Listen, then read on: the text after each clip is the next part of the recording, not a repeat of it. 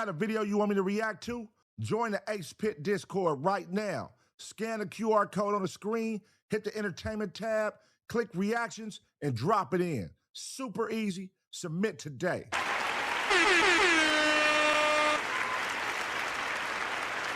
Finally, Big Uno has come back to the Taser game. Did you miss me? What's the deal, y'all? What's the deal, man? We up in this thing, Taser gang. What's happening? Make some motherfucking noise for your motherfucking self, nigga. You feel me? Come on, man. Beautiful Tuesday, man. Beautiful Tuesday. You know what I'm saying? We have some amazing reactions to watch tonight. You know what I'm saying? I ain't been on this motherfucker about 4 days, you know? Me and the family took a nice little vacay, man. Did it up. You feel me? With the children, man. Had a good goddamn time. Got away from the streaming for a little bit. You know what I'm saying? But I had to come back. I had to come back to the Taser game, man. Had to come back. Taser walk. Taser walk is crazy. Hey, look. We got some Taser videos tonight, man. Y'all found some shit. Shout out to everybody who submitted videos in the Discord. Y'all found some shit, man. We got some shit in this motherfucker. Some Taser woman hits deputy with his own Taser probe. Shout outs to that one. All right. And it's a hot story going on right now. Sad situation, man, out of Mississippi. With the young brother who went on a boat trip on the island. You know what I'm saying? Over there off of Mississippi, man, over there on the island. He came up missing, bruh. You know what I'm saying? He came up missing. All his friends made it back. Everybody made it back but him, man. Young black dude went with his all white homies. Didn't make it back, man. And nobody claims to know what happened. They say he left with a girl. The girl said he never came with me. But yet they had his cell phone. They brought his phone back, gave his phone to his mama. It makes absolutely no sense. And 2 days later, they found his body on the little island, man. They found his body. So now, Law and Crime. I've been waiting for Law and Crime to do a reaction. And I was just telling my girl last night, I hope Law and Crime, they come with something before I go live. And an hour ago, they dropped their video. So we gonna see. You know what I'm saying? And I see that Ben Crump, you know what I'm saying, the legal side, he has came in. Ben Crump has came in on the legal side to represent the family. So, you know what I mean? They got some good representation. And I hope they get to the bottom of this because they saying the white kid, you know, one of their dads is a judge. The other mom is something, a lawyer.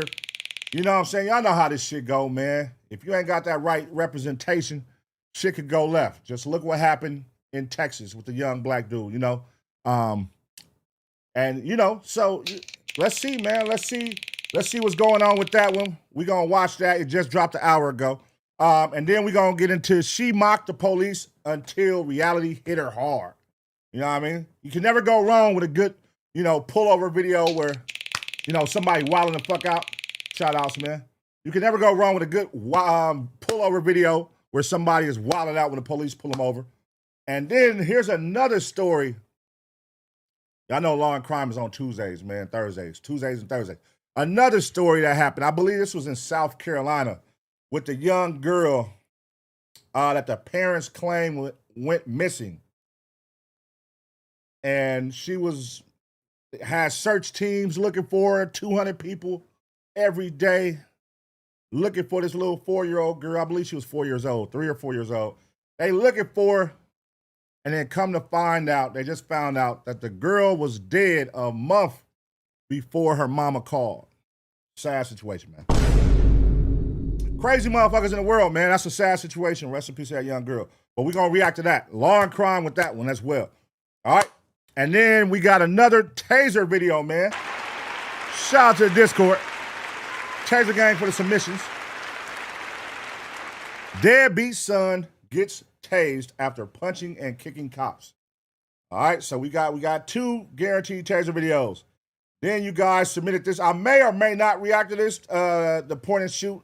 Shout out point and shoot, man. I feel like he been gone for a minute. I ain't saw no videos in a while, but He did one on Jala, so I might say that for members only because this is law and crime. Let me move that. We're going to keep it law and crime, man. I'll say that for members. I'll go live and do members tomorrow. I'm going to do members tomorrow. I'll put that on members. Hold on, matter of fact, let me change that to members. That was in the Discord. I saw I saved it. Let me put that on members. Second. Members with that. Next one. Boom. Boom. Refreshed it one time. All right, cool. All right, and then we got she stole $190,000. I don't even know how the fuck you steal that much money from using somebody's from a customer's credit card before getting caught. Now, how the fuck did you get that much money from a customer's credit card? $200,000? Jesus Christ, that's a lick right there. And then Dr. Insanity dropped a new video, y'all. Dr. Insanity, y'all know we fuck with Dr. Insanity over here on the Taser gang. How police captured the Texas church assassin. And we gonna finish tonight with that one, man. You feel me? T.B. My boy said he caught alive. Shout out to you, man. The sheriff is in the town. Yeah, shout out. We gonna say that for the members only. Let's see what he got going. I know Sheriff, he be on Jala ass. He be on Flacco ass. So, but we'll keep it law and crime tonight, and then we'll do members only tomorrow. So if y'all got some members only shit, make sure y'all drop that in Discord. If y'all got some good ones y'all want me to react to too. I got usually members only. That be all the videos I be pulling. So I'll have some shit. I already got some saved on the members only side. So we'll do that tomorrow. All right, cool. So we gonna get it going. Shout out to everybody, man. How was your weekend, by the way, man? How was y'all weekend? How do I send a gifted? Hey, somebody tell Key.B. how he can send a gifted. How he can send a gifted. I would assume he's on his phone, so possibly. Are you on your phone, Key.B. or are you on a laptop? What's the deal, man? Memphis May, what's happening with y'all, man? Let me see who up in here right now, man. Let me do a roll call. Let me see who up in here, man. I ain't saw y'all in a minute, man. Feel like a week. It's been 4 days, man. But how y'all been, though, man? Represent right now. She said, yeah, I'm on Sheriff Patreon. Okay, shout out Danny F. Danny F is in the building, man. Memphis May, Sweet Jazz 91, I see you. Great one, 818, First Lady Kill, what's going on? PDX Goer, Dr. Insanity, we're gonna watch that tonight. We're gonna watch that tonight. Nomad Spellman, shout out to you. Let's see, man. Nargo Art, shout out to you. Mr. Mo, what's happening? Mile High Stepper, what's going on? Joe G, Rod Styles, man. Cali Tech, I see you, my guy. Little Andre, what's going on? Eric Chapman. Shit. TD Visuals, what's happening, man? Texas Southern Belle, how you doing? How you doing, Texas Southern Belle? What's going on? West Side LaRon is in the building. What the fuck? I went to Icky Ricky, what's going on, man? Peter Jr., what's happening? Logo Secret, what's happening? Vinny T, what's going on? Patch Fan, what's going on? Tay-Bay Chevy, what's happening? Come on. I see y'all. The OZ Great. Shit. I gotta slow this down. Zeta Kid, what's happening? George of the World, what's going on? Okay. Westside Dukes in the building. Yo Soy, what's happening, man? Kadero, what's going on? Teray, what's happening? My nigga Teray be going crazy in the comment section. Shout out to Ray, man. You always engaging, doing it up, brother. Appreciate you. Rec, what's going on, my boy Rec? I see you, big dog. Shout out to Rec, man. Taser gang up in this motherfucker. BG Johnson. Ooh. BG Johnson, hold on. BG Johnson said, hey, Key.B. If you're on the phone, I think you have to go to YouTube on webpage instead of app. Oh, okay. I don't know. You can't get from the phone? Okay. I don't know. Oh, well. Back to it. Pun slow, y'all. Hey, some days I'll be slow, man. Man, this shit be going fast as a motherfucker. See, on y'all end, I don't know. On my shit, it be going fast. B-Diggs 214, what's happening? Dopest Ron, what's going on? Mo Schmobby, Angel 56 Deuce, I see you. Track Star, what's going on? Big Memphis in the building. Yes, sir. All right. Let's see who else we got. Eric Chapman, I see you, my guy. Young Widget, what's going on? T Grow, what's happening? There go Key. Shout out, there go Key in the building. She said, why are you gray, motherfucker? Why are you gay? Where my boy Papa E at, man? Where Lady N? Where Spider-Man? Where they at, man? Am I missing them right now? Oh, there goes Spider-Man right there. Spider-Man, what's going on with you, big dog? Dopest Ron. What's happening, man? All right, y'all. All right. Shout out to all y'all, man. Y'all know I fuck with y'all. Ellie G, what's going on, Ellie? Ellie G in the building. Yes, sir. Hey, what's up, Bianca? What's up, Pun? Love from the UK. Shout out to the UK, man. Thank y'all for tuning in all around the world, man. Taser gang, we are worldwide in this motherfucker, man. What's the word? Hey, make sure y'all get y'all merch, man. The merch is out now. We got new merch up. Shout out to everybody who grabbed merch over the weekend. Definitely appreciate y'all. Keep it going. Keep it going. And for those of you who got the merch already, you know what I'm saying, I hope y'all repping and supporting, man. Got some good quality shirts, man. Some nice ones y'all can wear. You feel me? Represent the Taser gang worldwide. Also, man, make sure y'all follow ABP Reactions on Instagram. ABP Reactions, make sure y'all follow ABP Network. We got new posts on there going up right now. Y'all can go see some hot shit. I posted some wild shit over the weekend, man. Y'all can go check those out. A lot of engagement been on those, man. Appreciate everybody who's supporting those pages. But yeah, man. And make sure y'all follow me, AceBoyPun, on Instagram if you don't know. Because sometimes people is slow and they don't know. AceBoyPun is my handle on Instagram as well, man. Tap in with me, all right? All right, cool. Now, let's warm it up, y'all. Let's get some warm-up going in this motherfucker with a Taser video. Let's get it going with a Taser video. Start off, y'all. This is going to be a quick 12-minute banger. And then we're going to get into our law and crime, the Nolan Wells situation out of Mississippi, man. And see what's going on. A fresh new video from Law and Crime, all right? Deputies in... Let me back it up. Let me back it up. Let's see. P. B. What do you say? He said, can't send memberships, but salute. Why are you gray, man? Shout out K. B. Man. Why are you gay? Shout out K. B. Man. Good looking, brother. Appreciate you for the support, my guy. All right, let's get into it, y'all. Woman hits deputy. All right, y'all, we back with another reaction right here on ABP Reactions, and right now, we about to see what happens when a woman hits an officer with his own taser probe. Let's go. Listen to me, or you're gonna go to jail right now. Stop. Stop. Don't arrest me. Stop. Turn around. You look at it little. I'm trying to get domestic. I like that. Get on the ground. On January 11th, 2026, deputies in Florida responded to a gas station after a woman reportedly grabbed a beer and walked out without paying. A deputy intercepted the suspect at a nearby intersection with the beer still in hand. But what began as a routine shoplifting call was about to take a violent turn. This motherfucker told me yesterday. Okay. He said, I kill your kid. Who did? This Okay. Yeah, I kill your kid. I told him I kill your whole Okay. Swear to God, ain't no Bible. When y'all take me to jail, I didn't make my run to the cavalry after what happened in that medical center. Oh, God. Place your hands behind your back for me. Probably. No, before you get my witnesses, I ain't doing that. I'm gonna go talk to him. No, you cannot arrest me till you get witnesses and all Don't start with me right now. I had a scratch off. They Okay. swap out scar first skin, right? I have receipts, so before you get your evidence to take me to jail, because you have to get it yet, I have all the receipts and stuff, but they took money from me in video. Okay, we're gonna talk about that. All right, Okay, then we're let's gonna go. work on that. All right, so this is America. You gonna take me to jail when he said I kill your kid? Right you now, ain't let's- handcuffing me, no, because legally you cannot. No? Yes, because you No, legally don't, you cannot. Don't start with me. No, I'm done. Ah. Legally you Okay. cannot. I did not steal the All right. bill. I have a video of them swapping out Okay. She not the going. two things. Okay. Yeah. Right now, I'm gonna 55 you because I don't have a partner She here. not okay? going. When we get over there, we're gonna talk. You ain't handcuffing me. Okay. Yeah, I get in the car without handcuffs, but you ain't handcuffing me.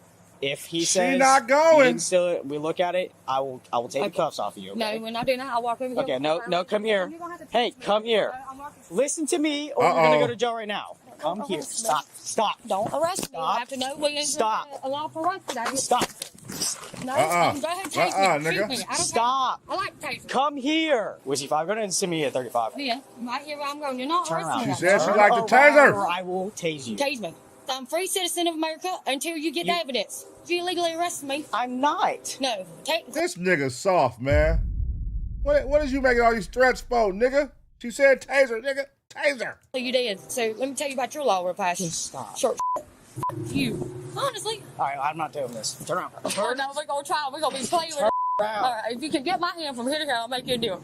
Stop. No, you're going to have to back up. I don't want If to you start back up, this. yeah, because I'm going to see how good your two-step Come is. on. You look at it little. We'll do some. I'm trying to get to the match. Oh, this nigga done fell on the fucking floor. Ain't no fucking way. How this girl make you fall on the floor, bruh? Stop. No, go ahead. I like that. Get on the ground. Nope. Get on the ground. Nope. I will tase you. Nope, I told you. I'm taking Get on the ground. Nope. Do it. On. Do it. Get on the ground. Okay. Now. That's about all I get. Get on the ground. I'll get you a knee. Get on the ground. This is my knee. Now, Both. tase me, please. Why do you want me to tase I you? got free. This nigga is soft, man. Come on, bruh.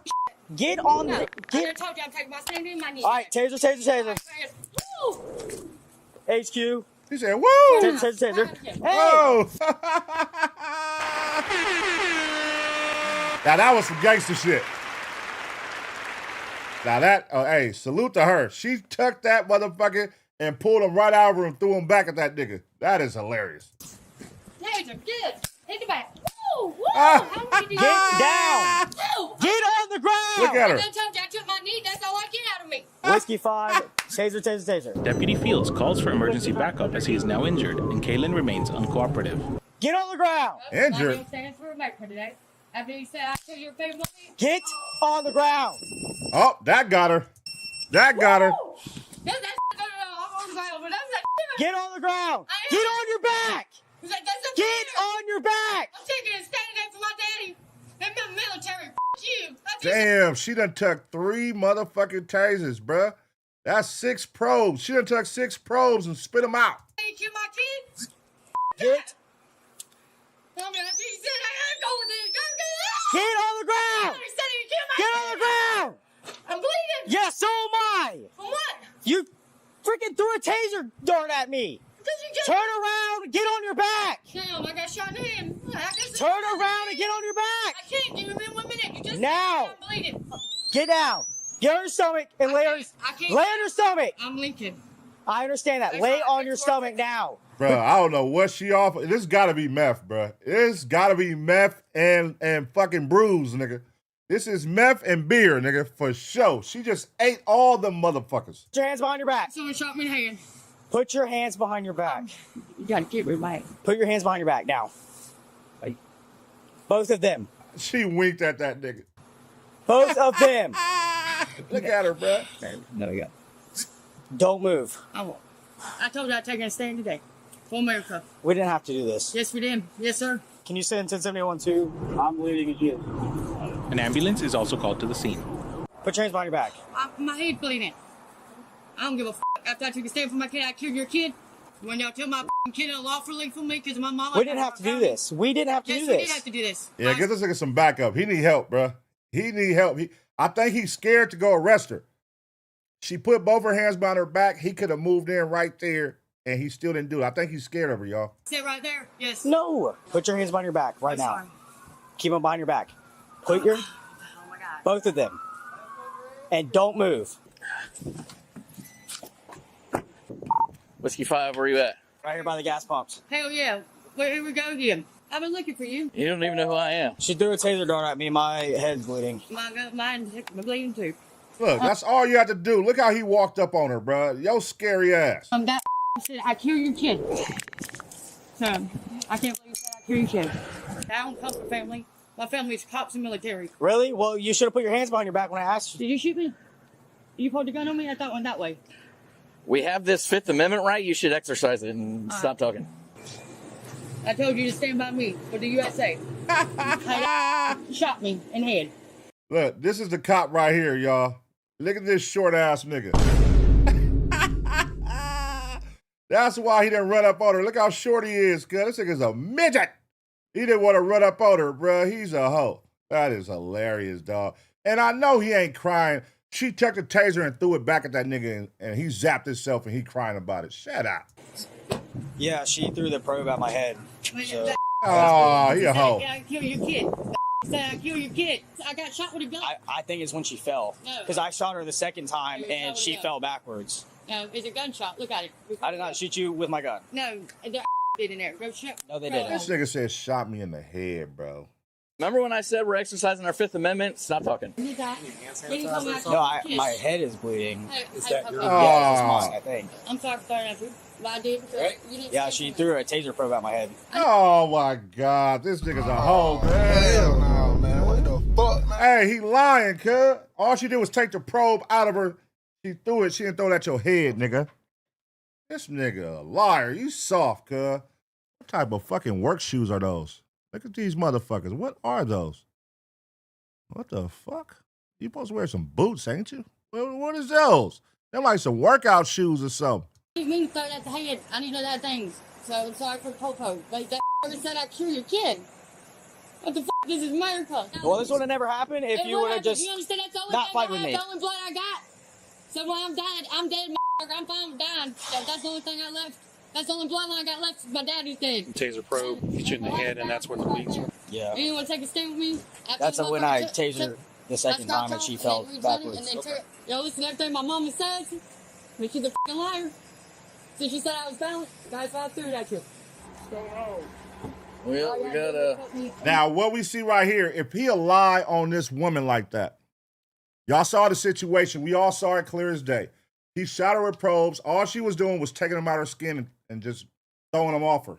She wasn't intentionally throwing it at your head. She wasn't even intentionally throwing it at him, period. But for him to cry and be like, oh, she tucked it and she hit me in the head with it. Like, nigga, that's because you don't know what you doing, nigga. Why is you even doing all that? Why would it take 8 probes to calm a lady down? That is, nigga, it don't take 8 tasers. Nigga. You should be able to arrest this lady, fool. The other nigga walked right up and put her in handcuffs. Why you didn't do that?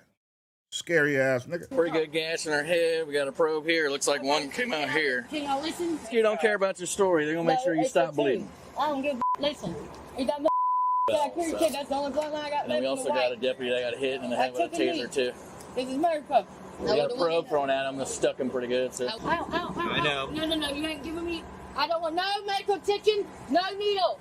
I know. We're getting this one out, okay? Let me see. It's No, let me get. All right, No, 1, no. 2, 3. I don't want that. You shake it out. I don't shake shit with needles. You gotta put nothing on. Well, right now it looks like you're in custody, so you've That's lost fine. that option. It's I'm up to going the to jail. deputies, okay? That's fine. I'm going with the deputy. I took a stand. I figured I'd call and let you know what's going on. Logan stops this shoplifting suspect. It's the same one that we tased last time. Oh, she's a repeat offender. So she used to the taser. That's why she said tase me as soon as he hopped out. Like, you don't have to tase me. Shoots 4 darts at her. She takes one of the darts and throws it and hits him in the side of the head. So he's bleeding from the spot where the taser probe hit. So fire rescue's checking him right now, and she's bleeding pretty bad. But Hard. she's 55, and fire rescue's checking both of them. I told you put me in the car without cuffs, and you wouldn't listen to me. That's how I'm standing on America today. What you little buttercup? It's gonna get wrapped around you, okay? It's gonna go underneath your chin. You know what I just did? weeks ago. Yeah, same one. Because Kaylin sustained a head wound when she fell, the deputies now have to figure out if the local jail will even accept her, or if she needs to be cleared by a hospital first. I don't want to be punctured with nothing. Just need to get her. Can I Sit on her stand bottom. up? Yeah, can I sit on the thing right there? I'll stand up really link. Look, Bro, why they wrap her head up like that? Like, what the fuck is that about? That shit finna fall right off. We're gonna turn this way. if you work with me, I work with you. And we're gonna sit up. All right. Can you get my hat right We're there? gonna sit right here. We're gonna run an EKG real quick. It's part of what we do. I don't want that neither. Legally, I can deny ambulance help. Go ahead. Not This when is you're another thing. Not Okay. when you're in custody. 373. Yes, I can. Yes, I can. Yes, I can. You better look up your law. All right. Just like that law for arrest. Deputy Pensa gathers evidence of the taser discharge for the arrest report. So the bullet shot, They're taser probes. he goes in our law for arrest. This one's going to go on your finger, all right? All right. If you try to. I won't try anything. I don't know what they That shit came right off her head, cuz I told y'all, hey, no way that shit was staying on there like that. Said about exposure Look probe. at this soft ass nigga, man. You's a bitch. Look at this, guys. Look at this guy. Look at this guy. You are doing the most dramatic acting ever, nigga. Like, she didn't even hit you that hard, bro. Look at him, y'all. He act like he really like, bro, how, bro? Protocol because the probe went into her. Yeah, I know. And, Don't even remind me, okay? Yeah. Do you have any medical history of any kind? Suck my little dick. Do you take medicine for Red, that? white, and blue. Yep. I like Trump. Are you the caller? You want to tell me what happened real quick? Is this what she took? She got the 24 pack. So she took a whole 24 pack. He told me that that right down there said, I'll kill your family. That's what happened. And he tried to say I stole some of that. She took a 24 pack beer and she come inside the counter. Okay. A couple, 3 or 4 cans of the greasy or something. Okay. So a couple of packs of cigarettes, 3 or 4 cans of dip. No, not Damn, she was in there like she owned that motherfucker. Like a whole carton? Okay. Yes. What happened was, that's my last in my bloodline. Honestly, my dad died for me protecting me, so I was going down to protect her. I got the video if you want to see. Yes. Is there any video in the parking lot? All right, y'all know me, bro. I be drifting when I be watching these videos. My ADHD be kicking, and I be having random questions. Now, as I'm watching this video, I'm watching these pizza boxes stacked up in the gas station, which raises the question, which one of you nasty motherfuckers be eating that goddamn gas station pizza, man? Which one of y'all be eating gas station pizza and gas station chicken and shit? Y'all some nasty motherfuckers, man. Yes. He stole $100 from me on the scratch off. That one in there, and they stole money from me. They said I carried your kid. And I jumped on the counter. I took $100 worth of shit. She came. What time did she come in? What does that say? 15:08? Yeah. If I need anything else, I'll come back and talk to you, okay? Okay. Thank you. Yes, sir. All right, we're standing up now. You ready? Yeah, you ready? I go willingly. All right. Hey, can you grab my Marine hat right there? We'll get it. No, I like it with me on my hand. That's my I'm Marine hat.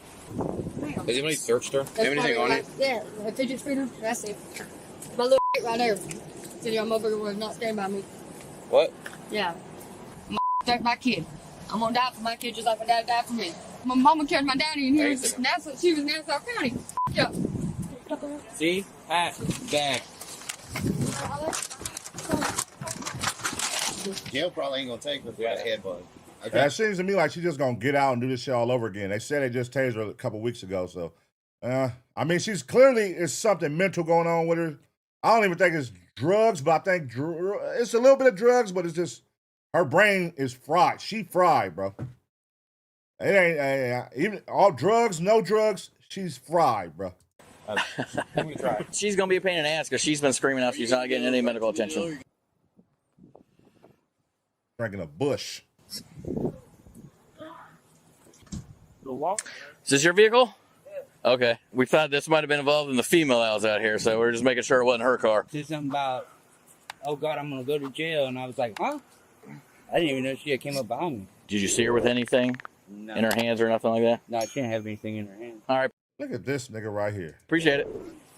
But she has an entire case of Bush Light in the video.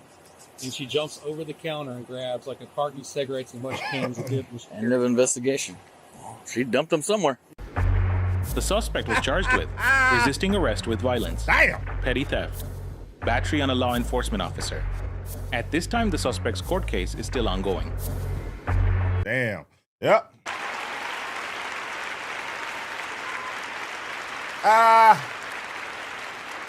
Resisting arrest, little petty theft. They gonna throw out that battery on law enforcement. That's bullshit.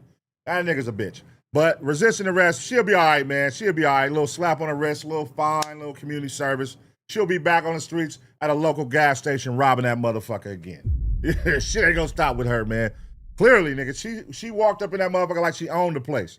Went and grabbed a 24-pack, went behind the counter, grabbed some goddamn tobacco, chewing tobacco, grabbed some cigarettes. Nigga, she didn't give a fuck, nigga. But shout out to her, man. Hey, that officer, you soft, man. Let me know what y'all think, though, man. Who was in the right? Who was in the wrong? You feel me? Clearly, that officer, I only would imagine what would happen in a more intense situation with, like, you know, let's say some guys, some brothers or something get into a fight and he accidentally get bumped down. You know what I mean? Trying to arrest one of them and accidentally, you know, fall. What would he say? You know? Like, if he's saying, oh, she threw the probe at me for this, what would happen in the real situation? Like, he probably gonna make up some crazy shit. Fuck around, get a nigga life in jail or something. You know what I'm saying? You gotta watch them type of cops, man. But let me know what y'all think about the situation. I'm gonna give y'all 2 seconds to smash the like. And as always, get ready for the next reaction.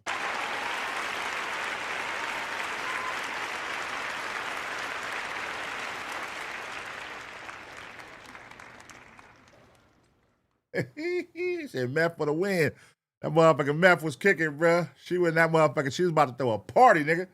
The question is, what happened to the rest of the shit, though? They was looking for it. They like, where did a 24-pack of beer go? Where did the goddamn cigarettes go? Where did the chewing tobacco go? I guarantee that white man that came out, he got that shit in his house. He for sure got that shit. And he looked like he'd probably be paying for pussy. He probably paid for, you know what I mean? She might be out there turning tricks out there in the woods and shit. You know what I'm saying? All right, look, let's get it going, man. This one right here. This is the hot topic in the news right now, y'all. So Law and Crime, they just dropped this one. We finna react to it right now. Let's go, man. All right, y'all, we back with another reaction right here on ABP Reactions. And this one is a sad situation going on in Mississippi, man. Nolan Wells, young teenager, gone missing after going to an island with his friends, man. Nobody know where he's at. 2 days later, he pops up dead. Let's see what happened. Let's get caught up. A Mississippi family is trying to cope with a heartbreaking update from volunteers searching for a missing teen. Searchers believe they found the body of 18-year-old Nolan Javeayah Wells after he headed out on a boat trip with friends for July 4th and never came back. What happened out there on the water? Why was Nolan the only member of his friend group who didn't return to shore? And what is next in the search for answers? I'm going to be speaking with one of the members of the United Cajun Navy who was out there actively searching when the devastating news came in. Welcome to Sidebar, presented by Law and Crime. I'm Jesse Weber. July 4th, Independence Day. It's a holiday that a lot of people spend out on the water all across the United States, from beach days along the Atlantic to boat days on the lake. It's supposed to be just a great way to spend a hot summer day. But the water, as we know, also carries a lot of dangers. And this small isle called Horn Island has now become the center of a death investigation. So Horn Island is a long, thin barrier island south of Pascagoula, Mississippi. It's part of the Gulf Coast. It's only accessible by boat. This is according to the National Park Service, so limited accessibility, right? Now, according to family members and the Jackson County, Mississippi Sheriff's Office. They don't like absolutely nothing is on this island either, huh? They don't got nothing over there. This is just straight dirt and fucking brush. Sand and brush. That motherfucker don't got no liquor stores, no quickie marts, nothing. 18-year-old Nolan Wells went to Horn Island with several friends on Saturday. This young, fit wide receiver for the Southwest Mississippi Community College football team was last seen at around 3 p.m. that day. New York Post reported that he was, quote, talking to a girl on the north end of Horn Island. When he was reported missing, multiple agencies jumped into action. The United Cajun Navy, their incident commander, Josh Gill, posted about the search on Facebook over the weekend. About 6'1", 180 pounds, was last seen on that north end of Horn Island. Guys, he hasn't been found, okay? He was last talking to a girl on that north end. He went out to Horn Island with some buddies yesterday out on a boat. He's not been heard from in close to 24 hours. So guys, if you're out there fishing, if you're out there, jet skiing, doing whatever you guys are doing, keep your eyes out for Nolan. Now, I'm going to be speaking with the Cajun Navy's Vice President, Brian Trasher, in just a moment. I want to get a better sense of what the search was like because he was actively searching for Nolan when it's believed Nolan's body was found. Nolan's mom, Christine, got a hold of these photos that Nolan had apparently taken with friends aboard a boat the day that he went missing. She flooded social media with these photos, asking for anyone with information to get in touch with authorities. And it's unclear so far what Nolan's friends told law enforcement, told authorities when they reported they couldn't find him. But according to the sheriff's office, it was a park ranger that spotted a body at around 8:45 a.m. Monday morning. Authorities haven't officially released an identity. They're apparently still waiting for DNA test results. But media outlet WAPT in Jackson reported that the coroner said there's no reason to believe it's not Nolan. Right, exactly. You know what I mean? A body appears on an island 2 days after somebody's reported missing that was on the island. Like, come on, man.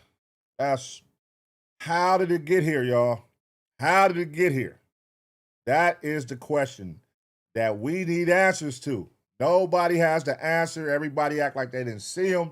They don't know where he was at. You know, they put it on his girl. The girl denied that she saw him. She said, I didn't go with that nigga. He didn't go with me. So now all your homeboys, prime suspects. Motherfucker, I came with y'all. I should have left with y'all.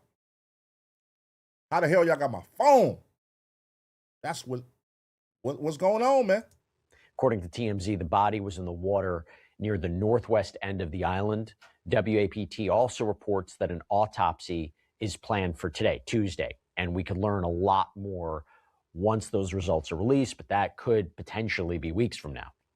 In the meantime, his family is just trying to come to grips with the fact that this happened, that this young man, a college sophomore known for showing off his skills in the football field with his whole life ahead of him, is now dead. Died during what was just supposed to be a day out on the water. And Christine confirmed this heartbreaking development in a Facebook post. Quote, I want to thank our family, friends, community, United Cajun Navy, local law enforcement, and everyone involved for all the love, support, resources over the last few days. His father, our family, friends, and I are absolutely devastated. Heartbroken for my sweet son, who is always willing to cheer and uplift others. Nolan was a special soul. God took his time creating our son. I ask that you please give me and my family time to grieve. Southwest Mississippi Community College's president also released a statement saying, quote, the entire Southwest family is heartbroken as we mourn the tragic loss of Nolan Wells. Nolan was an exemplary student, athlete, friend, and teammate. We remember Nolan as a well-respected young man who was very popular among friends, faculty, and staff. We love Nolan, and he will be greatly missed in many ways. Our continued prayers will be with the Wells family now and in the days to come. I ain't gonna lie. This is kind of like, we gonna wind this down based on the situation.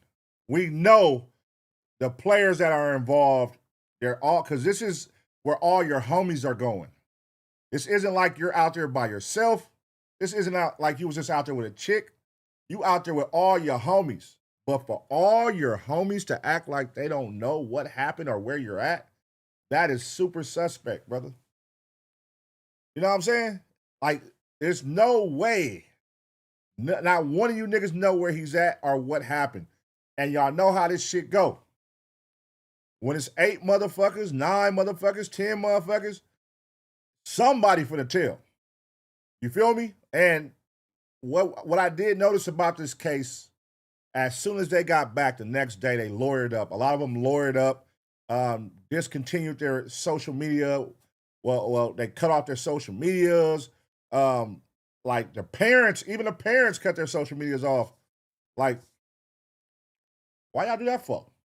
You know what I'm saying? Like, nigga, if I didn't do nothing, I didn't see nothing, I'm not doing all that. Plus, it's my homie. I'm going to be out there trying to find him with y'all. Shit, he was with me. That guilt is going to have me out there looking with y'all. Like, shit, what the fuck happened to the homie, cuz? Hey, look, we was over here. I'm going to be out there helping like this the homie. Hey, we was last here. This is the last place I saw him, if this is really the situation. Like, nigga, we was right here. He was talking to, okay. I don't know. It don't make no sense. Because look at the island, y'all. Look at the island. This isn't like a big-ass city.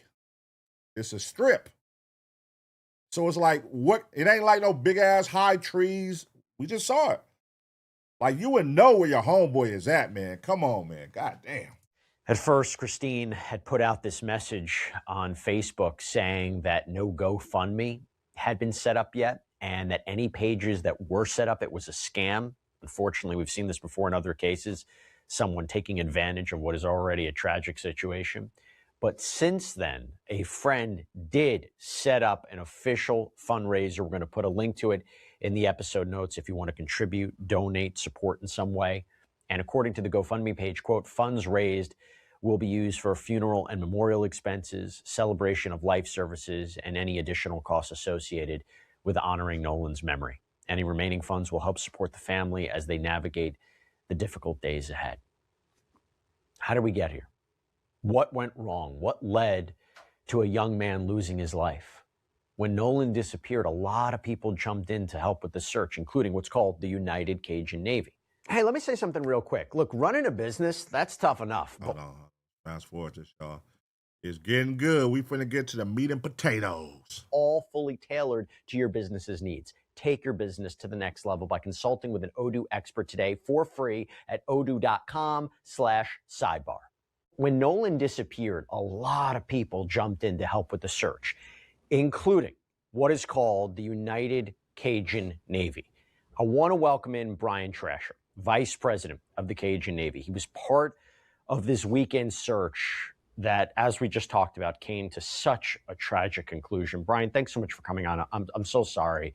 I know you're part of a lot of searches, and when something like this results, it's one thing for it to be incredibly difficult for the family and friends of Nolan, but I imagine for you as well, this is a tough time. And my understanding is that you were actually in the air above the island when the call came in that a body had been found? That's correct. Yeah. On Sunday, the 5th of July, we had a rescue specialist and a drone operator go out on a boat, and they spent several hours out there on the island and around the island, and they were not successful in finding any clues. So that's when we decided to do aerial reconnaissance. So yesterday morning at first light, I went up in a single engine fixed wing aircraft and flew basically a grid around Horn Island, Ship Island, which are barrier islands just south of Biloxi and Pascagoula, Mississippi, down to Chandelier Islands, which is actually part of Louisiana, but just due south of those barrier islands, and looking for any kind of activity. And then, as we flew over the northwest tip of Horn Island, going back north, we noticed there was a couple of boats beached up on the beach that were not there before. Interesting. And I could look down and I could see that something was going on. And then we made a circle around. By that time, a lot more law enforcement boats were showing up. And before you know it, they had, probably a dozen boats huddled up on the beach there. So we knew that they were setting up a command center. Interesting. So they was out there the day after and they didn't find nothing. And then they found the body the next morning after that, 2 days later. So that raises a question. Like, where y'all found the body at? Did y'all not search that area the day before? Or did y'all search it the day before and now the next day it magically appeared right there? Could it have been in the water where they threw his body in the water and it brushed up the next day? Or could somebody have possibly, had the body and came and brought it back and dropped it off? Or dropped in the middle of the night? You know what I mean? What do y'all think happened here? What do you think happened here? Man, that autopsy is going to tell a lot. It's going to tell a lot, man. Like, was it blunt force trauma? Was it suffocation? What happened, man? What happened? How? I guarantee it's going to be some blunt force trauma. Somebody hit him with something and did something.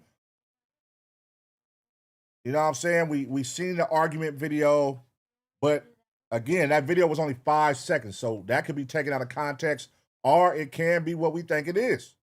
It can be exactly what we think it is, but you really can't tell who they're arguing with in that video because it's like somebody go past it real quick, but they are arguing. And then a witness did say that the guys were arguing, his group. His group was arguing. Somebody was a witness that said that, so. That's interesting, man. It's interesting. But the fact that nobody is saying they don't know what happened to him, like, what was the argument over? What happened after the argument? Who was it aimed? Like, you know what I mean? I know those questions are being asked, so we're going to find out more. They're going to hold the information, man, like they did with the goddamn David case. We thought the detectives and everybody wasn't on top of that David case. Come to find out, they knew everything. They cracked the whole case. But in this situation, I think this is going to be one where they crack it too. Because it makes no sense. Like, it's too many people involved, nigga. One of y'all gonna talk. It's too many of y'all involved. And then y'all all trying to pin it on the girl, and the girl already saying, I ain't got nothing to do with it. And they said the girl is helping. I think her name was Katie. She's helping. She like, hell, nigga, I ain't got nothing to do. I wasn't with him. So somebody gonna crack. And once they get y'all cell phones, you motherfuckers are 18 years old, 19 years old. Everything y'all do, Y'all take pictures, y'all record everything, y'all talk in group chats. Everything is through your phones. So they're going to take those little young motherfuckers' phones and they're going to plug them bitches up, and I guarantee they're going to find out everything. They're going to find out who hated who was talking about who hated Nolan, who did what to Nolan. They're going to find it out. What was this search effort like? I mean, I know that there was multiple people involved in it. What was it like from the start of it, and how quickly did you mobilize to provide support? So I think we got the first call on the evening of the 4th of July when it was starting to, get dark and Nolan still, nobody had heard from him and he wasn't home. And then I believe that the next morning on the 5th, I think somebody took his mother out on a boat back to the island to look around. And that's when we started calling some of our volunteers from our Mississippi chapter and mobilized a couple of volunteers, like I said, and a boat, and went out there and started searching. On the official side, you had, I think the Jackson County Sheriff's Office, you had the Mississippi or the Marine Patrol. I'm not sure if they're a county or a state agency. And then the Horn Island's part of the National Golf Park Island Seashore, I think is what it's called. And they have park rangers who do a great job keeping a lot of recreational boaters and swimmers and stuff safe. And it was one of those rangers that actually ended up discovering Nolan's remains yesterday morning about 8:45 Central. I want to talk about that in a minute because I have some questions about the potential remains here.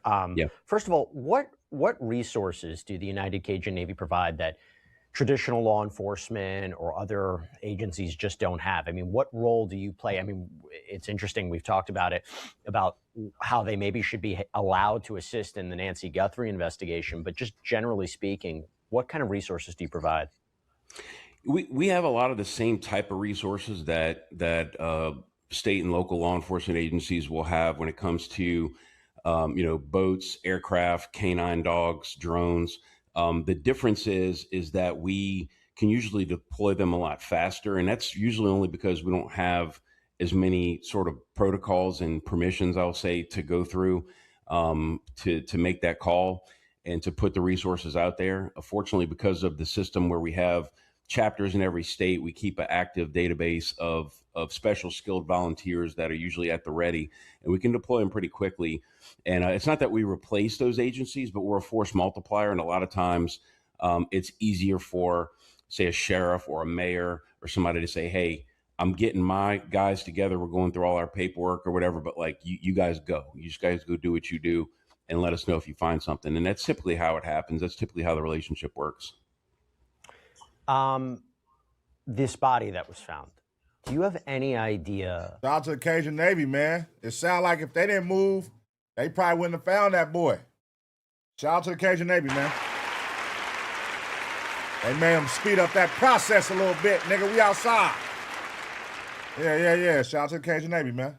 The condition of the body, the status of the body, because when we hear that they need to do some more forensic testing, DNA testing to confirm the identity, is that standard operating procedure, or was the body in such a condition, from what you know, that you couldn't make a readily identifiable,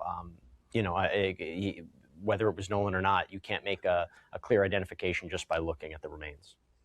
Yeah, I saw the body from about 300 feet in the air, but so I wouldn't be able to tell you like exact condition. I can tell you that it did not appear to be waterlogged. It was only in the water for a couple days, but nevertheless, the sheriff's office put out a statement saying that they had no reason to believe it was not Nolan. So I think they were pretty confident it was.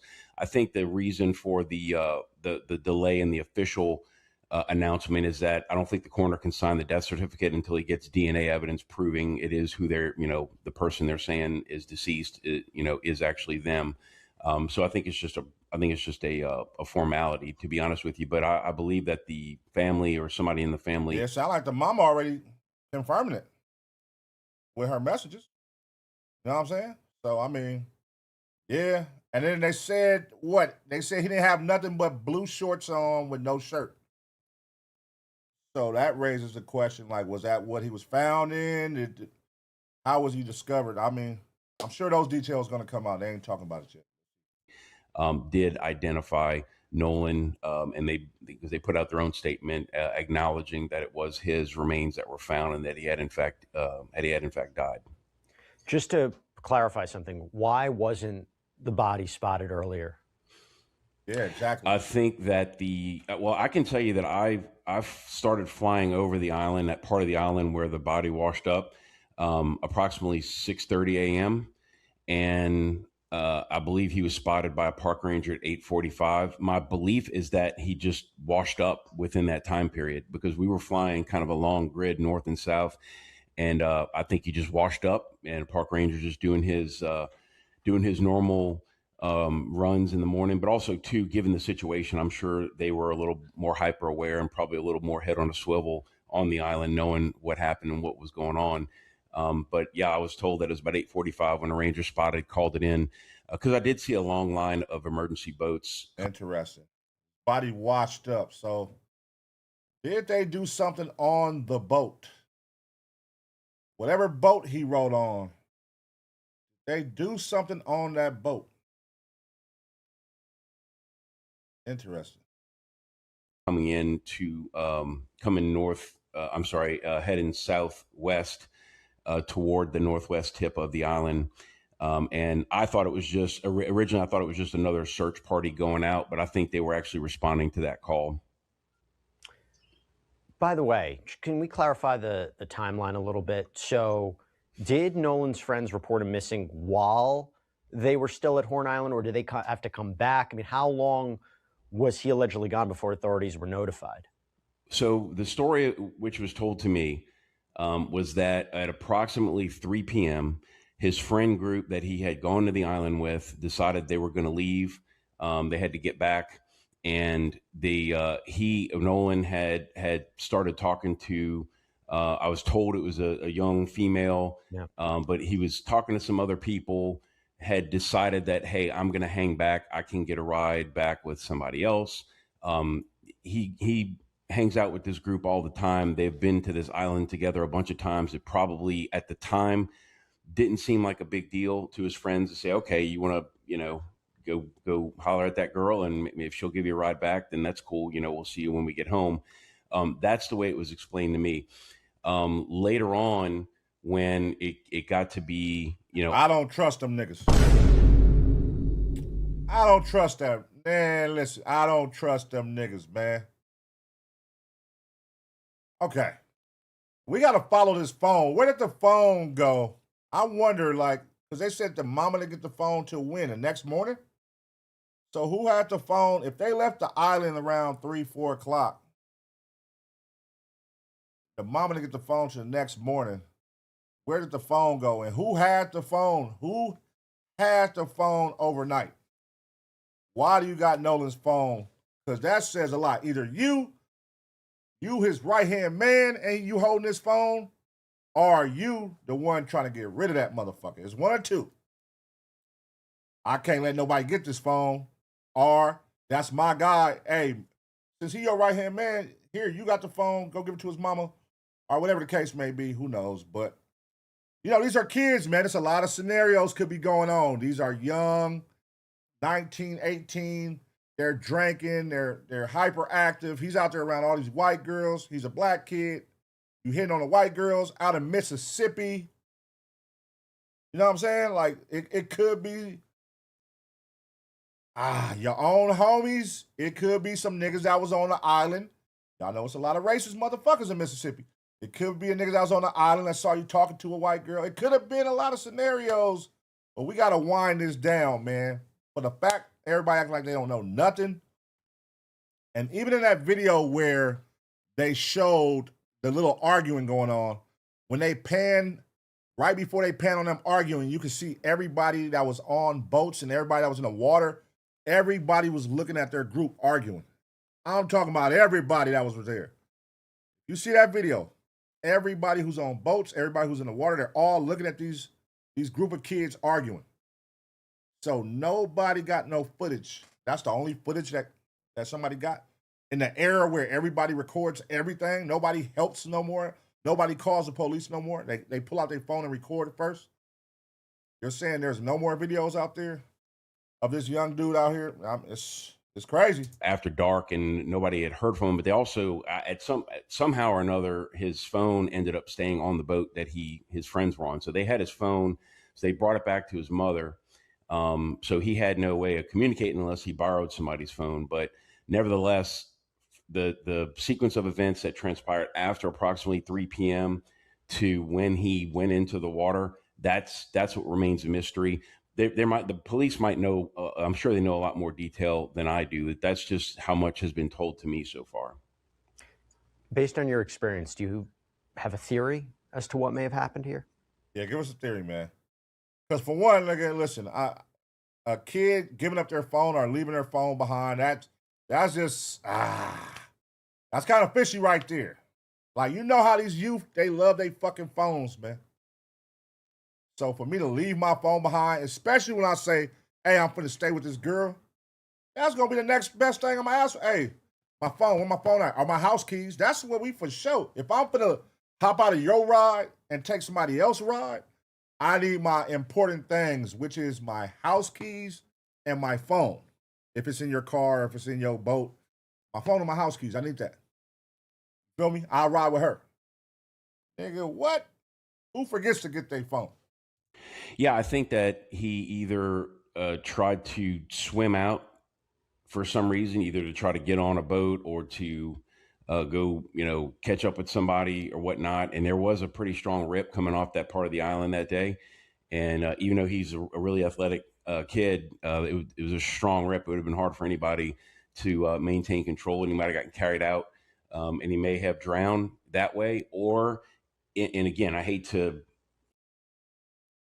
Man, did you just say this nigga was finna swim back? My brother, you must don't know us niggas. We ain't swimming back, bitch. We gonna sit here and thug it out, nigga, before we get up in that water with some high-ass currents and all that, try to swim back. What the fuck? Nigga, please. That's some bullshit. Even suggest anything that sounds like a conspiracy theory, but I'm just saying it's a possibility that he got on another boat and maybe MOB'd and drowned that way and then washed back up. He did not, my opinion is that when he went into the water, however he got into the water, he didn't go that far out before he drowned because it only took like a couple of days for him to drift right back south to the tip of the island, same tip of the island where he was last seen. Had he gone a lot further out, he probably would have gotten sucked into the ship channel and pushed way further south toward the Chandelier Islands. My nigga doing everything but saying he was killed. He drowned. He tried to swim out. He drowned. Nah, brother. Let me tell you something. Niggas is not finna swim, brother. We not finna do that. Especially at nighttime. We gonna get our way on somebody's boat. You better believe that, nigga. We ain't getting left behind on this motherfucking island, bitch. That's what we not doing. We'll take a nigga boat before we get left on the motherfucking island. You guys fucked up. And to be clear, I mean, nobody has indicated foul play, right? I mean, that could change, but you haven't heard anything to suggest foul play? Nobody except the Facebook detectives. Mm-hmm. It is interesting when you look at some of the photos. I don't see a life vest or anything like that. Is that something that stood out to you? A life vest on? You mean like when they were on the boat? Mm-hmm. Mm-hmm. Yeah. So if I'm not mistaken, state law says that if you're 14 years or older, you don't have to physically wear a life vest on a boat. You do have to have it out. You have to have it available and out to where you can easily access it. But there's at their age, at 18 years old, there's no law that says they're required to wear a PFD while on a boat. In the pictures that I saw, I'm not even sure if the boat was moving, and if the boat's at anchor, there's definitely no law that says you have to have a PFD on. Right. Then. What was? All right, hold on, man. Cajun Navy, I just gave it up to you, brother. I said good looking. You know what I'm saying? I think I did a great job assisting the family. But brother, the way you selling this right now, it sounds like you might be a little compromised. You might be a little compromised, my brother. You might be pushing out the narrative that his family wants you to push out. The white kid's family, that is, with the judges and the lawyers and all them. because he swam out and he drowned and he didn't make it that far, so that's why his body came back up. Now, how about he was murdered? How about you say that? Potentially murdered. You think this young brother is at a party and people leave at 3 o'clock, 4 o'clock, they start heading out, and he just stays there all night and the boats are gone and he's just by himself? Well, if he was with a girl, where the fuck is the girl at? You think he's just on an island by himself, hanging out, and looks up and all the boats are gone? Oh, shit, everybody left me. If he got left, that means he was with somebody, right? If that's your scenario you're saying. He was with somebody. So who's the other person he was with that they got left? Because obviously his attention was gone and he didn't see the boats leave. That's stupid. Make that make sense. But to say, okay, he got left behind and then he had to swim. He wanted to get home so bad at nighttime with the ripping currents. He's going to try to swim home. That is not what niggas do. Oh, hell no. That's not man. what we do. Fuck, man? You, what? Nigga, who the fuck does that? What's the weather like? Did that play a factor, you think? I think that the only thing about the weather that's of note is that it was extremely hot and the UV index was really high. So if those guys weren't drinking a lot of water, it could have been dehydrated, just, possible sunstroke. Could have just sort of, the sun can drain energy out of you.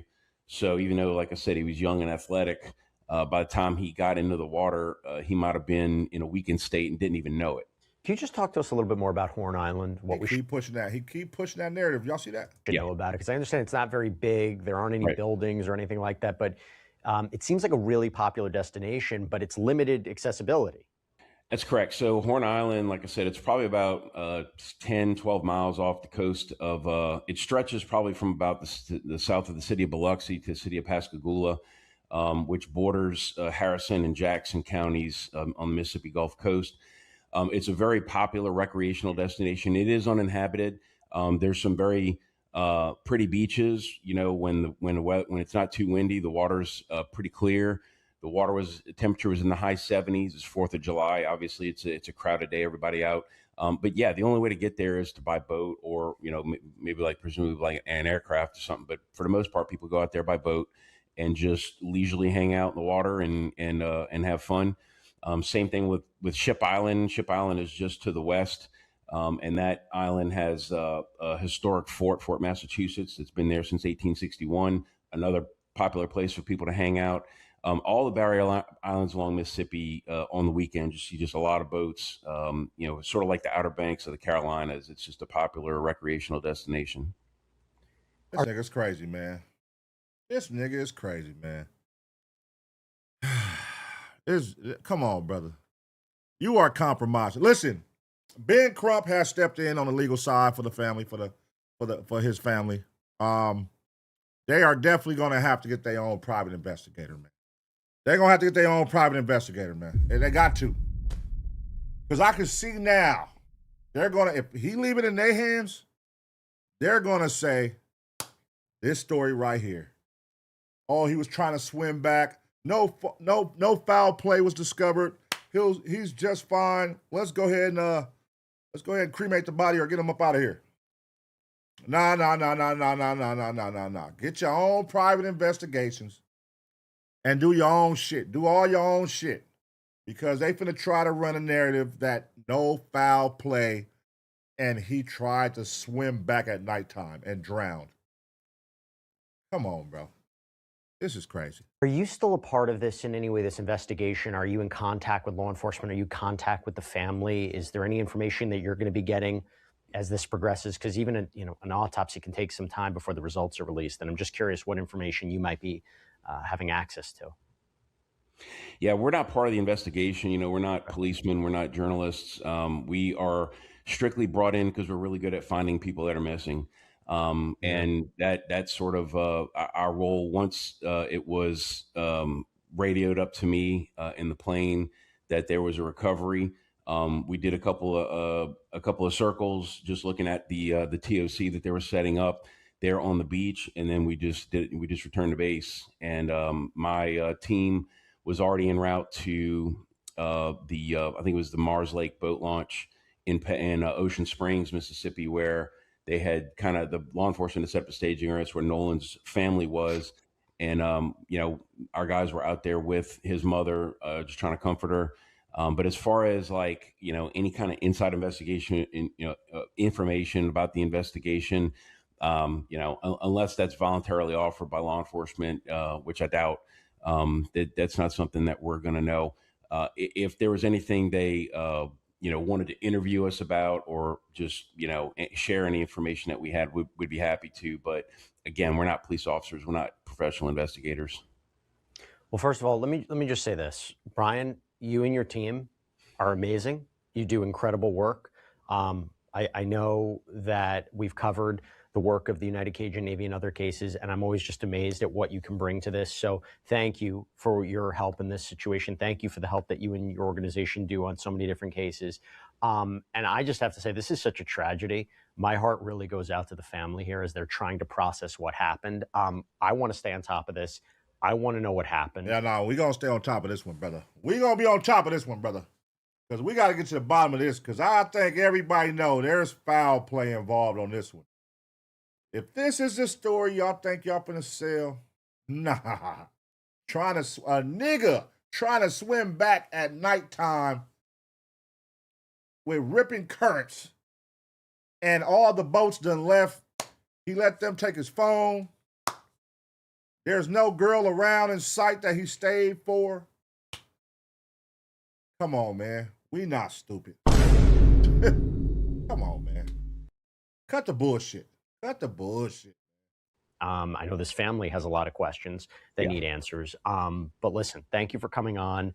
Again, I'm sorry that you were a part of this. I'm sorry that this is the end result. But again, we're still waiting for 100% identification.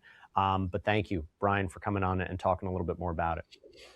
Yeah, thanks for having me. And for anybody, your viewers, we need to try to keep the chatter and the conspiracy theories to a minimum. We do need to find out what happened to Nolan from 3:00 until he was last seen. His family has a right to know exactly what happened and how he met his final moments.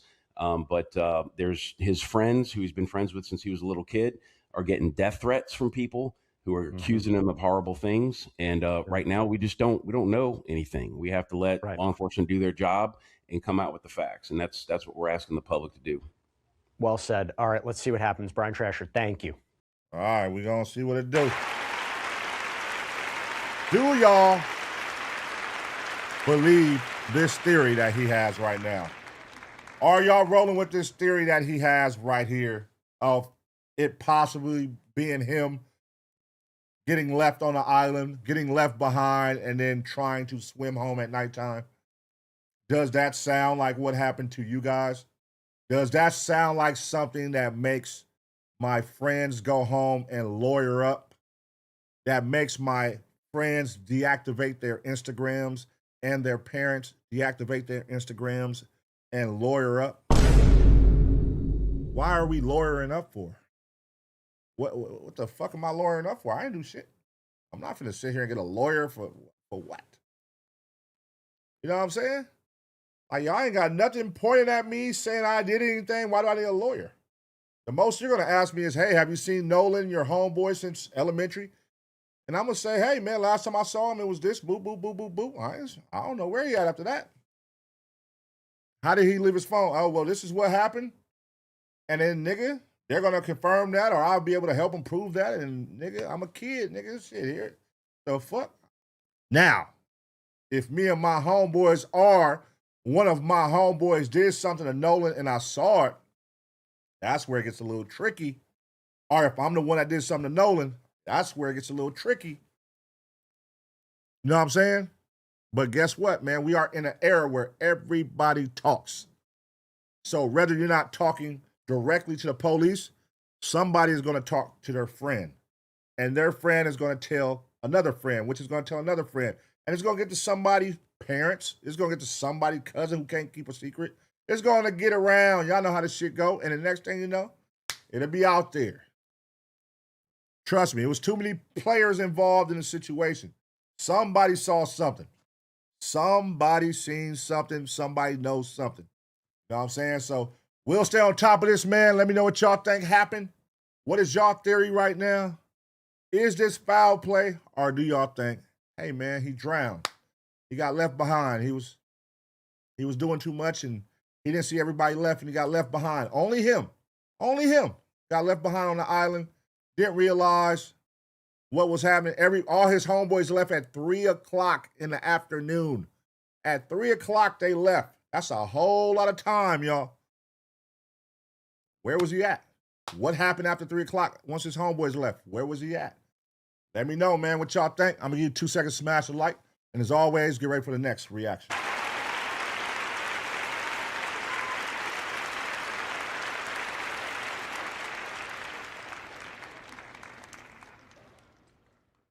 All right, man. That's a sad situation, y'all. Sad situation right there, man. A parent's worst nightmare is losing their kids and being like that feeling of being helpless, that you couldn't help your child. You know what I'm saying? Especially at that age, at 18, that's when you start trusting in your child to go out and do things by themselves. You know what I'm saying? You got faith in how you raised them. You know they're going to make the right decisions out there. And then come to find out they go hang with their all-white friend. That's a cold scenario, y'all. It just looks crazy, man. The optics of it look crazy from the outside looking in. Young black kid in Mississippi. Let me repeat that. In Mississippi, young black kid hanging with all white kids and go to an island where it's all white people, and he the only one that don't make it back.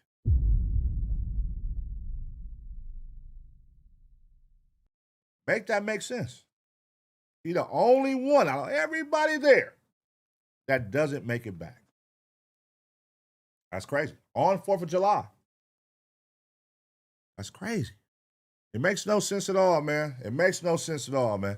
But let's get up in some more videos, man. Reaction time.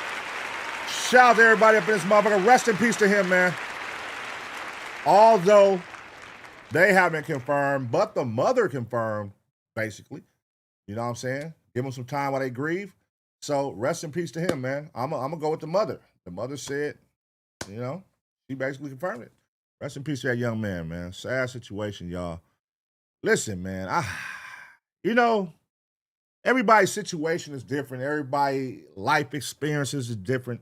You know, sometimes as a black kid, you can grow up with all these white kids and, you know, you be accepted by them and you feel like they're family. But to the outside looking in, like, we're not used to seeing that, so it looks funny to us being, you know, especially being in Mississippi. Like, hearing that, you know, that's the first thing.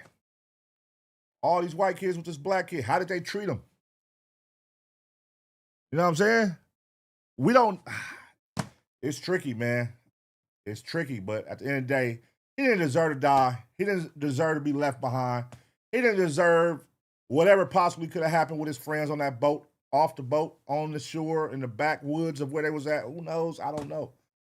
But those details going to come out.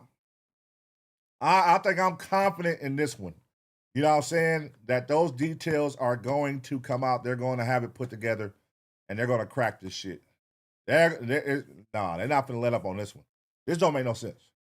This don't make no sense, y'all. All right, but let's keep it going, man. We got more reactions we're going to get into. We got another one, another interesting case, man. We're going to watch after we watch this reaction video. We're going to lighten up the mood a little bit. Let's watch somebody crash out when they get pulled over. And then we're going to get into another deep dive with a young girl that went missing in South Carolina. And her parents said, you know, she was missing. Come to find out, the unthinkable had happened already. The parents were aware. But we're going to watch that right after this one, man. So let's get into it, y'all. Shout out to everybody up in the chat right now. Make sure y'all smash a like, man. Smash a like one time. Smash a like, man. Hey, look.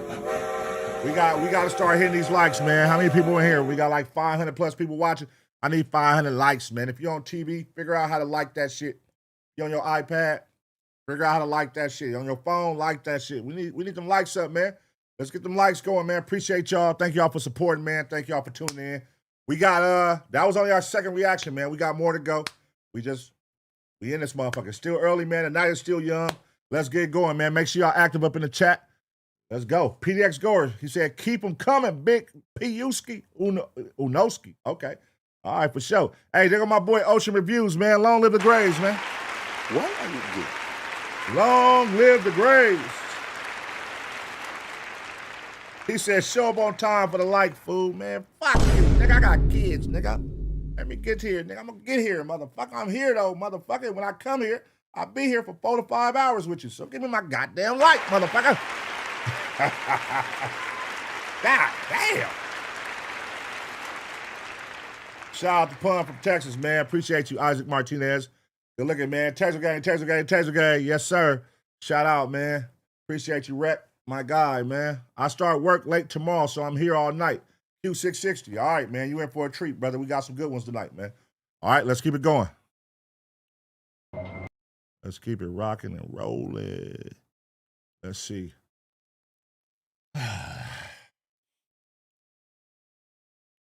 All right, y'all. We back with another reaction right here on ABP Reactions. And right now, we're finna see what happens when a lady mocks the police and then reality hits her hard. Let's go. Right there. This is my body camera on, by the way. Where are we going today? You want to rap with me? Let's count with me. We're having a hard time hearing you right now. Can you step out of the car, okay? No, sir. I swear, step out of the car. Commander! On December 1st, 2025, officers in Washington respond to a highway after an off-duty officer working store security reported a woman smoking marijuana and stumbling before driving away. Oh. Here's what the officers did next. Pretty in territory. How can I assist you? You are on 167, correct? Correct, just that I'm recording. If this is a highway... What the hell does she got on her goddamn head, man? What is on your head? What is that? You got a lot going on, sister. Patrol, is this correct? Well, right now we're off the freeway. Is there anything I can assist you for, and why was I pulled over, sir? Yeah, that's what I'm trying to tell you. Okay, well, I just got on the freeway. I just left Walmart. How can I assist you? Someone at Walmart said they saw you using drugs and they were concerned. I don't use drugs at all. I smell marijuana because I have CBD in my car, and I am a patient. When Officer Bills makes contact, Ayana immediately questions his authority to pull her over. Notice her defense here. She denies using drugs, but openly admits to having marijuana and CBD inside the car. Have you been using marijuana today? I have CBD and I do smoke occasionally. If you want to look for a car for disability, I have all those things, but I'm trying to figure out why you're pulling me over. But I can still anything. Do you have your driver's license with you? I do have one. Okay. And then do you have registration and proof of insurance? Actually, you guys stole my stuff. You already pulled me over. You already took my stuff the last Go time. sit tight for me, okay? No problem. I mean, there's state lines and county lines, but you know, I am on my own. Happy holidays. One second, stay. I'm Tiana Jenkins. Happy holidays. It's the first of the month. The fuck are you talking about? What the fuck? That's a Oh, man, a pink Seattle Seahawks hat. That is funny. This explains it. It's a goddamn Seahawks fan, man. It's a Seahawks fan. This explains it. Here, okay? You want me to stay up here with her? Or? Yeah. Do you see any impairment? She's funky. It is December 1st. It's Christmas time. I'll shake your hand. Okay. Seahawks fan?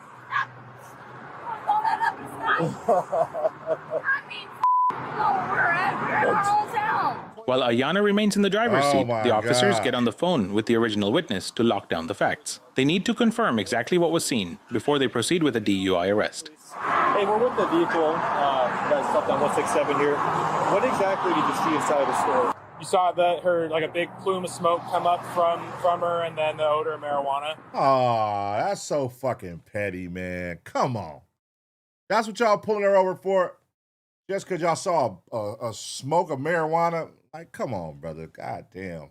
Get her out the car and do a little DUI test. See if she's good and let her go about her business, man. Because if y'all just pulling her over for a fucking snitch inside a Walmart saying that she had a cloud of smoke, man, you know them goddamn vapes and puffers and everybody are walking around this motherfucker blowing smoke. Okay. Oh, sir, I've all them stars in the man right there.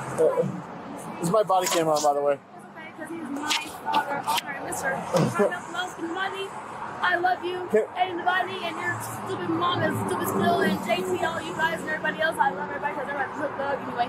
But she's like she was stumbling around kind of inside the store as well. Yeah, and then the employees wanted her kicked out, so that's why I kicked her out. Okay. He's my friend on Facebook, bro. All right, never mind. Arrest her. Arrest her ass! This bitch is fucking zooted, huh? She's out of her fucking mind right now, man. Take her to jail. No, I'll mess with you. He is? Yes! Well, that's pretty good news, I right? swear you want to figure out where we're from. Holy shit, that's my friend, bro. Oh, yeah? Yeah. Was he there doing a story? Yeah, he was doing some shit. I don't know. I was over there smoking. Having a good time. Right by my house. Yeah, he was busy this weekend. So I don't have much for vehicle in motion. Jump behind her right as the light turned green, and then basically lit her up as we crossed the intersection. She threw her hazards on and kind of like slowly pulled. Hold on. Look at Ricky Tan. Ricky Tan! What's going on here, Ricky Tan? This nigga don't look like he should be a cop. I don't know why. He got more of a security guard build, right? My boy got the security guard build, man. Hold on. Okay, hold on.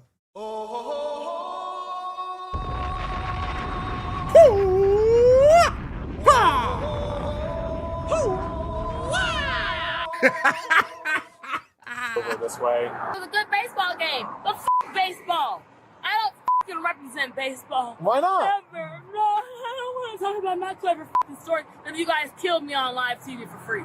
So everybody, I want my shit back on here. Oh yeah, this is meth, bro. This ain't weed. This is meth. There's odor of marijuana from the car.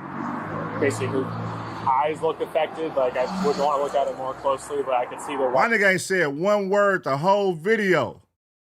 Do you understand the words that are coming out of my mouth? Whites of her pupils, or whites of her eyes all the way around. She's acting strange. Ayana, is it possible? Could I get do you have a key fob for this? Shit, so What? you didn't take nothing and I didn't do nothing. No. Okay, well, I don't need to take keep up. Well, I just don't want you to drive off right now. Okay, well, you should present my stuff, and if you need me to come out the car for what? What's that? Mr. Myers, have a great day, and I appreciate your service on the holiday. You are the first sergeant I've ever met in my life. I love you. I don't have vehicle in motion, but talk to her and see if she seems impaired. Oh, she fucked up, man. She is. Hey, I was with you, sister, in the beginning, but goddamn, now you cutting up. But behave, man. Relax. Because he is my baby, and I'm a cold killer, and I'll kill you for my baby for free every day. Can I ask you a question? I love my real quick? baby. Yes, sir. You're having a lot of emotional swings right now, right? It's the first of the month, and it's still the first of the month, and I got a lot of shit to do, and I'm just having a good time, and I just wanted to say what's up. So, all right. Do you ever take medications for these mood swings? Oh, she's schizo. Between the Walmart witness report and Ayana's unpredictable behavior, police decide they've seen enough. They move in for the arrest. Big mood swings right now. All right, here go my boy, man. Let's go. About time. Let's go. We ready for it, my boy. Let's do it. Let's see what he got to say. Crying, laughing, shaking your hand. Why are you needing to speak to me? This is another legal step. I just talked to 3 people. How can I assist you? I just came to talk to you. I'm here to talk How about are you? It's the first of the month again, right? Where are we going today? You want to rap with me? Let's count. Hey.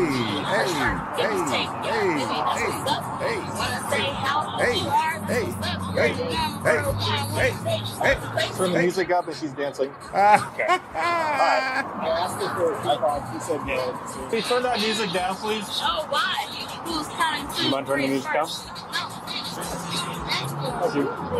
We're having a hard time hearing you right now with this. Please call State Patrol. This is now State Patrol line. We're having a hard time hearing you. Would you be willing to exit the car and talk to us real quick? I am not going to do that. You're not going to exit the car? No, sir. Call State Patrol lines. She cut the music on and started rapping like Parappa the Rapper on his ass, man. Y'all remember that game, Parappa the Rapper? You want to rap with me? Let's clap with me. My car the wrong way. See, you just exited the car the wrong way. Can you step out of the car, okay? No, sir. All right, Badu. Erica Badu, you're going down. Touch my car again. I guess I got to You need to step out of the car.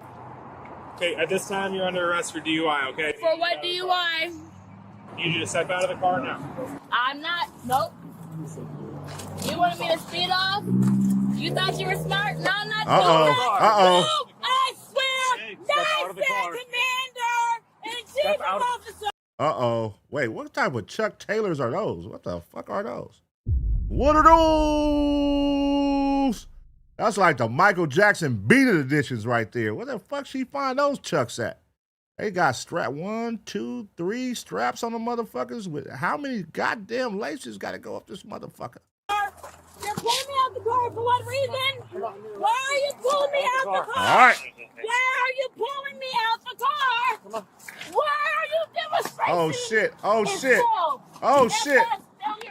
Step out of the car. You're under arrest. I said stand down. Get that hand here. You still stealing from me, you dirty ass. Hand on phone. I said you are pulling me and hurting me for no reason. Get out of the car. You're under Why arrest. are you pulling me? Okay, I guess you're under arrest for free, and you're on this report again on live TV.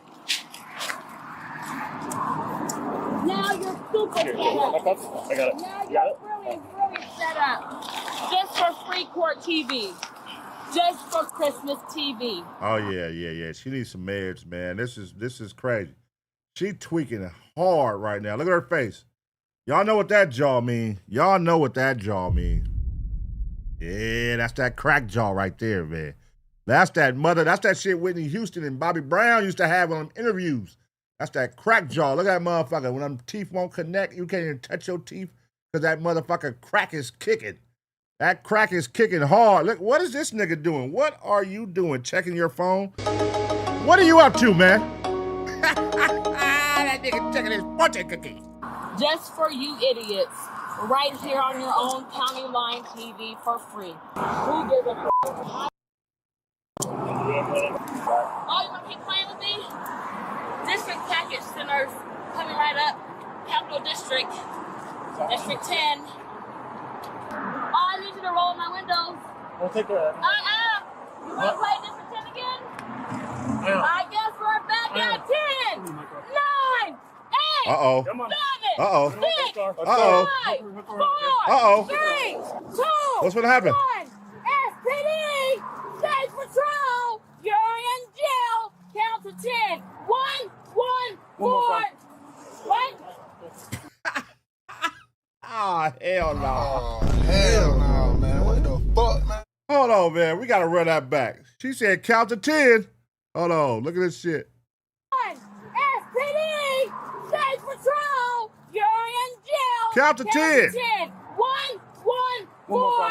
114. What? What's my something place? Place of what? Residence. Count my digits. When they look at me in my eyes, little fish. Any other hoe. You want to play rodeo? Want to play rodeo? Ayana. Did she call that nigga little fish, girl? Hold on. Did she say you want to look me in my eyes, you little fish? Eyes, little fish. Any other hoe. You want to play rodeo? Ayana. All right, rodeo show. All right, rodeo show. Put your Nice. Pick your leg up. Let's go. Oh well, too late. Oh my God. You didn't roll my windows or nothing. You want to look me in the eyes, you little fish? I asked you nice bye, you little dumbass fish. Bye. She called that nigga a fish, bro. While Ayana is now secured in the back of the patrol vehicle, the officers step away to discuss the evidence they've gathered so far. We can just search her at the hospital, if anything. Okay. If you want to do the warrants, we'll go get her ready for the blood draw. And then, can you do the tow form? Yeah. I think that should be it. So I'll do tow form. I'll also grab a statement from the guy. I'll do my report. I was talking to her for a couple minutes. Huge mood swings from like being happy to crying. And then I heard the whole statement from the officer. So There's also empty bottles of champagne on the passenger side. Oh, okay. Yeah, so between his statement, overwhelming smell of weed from inside, obviously erratic behavior. Yep, should be good to go for that. Hold on, girl. Go back to the little fish, man. Look at the little fish. Champagne on the passenger The side. little Oh, fish. okay. So between his statement, Look at the little fish, girl. The little fish. Ooh, ah. Come here, you little fish. She called a nigga a little fish. Look at him. He do like a little fish, though. That is funny. He look like a little cartoon character, huh? Look at that nigga. Overwhelming smell of weed from inside, obviously erratic behavior. Yep, should be good to go for that. Having refused the initial sobriety test, Ayana's fate is temporarily put on hold while officers secure a search warrant. Once approved, she is taken to the hospital for a compulsory blood draw, giving the state the exact chemical evidence they need to see if she is as intoxicated as she appears. You will be trespassed from Walmart, okay? So, you know that you are subject to arrest? Can I read this? Can I read this too so I can explain everything? Okay. So, this can be for trespass from Walmart, okay? So, Walmart does not want you at their property for a period of a year, okay? Doesn't matter what you did, they want you trespassed. No, excuse me, sir. Please read that again. I know that I am subject to arrest for criminal trespass if found entering or remaining unlawfully at the above location. What was I doing at understand that my Walmart? refusal to sign I this don't give a warrant you dummy. does not relieve you from prosecution. While Ayana yells in the back of the cruiser, Officer Bills heads back to the Walmart to get a formal statement from the security guard who called 911. Let's see what the security guard look like. Hold on, is this him right here? Cause I know you ain't the security guard. Is this a security guard? Nah. During the final piece needed to lock in the criminal trespass charge. Can you tell me what happened today? We were told by management. Oh, yeah. This makes sense. This guy right here. Him right here. He looked like a snitch. Look at him. Yeah, acting crazy in the store, and you escorted out. Black female. So we then get called out while turning the corner. I can hear the female on the opposite side. Hold on, man. Hold on. Why do a security guard need all this shit? What is this on the front of your fucking vest, brother? What the fuck is that? Bro, these security guards be going an extra mile with their equipment. Nigga, you work at Walmart, brother. What is all this for? These niggas is crazy, bro. In the store, making quite a scene. While she's walking towards us, you can also see a plume of smoke by her. Didn't know it was connected to her until she was within probably about 10 feet of me. You could smell the odor of marijuana coming very strongly from her person. She continued to act insane, dancing, and making a scene, making loud noises. So I escorted her out of the store. Upon escorting her to the store, she went right to a parked vehicle that was in a legal parking spot next to our handicap stalls. Good camera of it, video of it. And she was just screaming, continued her tantrums. Tried to stall while he was calling 911 so you guys can trespass her and hopefully stop her from driving. Okay, listen. Is there any security guards in the chat that could break down what the hell is all this stuff he got on? I've never seen a security guard with this much shit. What the fuck is that fat ass pack in the front of you? Wait, what is this about? But with all of my attempts, they failed. She ended up leaving the parking lot, and that was the last I saw her. Now that she's officially booked for trespassing, Ayana is treating the back of the cop car like a stage. The officer attempts a standard reading of her rights, but she isn't making it easy. Right now, I'm reading your Miranda warnings, okay? No, you in the end, buddy. You have the right to remain silent. You have the right to time an attorney. Two for one. Anything you say can and will be used against you in the court of law. Can't do that, buddy. You have the right to talk to an attorney for answering any questions. Oh, federal life. If you cannot afford an attorney, right to one will be... back in Ayana car again. I'm going to restart this, okay? Again. That nigga said I'm going to restart this. That nigga, she had threw that nigga off. He don't even know what he reading no more. You talk control. You have the right to remain silent. You have the right to time for an attorney. Anything you say can and will be used against you in a court of law. Do you understand these rights? I didn't do nothing, but absolutely I want an attorney because I didn't do nothing. Why? Request my attorney now. So, having these rights in mind, do you want to talk to me now? Excuse me, sir. Having these rights in mind, do you want to talk to me now? Yep. The storm has passed, at least for a moment. With Ayana temporarily calmed down, officers bring her inside the hospital for the court-warranted blood draw. And so we're going to walk gradually and politely. Thank you, sir. Have a good day. All right. Sounds good. No, you can gladly hold me nicely. Thank you, right? What did I do? Well, you're under arrest for DUI. Fine. I'm still home. I didn't do nothing. Did I steal anything, officer? I think she's actually like schizophrenic, bruh. Yeah, maybe mixed in some weed, maybe mixed in there too, maybe a little bit of shrooms. But I think she's schizophrenic, bruh. She's bipolar like a motherfucker for sure. Schizophrenic, bipolar, that's what she is. With some drugs. Do you know anything about renting, Officer Washington in Walmart? If you read that sign, if you are loud in there and create ruckus, it'll be another charge, okay? So behave in here. I'm sorry, charge of what? While they wait for a nurse to perform the blood draw, Ayanna thinks she's just venting, but legally she's sealing her own fate. You want to take a seat? No. Why not? I'm going to look at you in your face. Okay, fair enough. How's your day today? Not too bad. How's How's your yours? day? Look at me in my eyes. You want to make eye contact or you want to straight with a straight face? Suck it out by yourself or figure it out? What? You have gorgeous eyes. Thank you. They're very brown. Thank you. Appreciate it. They're very beautiful. I appreciate it. They're very nice. Thank you. You are very handsome. Thank you. Oh, she trying to fuck. Been very polite and cordial. Thank you. Thank you. Yeah. It's on. Is it on? Yep. Is the light around the circle on? It is on. No, it's not because there's nothing It flashing. doesn't flash. Are you sure? Yep.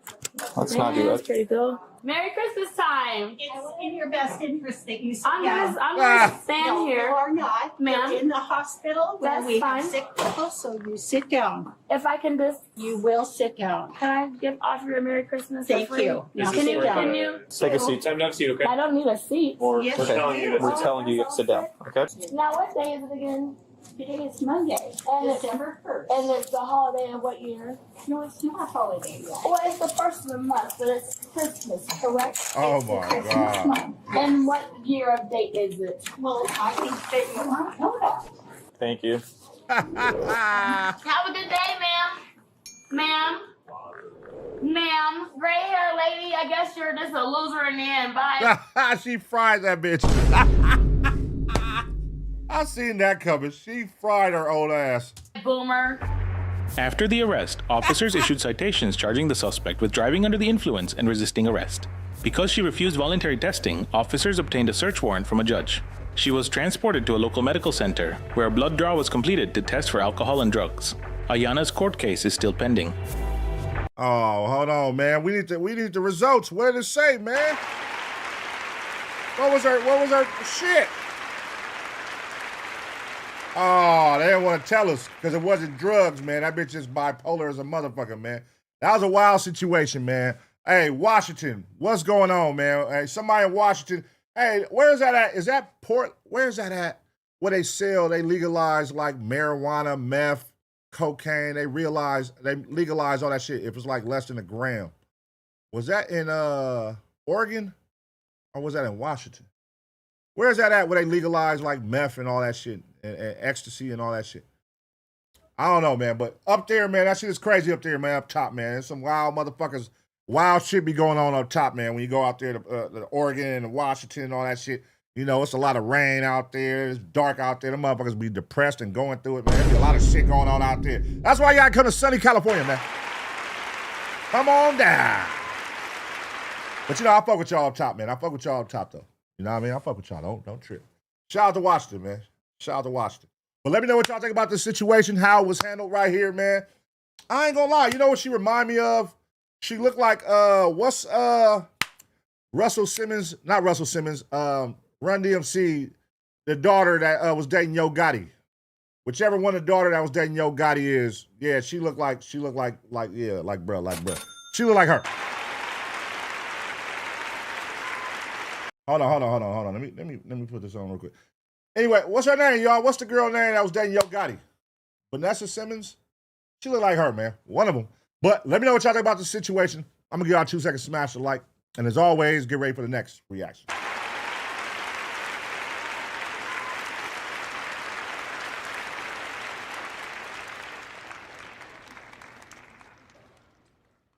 Angela Simmons. I said Vanessa Simmons. Who the fuck is Vanessa? Oh, hell no, man. What the fuck? Wait, is that the other sister name? Vanessa Simmons? I don't know. I made it up on the fly. Who gives a fuck? Y'all know what I meant. You know what I'm saying? Hey, but shout out to, who just sent that? Shout out to Chosen 214. He said, love from Dallas, Texas. You are hilarious, bro. What's that you in the Crip Lives Matter video with AD? Yes, that was, my boy. Hey, cuz Crip Lives Matter. Shout out my boy Chosen, man. Who the fuck is that guy? Who the fuck is that guy? Man, shout out Chosen, man. Shout out Chosen. All right, cool. Let's see what we got here, man. All right. See, we had to lighten the mood up a little bit. You know what I'm saying? Now we about to get back in our bag with the sad story bag, man. This is a sad situation right here. But Law and Crime is gonna get us all caught up on this one. This is A missing girl in South Carolina, 4-year-old, gone missing. Come to find out she wasn't missing at all, man. All right. Let's see. Let's unpack. Which one's? Let's unpack, man. Let's unpack. Let's unpack. Do a laser video. A laser video. The fuck you mean a laser video? Nigga, ain't got no lasers. Nigga said a laser video. Do a laser video. What the fuck? What are you talking about, man? Goddamn. Oh, hell no, man. What the fuck, man? Nigga said, do a laser video. Bitch, we are the Taser gang. Fuck you mean, motherfucker? We the Taser gang, not the laser gang. Take that shit to the Star Trek goddamn podcast or something, man. What the fuck? The lasers. Do a laser video, my boy. Hey, all right. Come on, man. Let's watch this one. We're going to watch this one. Then we got a Taser video. We got a Taser video after this.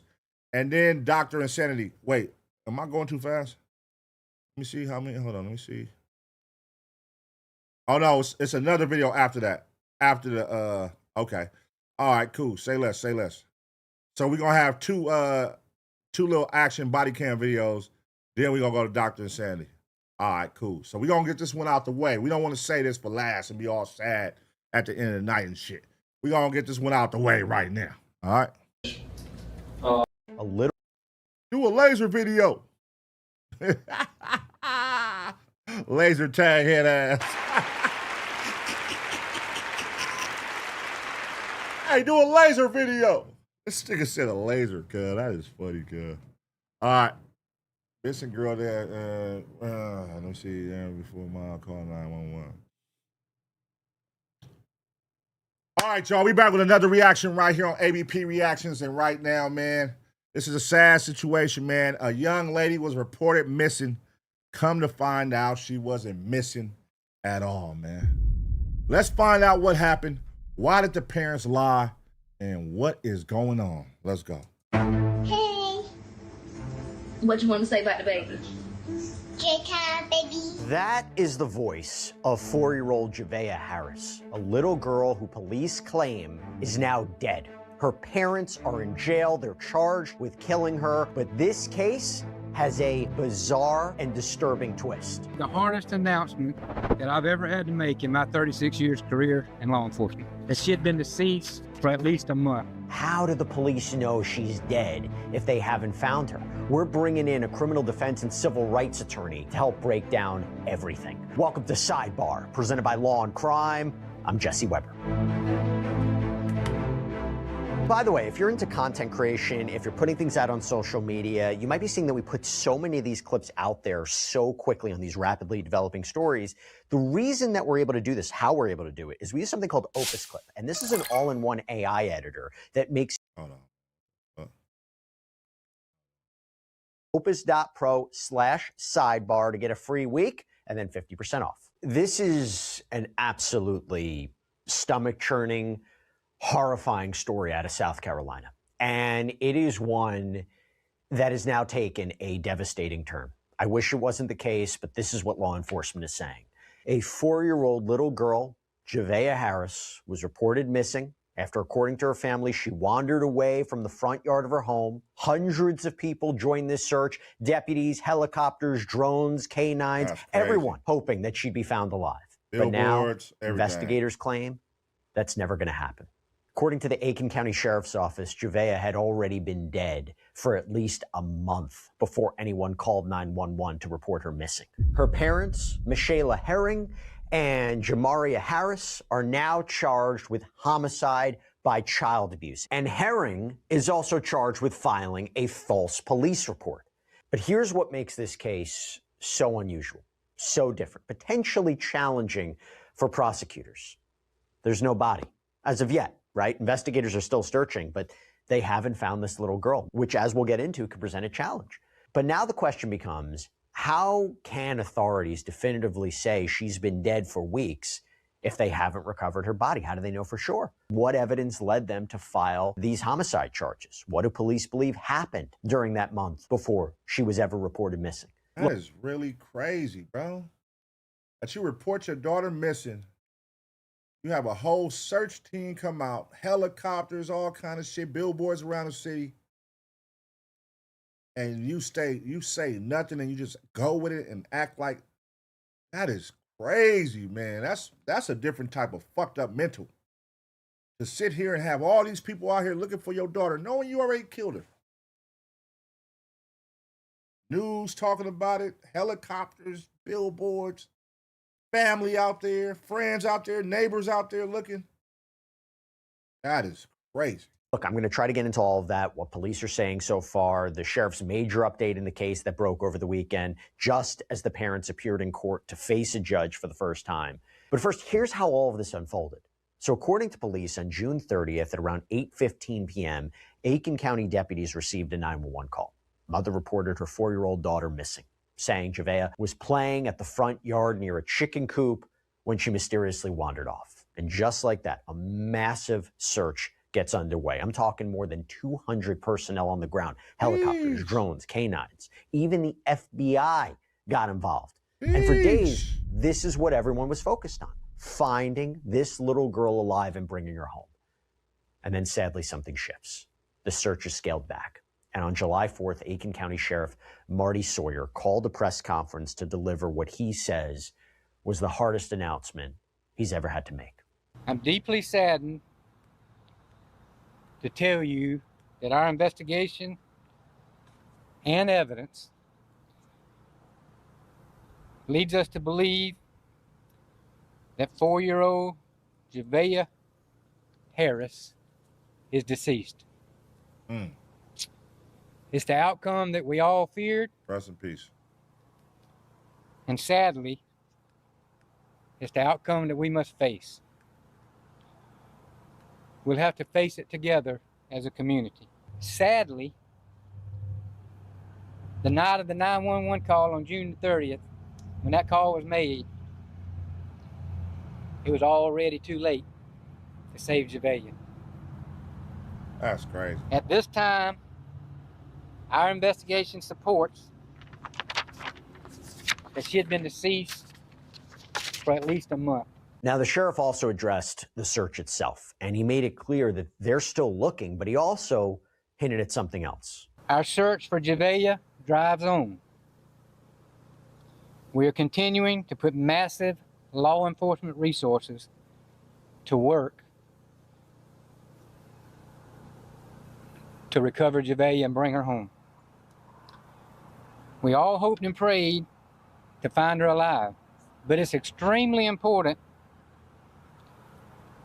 to bring her home to her family, and it's important to bring her home for us. We are currently searching an area of interest right now, not in Aiken County. Additional charges may be forthcoming. We'll figure that out as the investigation goes further. Okay, so now I want to talk about bond. And both parents appeared before a judge on July 5th. Neither of them walked out. First up, let's talk about 22-year-old Javeayah Harris. Listen to what a judge told her. This is courtesy of WRDW about the charges she's facing. Ms. Harris, you've been charged with homicide by child abuse. Do you understand that charge? Yes, sir. Do you understand that if convicted, it carries up 20 years to life in prison? Do you understand that? You've also been charged with filing false police report of a felony violation. Do you understand that? Man, give her ass the electric chair, bro. It's over with, bro. Like, what? You killed your own child? Who the hell does that to their own 4-year-old? This is an innocent young baby, 4 years old. And then, in the manner that you did it, you killed her and did something with the body and didn't say nothing for a month. And then when you decide to say something, you cause a citywide manhunt. Like, you really wasted that. Like, that could have went to somebody who really lost their child. You feel me? Like, you wasted that. You played. You got the FBI involved. You got all these people involved. 200 people out there.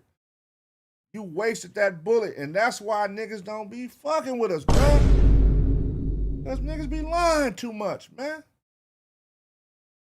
It's like, goddamn, look, they really showed up for that girl, nigga. They own it.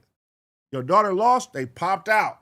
FBI, dogs, helicopters, billboards. Nigga, we finna try to find your daughter.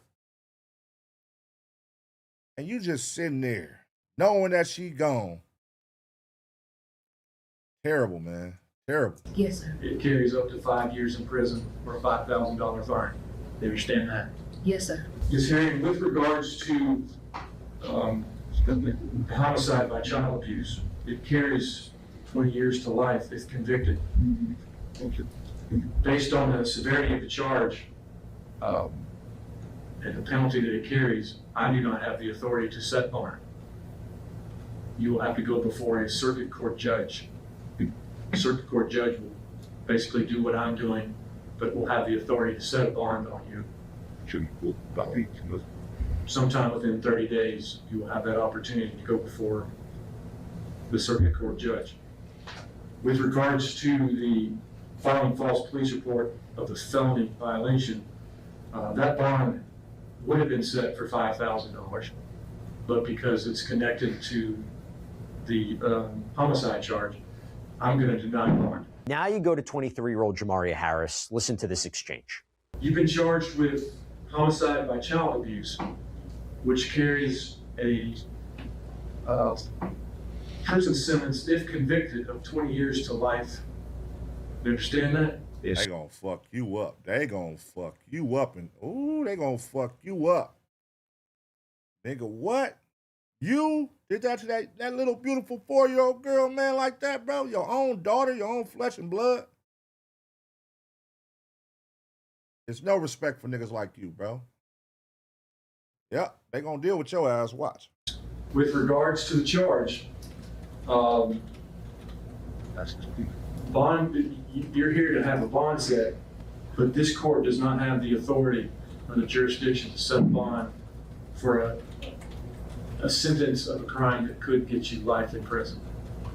So today's bond is being denied, and it's also being transferred to the circuit court, where a circuit court judge will hear this case within the next 30 days. So look, that is where we stand right now. You have these parents in custody. You have this belief by law enforcement that this little girl is dead. You don't have a body. You're trying to figure out how this case is going to unfold.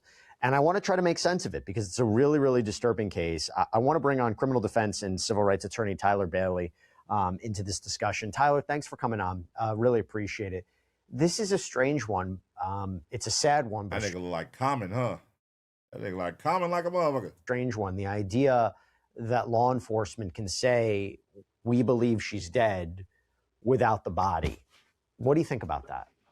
Yeah, it is strange, but it's in South Carolina, you do not need a body to prove a homicide. You need evidence. And the sheriff, he went on TV during that press conference and announced that they have shifted their investigation towards a homicide versus a missing person because they believe there's evidence that leads to the parents being the culprits of homicide by child abuse here.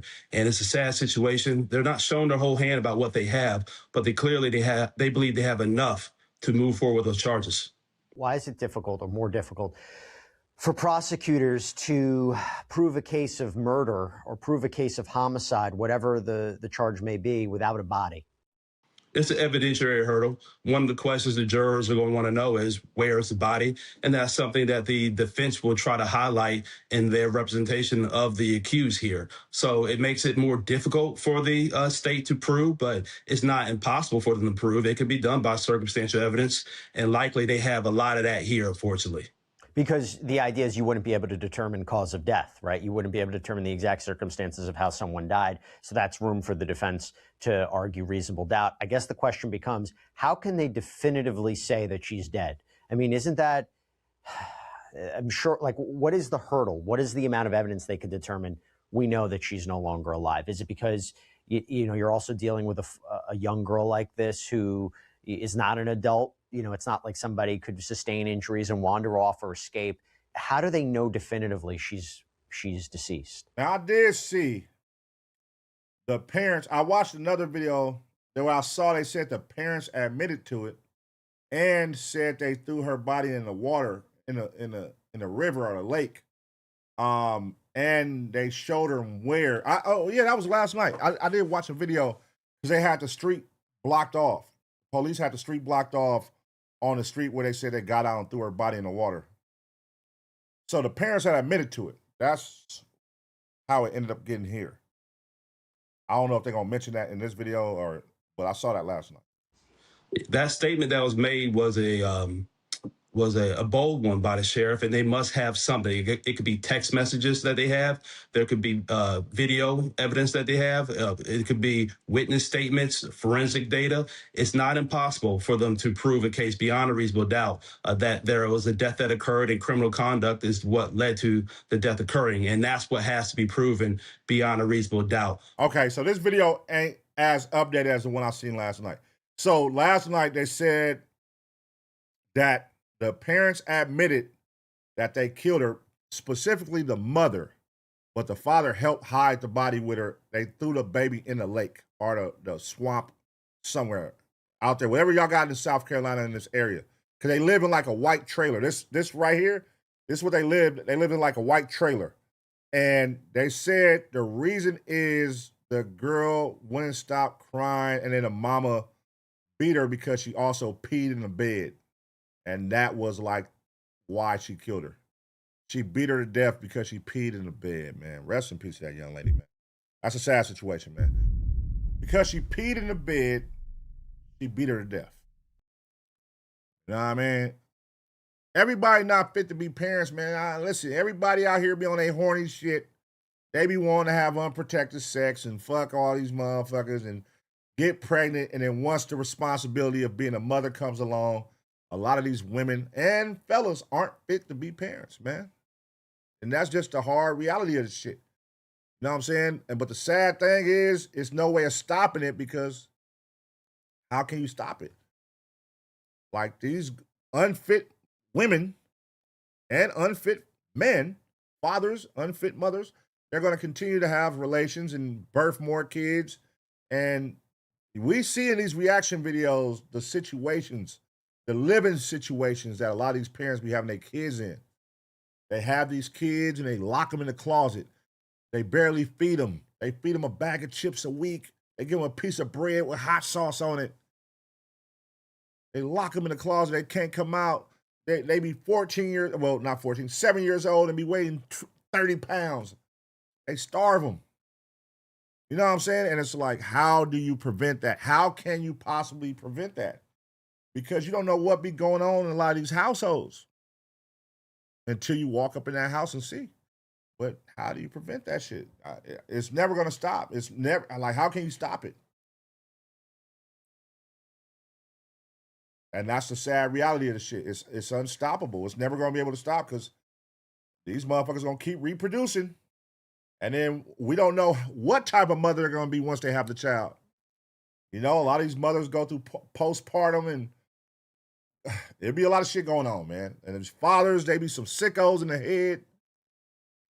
It's crazy, man. Pray for the children, man. Pray for the children. But like you mentioned earlier, they're going to highlight that the defense will highlight that there's some reasonable doubt here, and they'll try to poke any holes in the state's case. And we'll see what they have, but the state's holding their cards pretty close to the chest, and they say they believe and they have enough evidence to move forward.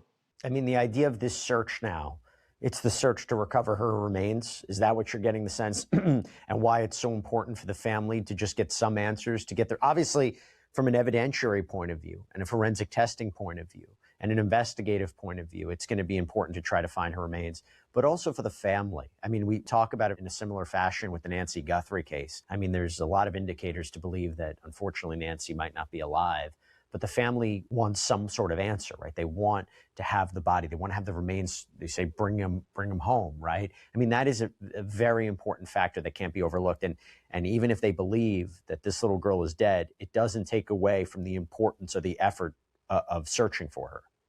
Absolutely. And I don't even believe that the sheriff's primary concern right now is specifically the case. What he has referenced and what this community needs is some justice and accountability and closure for that family. So they're looking everywhere for the body. I would love to believe that she's alive, and they're definitively saying that this is a homicide investigation, and the family needs closure. You know, having somebody, your loved one, missing, especially a young child like this. I mean, so many people likely loved her. She seems like a beautiful young soul. It's really a tragedy, and they need some closure, and that's why the FBI is involved. You have Sledden who's involved, multiple sheriff departments that are involved, and they're working tirelessly to bring her home. Are child abuse cases tough to prosecute? Let me rephrase that. I don't mean tough to prosecute in the sense the subject matter could be the hardest cases that you ever have to deal with, obviously. But it does make me wonder, are they tough to secure conviction for prosecutors in the sense, are there alternative explanations for how a child could get hurt? Or, you know, they're young, they run around, they fall, and particularly if you have a case with potentially no body, can those be difficult cases for a prosecutor to secure a conviction? You know, child abuse cases, homicide by child abuse. Talk to me about that. Homicide by child abuse specifically is a difficult case to prove when there is no body. And that makes it a lot more difficult than there would be if there was unfortunately, a child's body who was able to be examined through an autopsy, mechanism of injury, things of that nature. Most of the time, child abuse cases that do not rise to the level of a homicide are easier to prosecute, but they still are gut-wrenching just because of the sheer nature of the evidence and not taking any of the gruesome reality of it as for benefit of doubt. And they need to prove every element of the crime beyond a reasonable doubt, and that means they need to lay out all the facts and circumstances before a jury, which makes it difficult for the prosecution to move through that evidence in a way that the jury can comprehend it. But switching here, looking specifically at this case, homicide by child abuse and neglect, and you do not have a body, makes it a little bit more difficult for the prosecution. By the way, the sheriff also hinted at these arrests and that maybe more could be coming. Maybe. I want to take a listen. We've arrested her dad. What? 23-year-old Javeayah Harris. And her mom, 22-year-old Michelle Herring, for homicide by child abuse and filing a false police report. Additional charges may be forthcoming. We'll figure that out as the investigation goes further. What did the sheriff mean by that? What additional charges could be here? He's pretty coy by not saying exactly what those specific charges could be, but there's several that I think that could be a reality here. The penalty for homicide by child abuse and neglect is 20 to life. You have up to 5. Yeah, they're going to hit him with that. They're going to hit him with tampering with evidence. They're going to hit him with all kind of shit because they moved the body.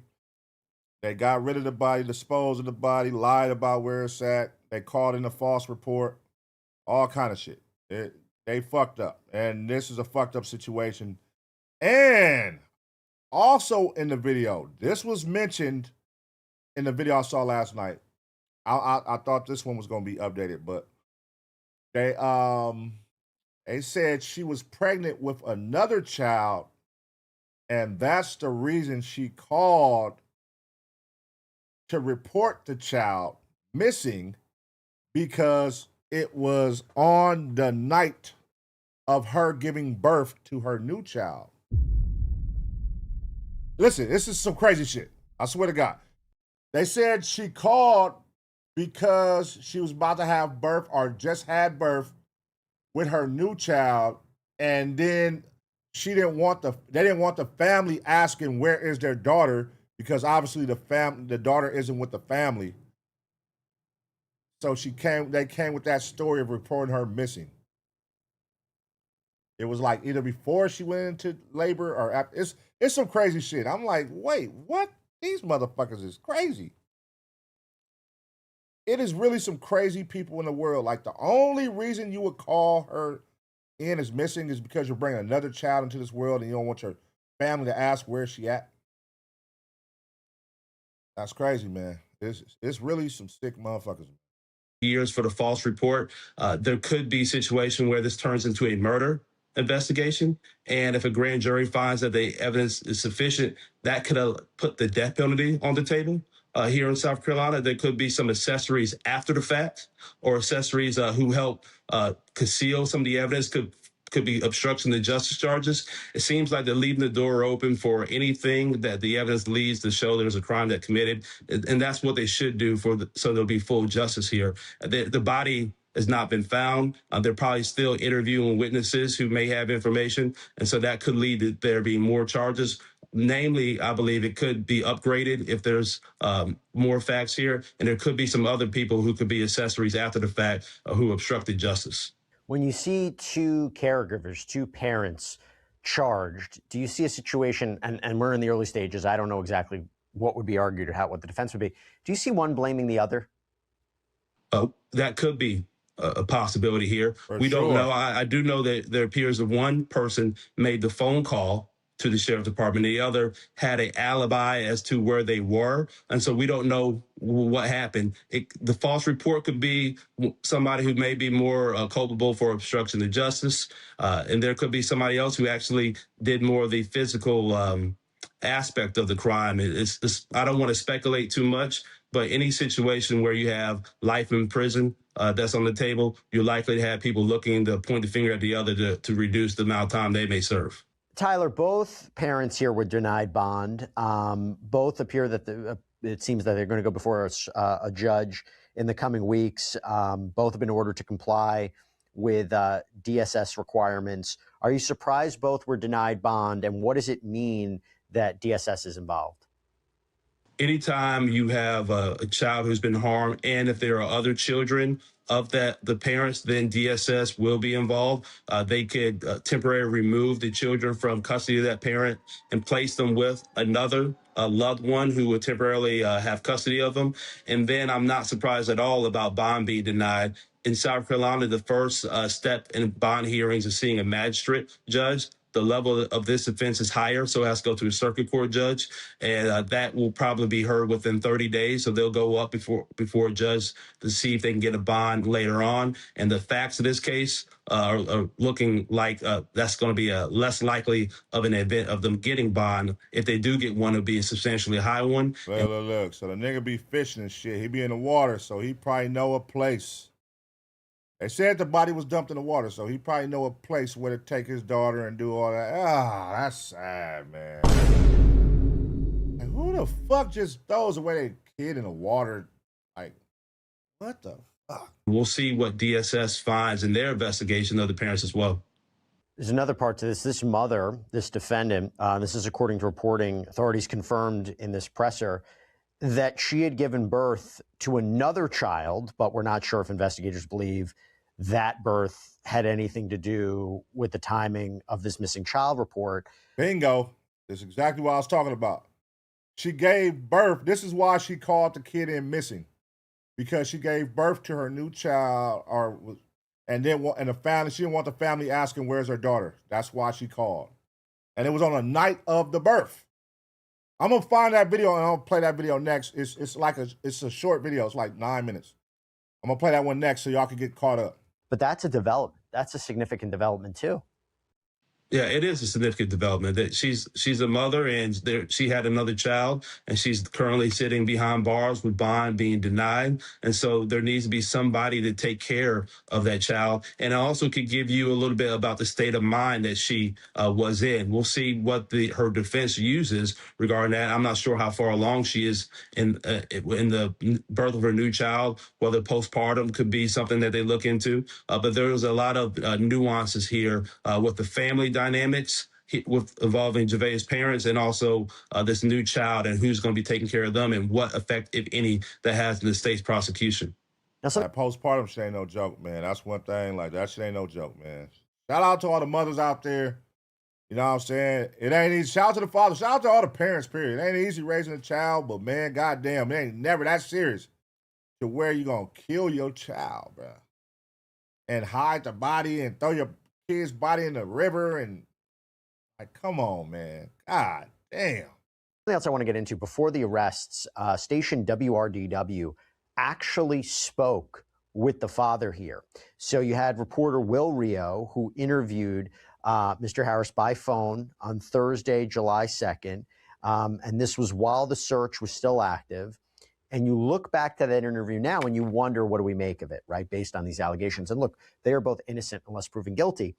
But this is part of what he said. I got up at around 5-ish, and my daughter was outside playing. My girl was out there watching her.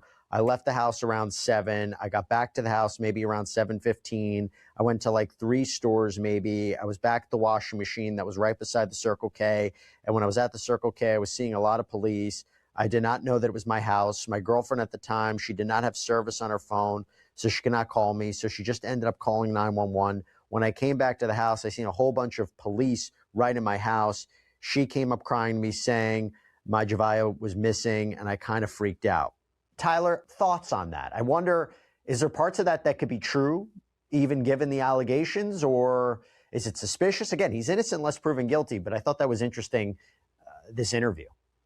He's innocent until he's proven guilty, but the fact that he gave that recitation very specific about what he was doing. That's crazy. He said a few stores here and there. I mean, there's some parts that could be dissected, whatever. Not if he motherfucking, they knew about this shit a month before, if they did a month before.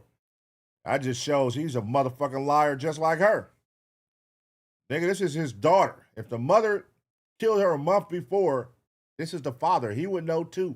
They live together. That means he's in on it with her. So to say, oh, the day of the call, this where you was at and what was going on and you didn't know, you just as guilty. Like, nigga, you lying too. Clearly.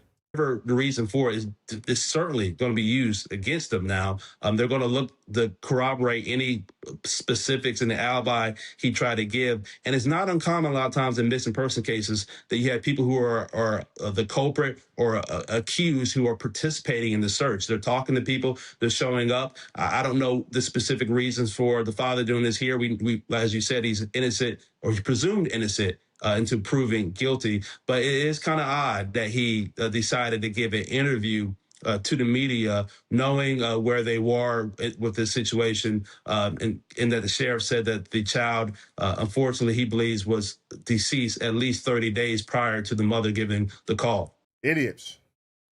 That's what you call idiots, man. Here's what we finna do. We finna cross over, and I'm finna update y'all with the updated video. The parents of 4... We finna hit y'all with the updated video so y'all can get caught up with what they got. Because these fools are idiots, man. God damn it. Hold on, let me see. Let me put this under here. Boom. All right, hold on. We're gonna add this to this one. Go ahead and make this a blue-out. This is crazy. These motherfuckers are really crazy out here. These motherfuckers are really crazy. All right, let's go.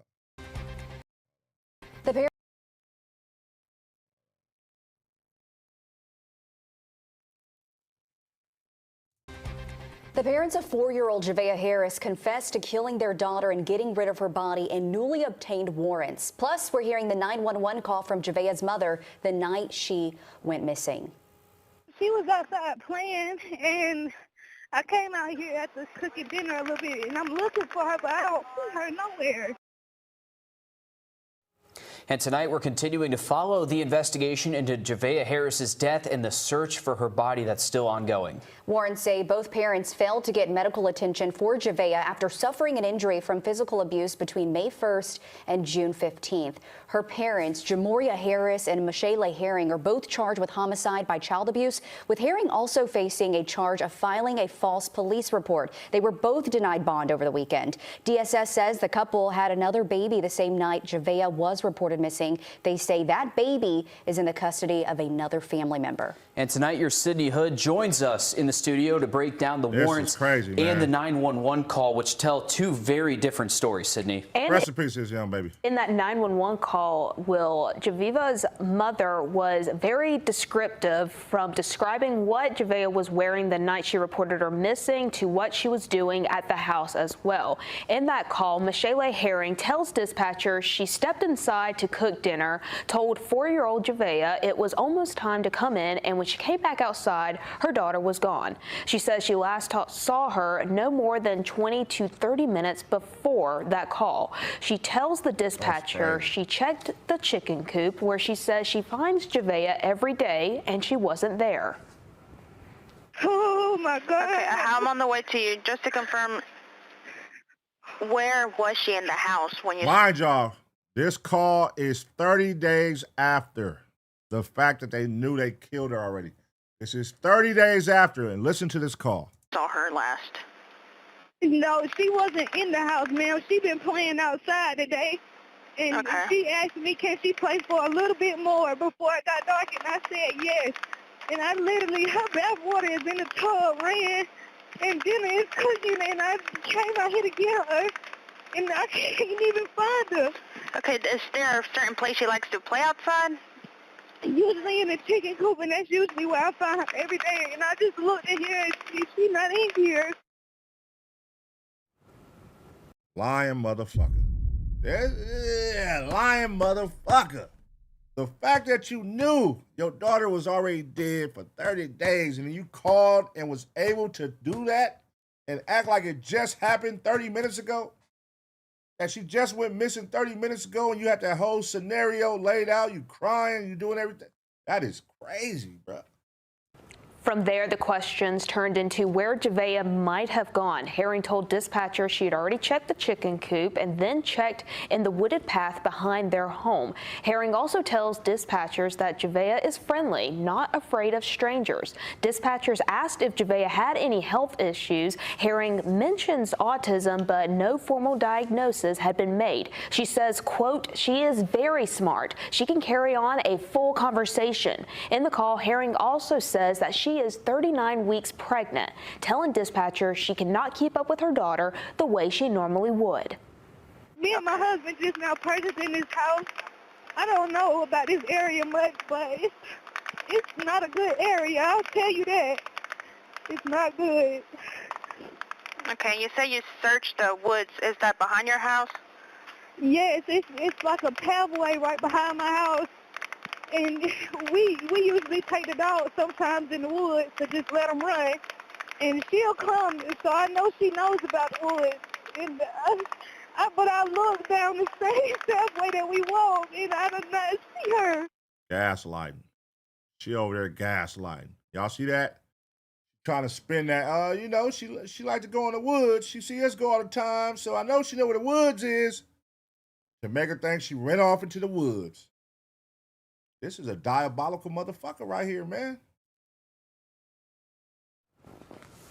We now know that everything in that call is not what happened. The arrest warrants that I have here say everything in that call is not true. Will, the warrants use strong language here, saying that both parents showed, and I want to read quote for quote here, extreme indifference to human life by not seeking medical attention for Javeayah after knowing she suffered physical abuse, which the arrest warrants say were at the hands of Herring. And both parents are charged with homicide by child abuse, like we know. Herring also charged with filing a false police report, and on her warrants for that charge, they also mentioned that the mother had said that Javeayah was abducted. They conducted interviews. They found out that that wasn't true, and then that's when the mother also said that that she had gotten rid of Javeayah's body in another location. But going back to that 911 call, it is completely not true. So you hear the entire story as she's telling dispatchers. It's just unbelievable and shocking to hear that entire story happen, knowing what we know now.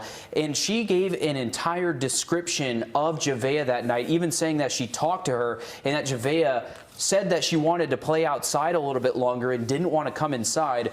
The mother also saying that Javeayah was wearing pink Minnie Mouse pajamas and had pink beads in her hair that night. So giving a very descriptive image of what Javeayah looked like when she had gone missing. We know that's not true at this point and that she had been deceased for at least a month before that 911 call happened. It's just unbelievable. And knowing what happened in response to that 911 call, the massive search that started that Tuesday night, the hundreds of law enforcement that showed up to Bethel Baptist Church, which is the staging area that they met at before starting the search each day, knowing the amount of resources that went into the search. That's crazy. Every day, knowing all these people is out here at the church meeting up bright and early to look for your daughter the whole time you knew she was gone. That is crazy. Look, bro, all these people, like, y'all see how many people was out there? All these people out here looking, trying to find your daughter. You are a piece of shit, bro. You are a real piece of shit. That's fucked up. Thousands of acres that they covered, and the strangers that were worried about this little girl, wanting to find her, holding on to hope that she was out there somewhere. And Will, we've said this time and time again, but the community response to this, I mean, even right now, you can hardly go on social media and not see Javeayah's face or her name, and that just goes to show you how worried this community was for this little 4-year-old girl who none of us knew this time last week. I mean, the memorial that is set up outside of our house, you see it right here with the Mickey Mouse and Minnie Mouse balloons, the pink candles, the stuffed animals. Really touches your heart to see how she has brought just a group of complete strangers together, all who were just worried about this little girl and wanted to find her. And they still want her to come home tonight as the search for 4-year-old Javeayah Harris continues. Zaina. And for the parents, here's what comes next. Her parents will have a bond hearing in circuit court within the next 30 days. They have another 9 days to file paperwork for a preliminary hearing. Herring's first court appearance is September 18th. Harris's first appearance is September 19th. So September, they ain't going, okay. As for Javeayah, authorities believe her body is located nearly a couple hours away north near the edges of Chester and Fairfield counties. Yeah, they've been searching around the Great Falls area for several days and still no sign of Javeayah as of yet. Your Meredith Anderson is out there once again with the latest. This appears to be the concentrated area where investigators are searching for 4-year-old Javeayah Harris's body. I'm standing at the entrance. It's access to the Deadbeat Creek. It is a creek that feeds into the Rocky Creek Lake. It is an area that is also known as Stumpy Pond here, and it's because of all of the stumps and trees that are in the water. It makes the area good for fishing, but it makes it difficult to navigate, and that's likely what investigators are dealing with. But the problem today has been rain. When we first arrived, there were thunderstorms. We've been looking at radar, and it appears as though some more weather could be coming in the area. So this is a break in the action, which is allowing investigators to get drones in the air and have better access to the water that they're searching. That's crazy because the dad obviously is a fisher. So I knew it was going to be, he knew a great area. You know what I'm saying? You know how you be out, you might, whatever it is, you're hiking or you might be fishing, whatever. And then you might come across a spot, you be like, damn, this is a cold spot where you could bury somebody, where you could hide a body at. You know what I'm saying? You know how motherfuckers think like that. And I guarantee that's the type of time, like he was out there doing his fishing and thought in the future this would be somewhere good to bury somebody or to hide a body in his mind subconsciously. But then the mother, I think it was more so the mother snapped, killed the daughter, and then him, instead of calling the police on her, he had to decide and he chose her, the mother, and to have her back. And nigga, once you do that, you're in on it too. So this is both of y'all at this point. It's a fucked up situation. It's a fucked up situation. This is crazy. This is nothing like to kill your daughter. Like, what the fuck, bro? You just had a baby and other family had your baby. So why you couldn't take your daughter? If you was going through something mentally to where like it don't matter what she do is driving you insane, it's making you crazy to the point you're gonna beat her to death, you should have called one of your family members. Hey, look, I'm having a hard time right now. I'm losing it. I'm having dark thoughts. I'll just watch her for a couple days. I'm sure one of your family members, nigga, what, they hear something like that with a 4-year-old, they're gonna be like, look, okay, we'll figure it out or something. They're just not gonna say, I can't do it.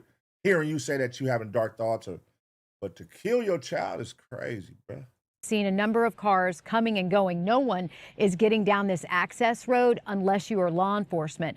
So to give you an idea, we are outside the search area and we're kind of monitoring who's coming and going. I can tell you DNR has the biggest presence here, at least from what I've seen, but we've also seen the Fairfield County Sheriff's Office. We've seen Fairfield County firefighters going back and forth, and we've also seen a number of unmarked cars. So we're not sure which agencies are involved, although we do know that SLED has also been here as well. Something else, too, when I was here Saturday, when I first got here, I wasn't alone. Javeayah Harris's family members, who actually live not too far from here, just up the road, came here as well. And they came here in tears. They were heartbroken. They wanted information. Some of them had found out about this over social media. So they live right up the road. That's crazy. They live right up the road. So damn, this is really a dark ass story. Because earlier they said, you know, wherever they was living at now, this trailer they bought, this home they bought, it was an hour away. They said it was like an hour drive. So y'all came back to where your family live at. Throw everybody over. That's crazy. they saw law enforcement presence and they came to ask questions and get answers. Sadly, they have not been given any answers. We have not had any updates. I'm just able to tell you what I've seen as I've been out here. And I will continue to stay out here and monitor the search efforts today. But for now, that's the very latest here at the Fairfield County, Chester County line in South Carolina. Meredith Anderson, on your side. Meredith, thank you. And outside of Javeayah's home, a memorial grows to remember her there. People left candles, flowers, stuffed animals, Minnie Mouse balloons, and more. We've been talking about the community outpour in Javeayah and the search for her. Will, you were actually there at the vigil, which also had a lot of people there to come out. Yeah, there were hundreds of people there last night. It was just incredible to see that community support. And if there are any more in the future, we'll keep you guys updated. All right. Rest in peace to Javeayah Harris, man. 4 years old. Taken away way too soon by some motherfucking trifling ass parents, man. Sad situation right here, y'all. Come on, man. It's never that serious to where you gotta kill your children, man. Especially over 4 years old, over her crying and over her peeing in the bed. That's why you killed your child. Like, come on, man. It's a sad situation. And then the fact that you're giving birth to another child. You're bringing another child in this world. That's crazy. You just did this with your last child and you're bringing another child into this world. Just had birth. Luckily, they got your ass, and now that child is probably going to have a chance to make it past 4 years old, unlike her older sister. You know what I mean? Sad situation, man. But let me know what y'all think should happen. What should happen to both the parents? Because they both guilty. You know what I'm saying? Death penalty, 20 years, 10 years, 40 years. What you think, man? Let me know in the comment section. I'm going to give you 2 seconds to smash a like. And as always, get ready for the next reaction.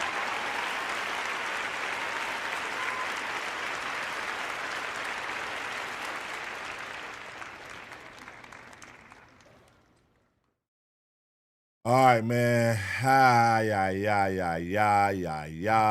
All right.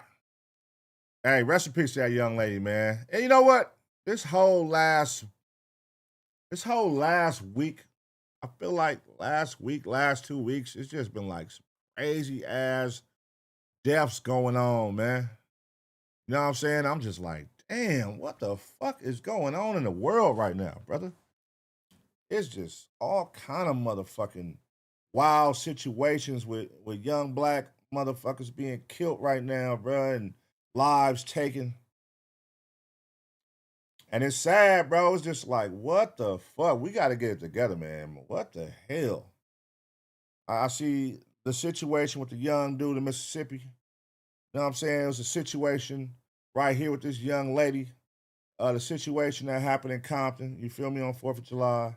Sad situation. Rest in peace to the lady and the man. You know what I'm saying? E-Wash. And, you know, it's crazy. Our boy Trap Kitchen, he got shot that day too, man. If y'all saw Community, they came on, make the seafood boils about a couple weeks ago. He got shot too, but he's all right. He's good. But 5 people got shot in that situation. 2 of them died. Sad situation right there. And, you know, it's a lot going on in the world, man. I saw even a situation like in Atlanta or the outskirts of Atlanta. I saw that briefly today. I didn't really get the details on it with 2 guys who was on the same, 2 young brothers who was on the same basketball team and went missing. I want to say in high school or like college possibly, but I want to say high school. But two teammates went missing. They found their bodies on the side of the freeway.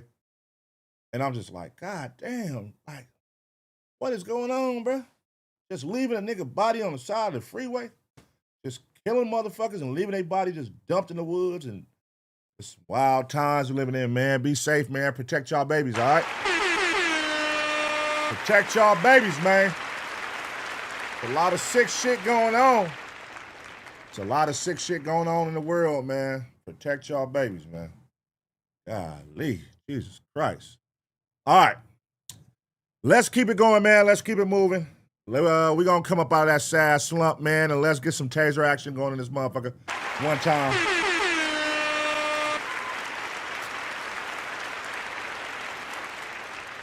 Let's make sure y'all smash that like button, man. Appreciate y'all. Danny F, I believe I saw Danny F she dropped that drop, man. Shout out Danny F. Let me see. I believe she did 5 gifted. Shout out Danny F. Hold on, let me read all these real quick. Appreciate everybody who's been gifting. Appreciate everybody who subscribed to the page, simply subscribing to the page, getting a membership. Shout out to everybody for joining the green side. Shout out to everybody for being a returning member, a recurring member on the green side, man. Whether it's 2 months, 1 month, 3 months, 4 months, 5 months. Shout out to you, man. Appreciate you. All right, let me read these.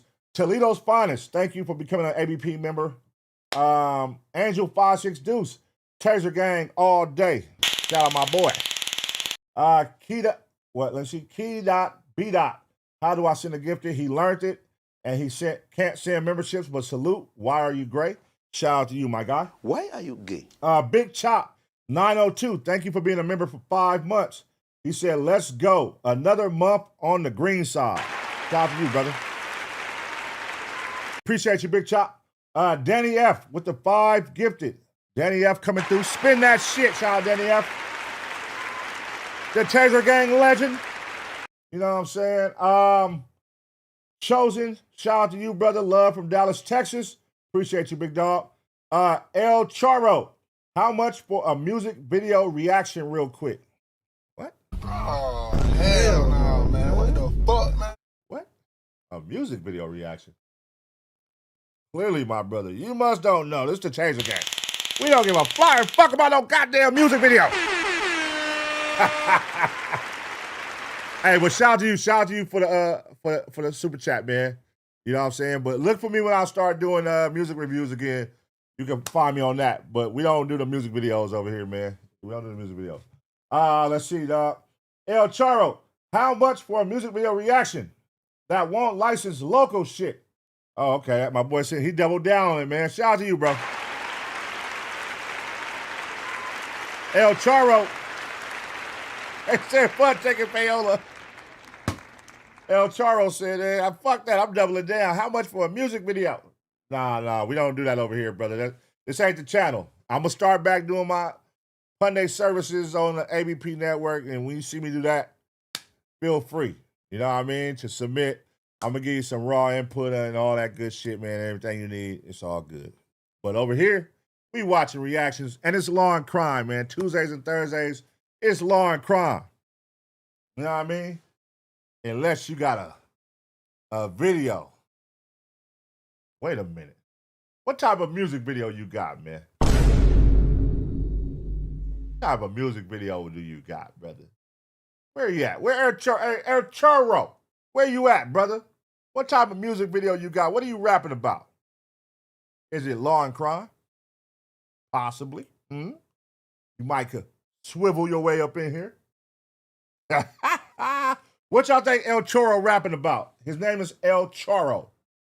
What do y'all think he's rapping about, man? El Chorro. I wonder what he's rapping about. That's funny, man. All right, let's get some Taser action going, man. We up in this motherfucker one time. We are back, y'all. We took a 4-day break. I hope everybody had a great holiday weekend, man. I hope y'all enjoyed it. Hope y'all ate good. Got to see some fireworks. Everybody's safe. Your family's safe. You safe. You good. You know what I mean? We back here. We doing it up. Shout out to everybody watching right now. Well, we got like 600 plus. Make sure y'all smash a like, man. You are appreciated. Thank you very much. Now let's get some Taser action going. This is the Taser Gang, so it's only right. Let's get it. Let's go. Hold on 1 second. Let's get it. All right, Debbie, son gets a taste after punching it. All right. All right, y'all, we back with another reaction right here on ABP Reactions. And right now, we are about to watch a deadbeat son get zapped for kicking and punching on a cop. Let's go. On April 12th, 2026, officers responded to a home following a domestic dispute between a man and his parents. All right, what happened? He came back and we didn't want him to come in, so we said, we'll put some stuff out for you. We were going to give him money to go get a hotel and whatever. Sure. He kicked down the front door, and she is petrified. So. Oh, that's in the suburbs, too. Look at that nice area. This in the suburbs. Where's he at?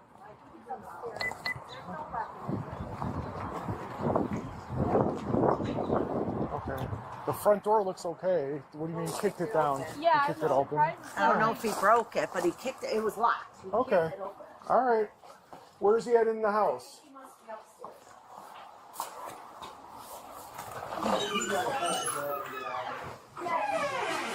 Oh, look at this fucking thug in here, man. This beautiful home with this goddamn thug running wild inside. Hey, Daniel?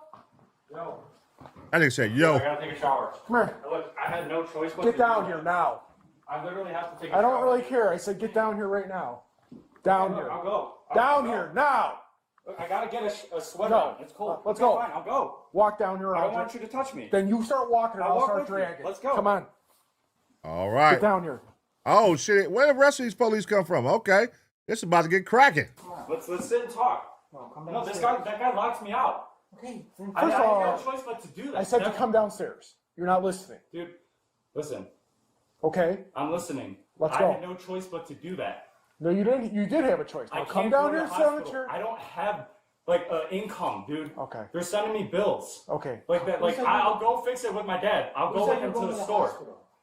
I don't know. I don't know. Okay. I'll literally. Why don't you stop acting like this? There's a lot going on. Okay. Okay. They keep locking me out.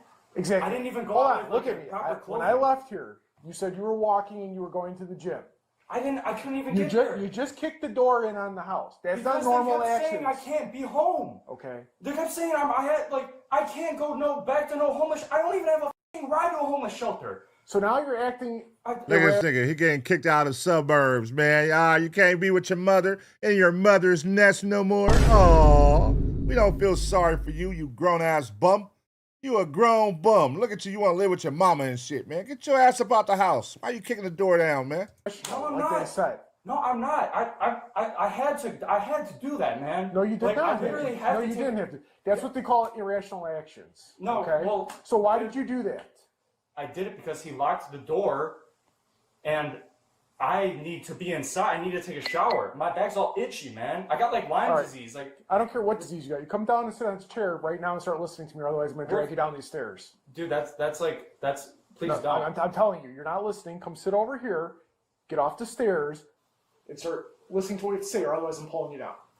Okay, you don't want me to touch you. I'm giving you the opportunity to be an adult. Look at this cop. Look how he looking at the other cop. He's like, bro, why are you talking to him like that, bro? He's one of us, bro. Why are you talking to him like that, bro? Man, fuck this nigga. Zap his ass. It's zappity zap time. Better zap this motherfucker. Listen, we're talking here. All right. Like, is that a threat? Dude, I'm going with you. Yep. Zap him. Please, seriously, don't touch me. You first. You first. No, we've already gone through this. You're going to start moving. I don't want you to touch me. I'm going to start moving. Daniel. Let's go. Daniel. Dude, I'm going to meet you guys down. No, Daniel. I'll go You're not to jail. I'd rather go to jail than to the hospital. Because in jail, like, they didn't... Okay, we'll talk about that. Okay, right now. Okay, then come down here. On the stairs. Talk outside, Come on. then. Okay, so start listening. I gave the opportunity. Come off the stairs. Like... that guy, like, just make it. He's been making my life so hard. That guy is your father, and you live in his house. Let's be honest here, okay? But he keeps locking me out. Well, how am I supposed to live here if he keeps locking me out? That's not normal. I didn't know what to do. You could have called us. For what? Well, that's a I problem. mean, now I have to go help the guy fix it. You have to tell me. I'm asking you Like, to come down off the I'd rather stairs. just go. Come on, two more Come steps. on, man. Come over here. They about to attack this nigga. As soon as he stepped down, they about to arrest his dumb ass. He fell for it. He took the bait. This guy fix it. Come over here. Come on. Come on down. Why you gotta make this so much? Two more steps, Daniel. Two more steps. We're here because your sister called us, screaming and crying on the phone. You got 2 more steps or I'm gonna Look, you see him? He moved the clothes hamper out the way. That's how you know he about to do some shit. He making space, nigga. They about to fuck you up. But see, I think he can read in this nigga eyes. He can read in this cop's eyes. He like, nah, nigga, you lying to me. You lying to me, bro. Watch. Let's see what happens. And I'm gonna have to touch it. Dude, look, my sister is making like a lot of claims, dude. Well, that's a fact. This isn't helping. Look, I can't you can't listen? You know what's not helping is you guys being here, man. It's not helping. Why are you opening the door? Like the sergeant's there. Okay, dude. Let's just talk outside. Let's go talk Please outside. don't touch me. Please do not touch me. I have so much PTSD from this. Seriously, let's just go for a walk. Seriously. You can't even make down 4 steps. And here we go. Here we go. Do not touch me. Please. Arrest his ass. Seriously. No, don't. Sit on the chair right here. No. It's like, seriously. What? Oh, hell no. Ain't no fucking way. Ain't no fucking way. Nigga, I just knew they was finna arrest this nigga right now or try to zap him up. They really finna have a conversation with bruh. Come have a seat right here. Oh, hell no, man. What the fuck, man? No. Come on. Now, if that was somebody of color on that goddamn stairs, y'all would have been baiting the nigga come down here. As soon as he stepped foot on that floor, y'all finna attack his ass. This is bullshit. This is motherfucking bullshit. Sit down. What do you guys want to know? What happened? This guy, they've been locking me out. They say I have the right to... What's up, Officer Baczynski? No. Dude, what is going on? What is your fucking problem? Why are you coming at me with issues, man? These people locked me out. They said I live here. Shut the fuck up. Do you want to go to the hospital? Oh, shit. Hold on. He must know this nigga. They must be like good homies or something. He's an upper echelon. Oh, this is a sergeant. Look at that, y'all. He got them stripes. Oh, yeah. He popping it. I'm not with you. I'm not playing your stupid games. You know exactly what you're doing. I'm not playing games. Anything, dude. Sit down. I literally live. Sit down. Or you're going to the hospital.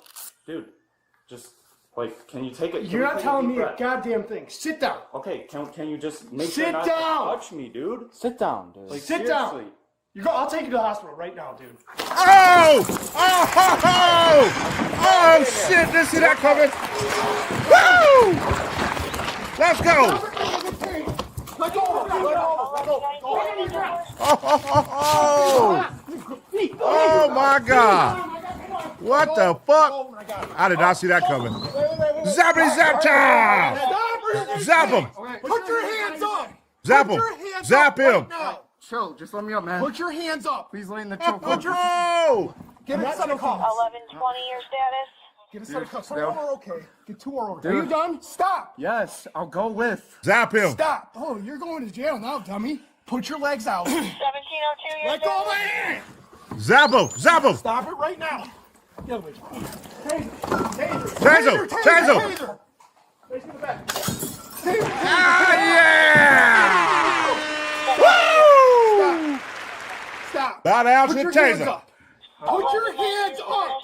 Can you Stop! Can I stand? Do I have You're to gonna get some cuffs. Put your hand. Turn around. Okay, I'm standing. I'm gonna turn on your stomach. One more. Zappity zap. Don't trust him. Do not trust him. He's about to fire off on another one of you motherfuckers. That nigga took off on that last sergeant. Hey, sergeant, you got punked. You's a bitch. He fired on your ass. That nigga checked that chin so fast. Oh my God, I fuck with that. But zap this nigga. Hey, hands on your head. No, dude. I'm going. You got cuffs. I'll go. Don't trust him. He about to fire on you. I'll go.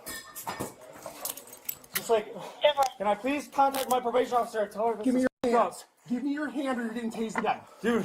Hand or tase the guy. Tase again. Tase you right now. Tase again. Put your hand behind your back. Tase again. Put your hand behind your back. Okay. Stop. Stop right now. Can we get out of this? Stop right now. Go. Stop. You're trying to hurt me, dude. Stop. Resisting. Daniel, stop resisting, sir. More zap action. I'm not resisting. I'll go. Put your hands I'm going. I'm going. Stop resisting, We're sir. going. Let's go. I'm ready.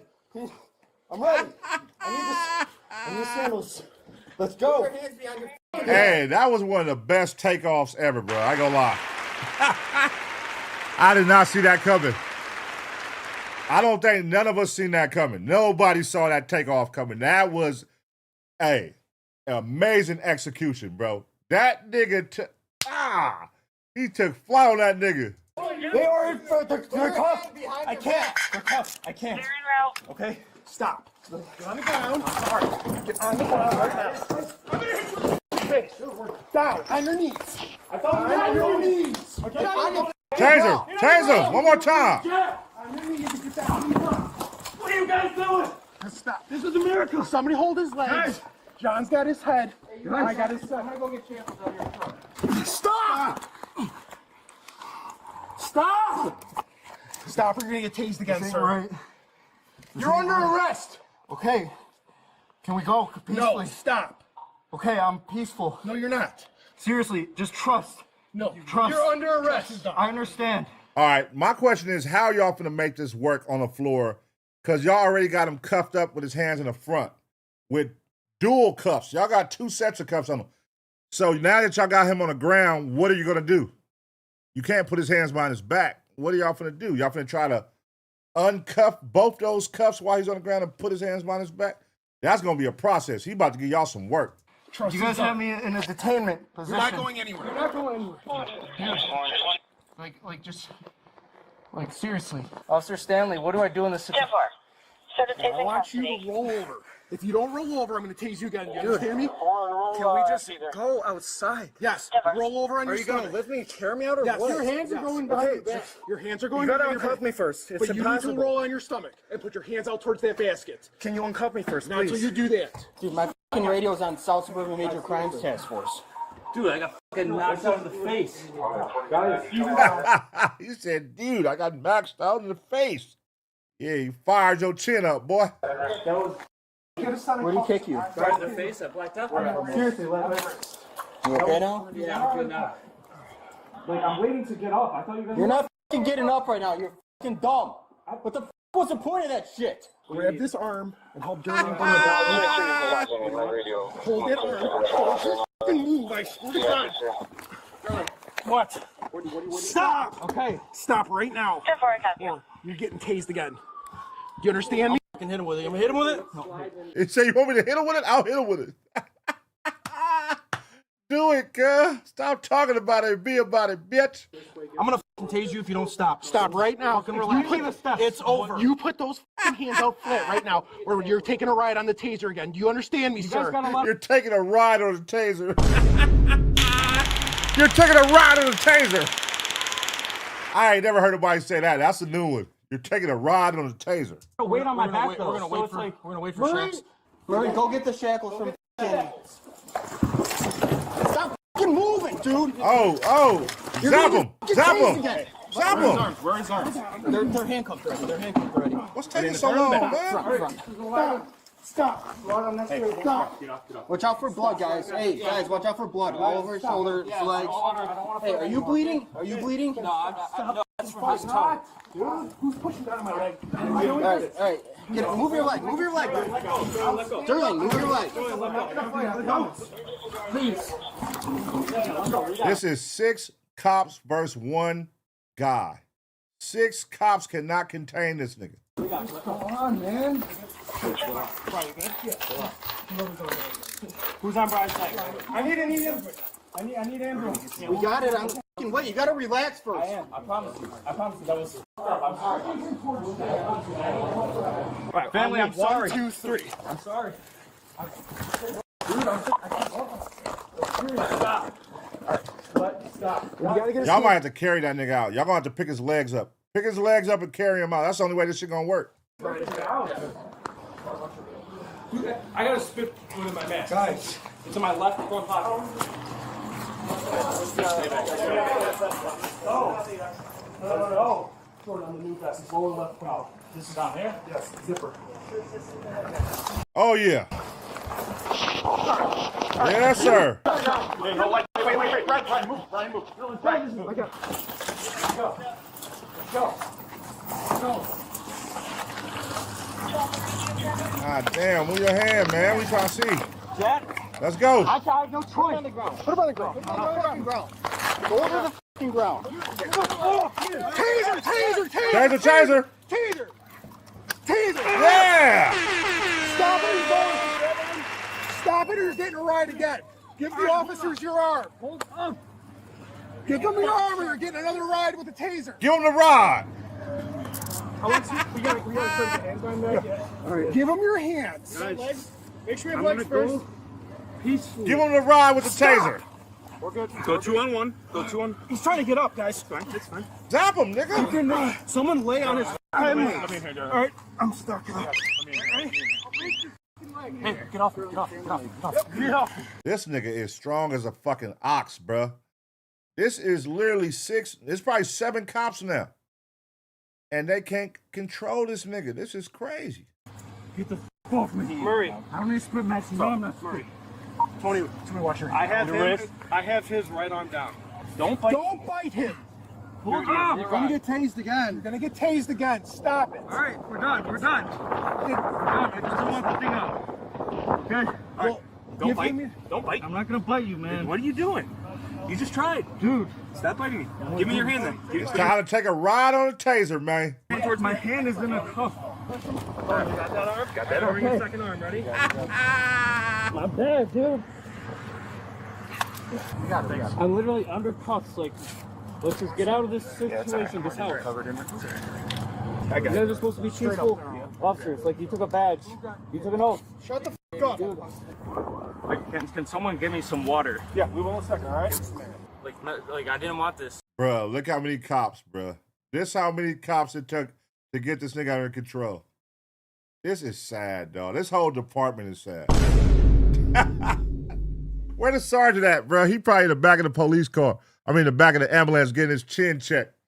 They gotta check his chin because his chin just got checked, if you know what I mean. So they gotta check his chin in the back of the truck, make sure he good. Make sure it's still in one place. He fired that nigga shit up. I don't, like, neither did we, bro. Just stop talking. So what? Sorry. What do you mean you didn't want this? You punched a fucking sergeant in the face and then kicked my partner. Dude, well, you guys can't. Just stop. Hey, relax. I didn't mean to. It's over with. Yeah, that's like, I've been trying to go active duty. You guys know that, like, with something. You know, it's like, I'm not trying to fight no more, okay?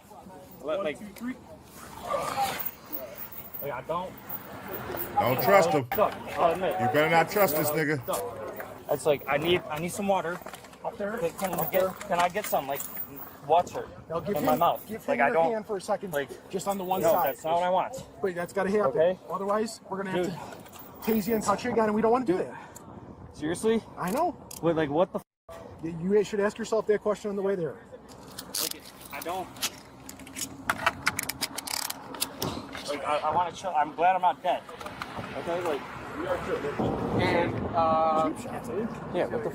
We have pictures, but... Who said they don't be thugging in the suburbs, man? They be thugging in the suburbs, too. The suspect was charged with multiple counts of aggravated battery on an officer and multiple counts of resisting arrest. Damn, okay. Shout out Daniel. Damn, Daniel. Damn, Daniel. You gotta get some white vans for this. Damn, Daniel. That nigga motherfucking, hey, listen, bro. I did not see that coming, bro. I'm like, hold on, they might zap my page for that one, but it's all good. That was worth it, cuz that shit was amazing. That nigga said, all right. He snuffed that nigga. That is top tier funny, man. Yeah, man, Daniel, you're going down, brother. Now listen, man, listen. If your dad and your mom is asking you to leave your house, you're 26 years old, bro. Your mom, your dad is asking you to leave. Just leave, bro. Go. Come on, you're 26 years old, man. Goddamn, I can see if you was 17, 16, 18, possibly. You know what I'm saying? But you are 26 years old getting kicked out of your parents' house, and you're complaining because you ain't got nowhere to live. Like, bro, what the fuck? You shouldn't be there, man. I mean, hey, man, everybody's different, though. Your parents are rich. Look at that, the living conditions. They got some paper. So maybe your parents is like, hey, I don't give a fuck how long you stay here. You're good. So, you know, I don't know, man. But let me know what y'all think should happen in this situation. I'm going to give y'all 2 seconds to smash a like. And as always, get ready for the next reaction.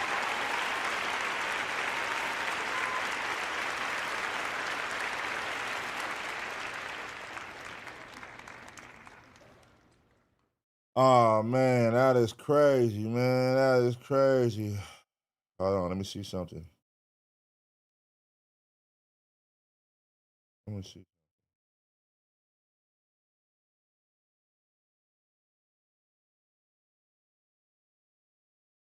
Hold on, let me see.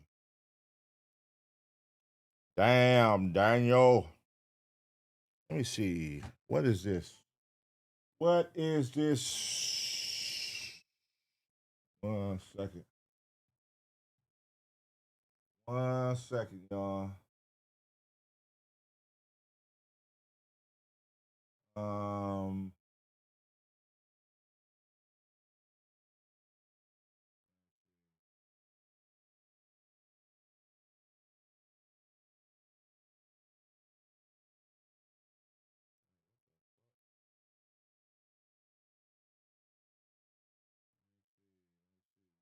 Where did it go?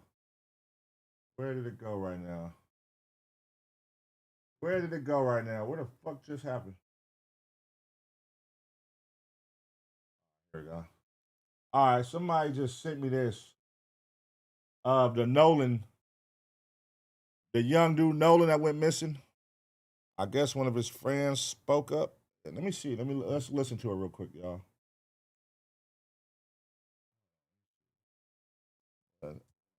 Here, that over here. Let me put it over here. I know that friend group that he was with,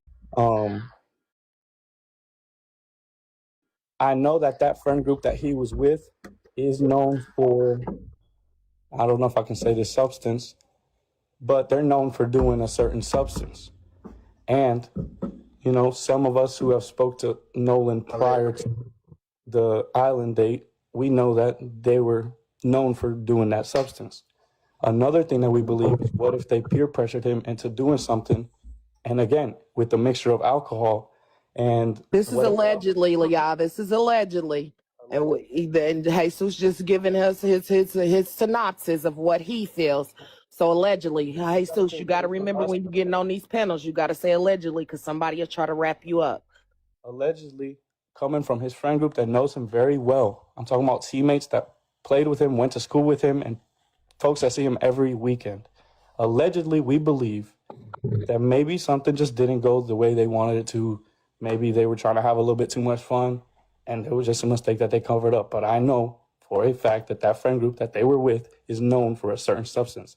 So it does not surprise me whatsoever. And I'm almost certainly confident, allegedly, that there was that substance on that boat. I know we won't know till the body gets tested and all that, but, you know, it's what makes sense to me. I don't believe he tried to swim back to the island or anything like that. There's just a lot of things that doesn't make sense. Why did they leave him in the first place? Why didn't they make sure he had a ride home? If that was me and my friend group that I typically hang out with, I mean, Nolan, yes, was in that, but if it was me and my 4 close friends, I'm not leaving that island until I leave with my friend. I know that friend group that he was with is known for... Yeah, that's crazy, man. Goddamn, man. Sad situation right there, man. Damn, so okay, that's one of Nolan's homeboys. You know what I mean? That's now speaking out on the other group of homeboys that he was with, basically saying, hey, them niggas be off that shit. They be off that, whatever it may be. It could be coke, it could be shrooms, it could be whatever, acid, it could be, who knows. You know, these youth, they be trying all kind of shit. But low key, okay, that's a different element right there. What if he tried some shit they had and it was some bad shit and it was trippy? And he tripped out. Okay, I mean, hey, that's why the toxicology and all that, autopsy and everything is going to come back. And you're going to find out a lot of details when the autopsy comes back. You know what I mean? What was in the system, if anything? Was it strangulation? Was it blunt force trauma? What could have possibly went wrong? What could it have been? Drowning? What could it have been, man? We're going to figure it out, man. They're gonna break it. They're going to get to the bottom of this one right here for sure. Because this one is being talked about like a motherfucker. They're going to get to the bottom of this one. But all right, man, let's get back to it, man. Shout out to y'all. Hey, that was a great one right there. Whoever sent that one. That was top tier. That nigga taking off on a cop, that might be one of my favorite reactions right there. I ain't gonna lie. That taking off on a cop like that was so smooth. Especially the build-up, the way that cop was talking. He came in there with that short man syndrome. You know what I mean? His little scrappy dude. He barking. Row, row, row, row, row, row, row, row. Shut up right now. Sit down. Sit down before I make you sit down. Blah, blah, blah, blah, blah. That nigga was like, all right. I just loved that nigga. That shit was amazing. Shout out to that one, man. Shout out. Golden reaction right there, man. That was a good one. All right, cool. Let's go to this next one, man. She stole $190,000. God damn. That is a come up. Let's react. This is regarding credit. That is a come up right there. God damn. She got greedy. All that tells me is you got greedy if you got caught. You got greedy, bitch. You kept it going, I bet. All right,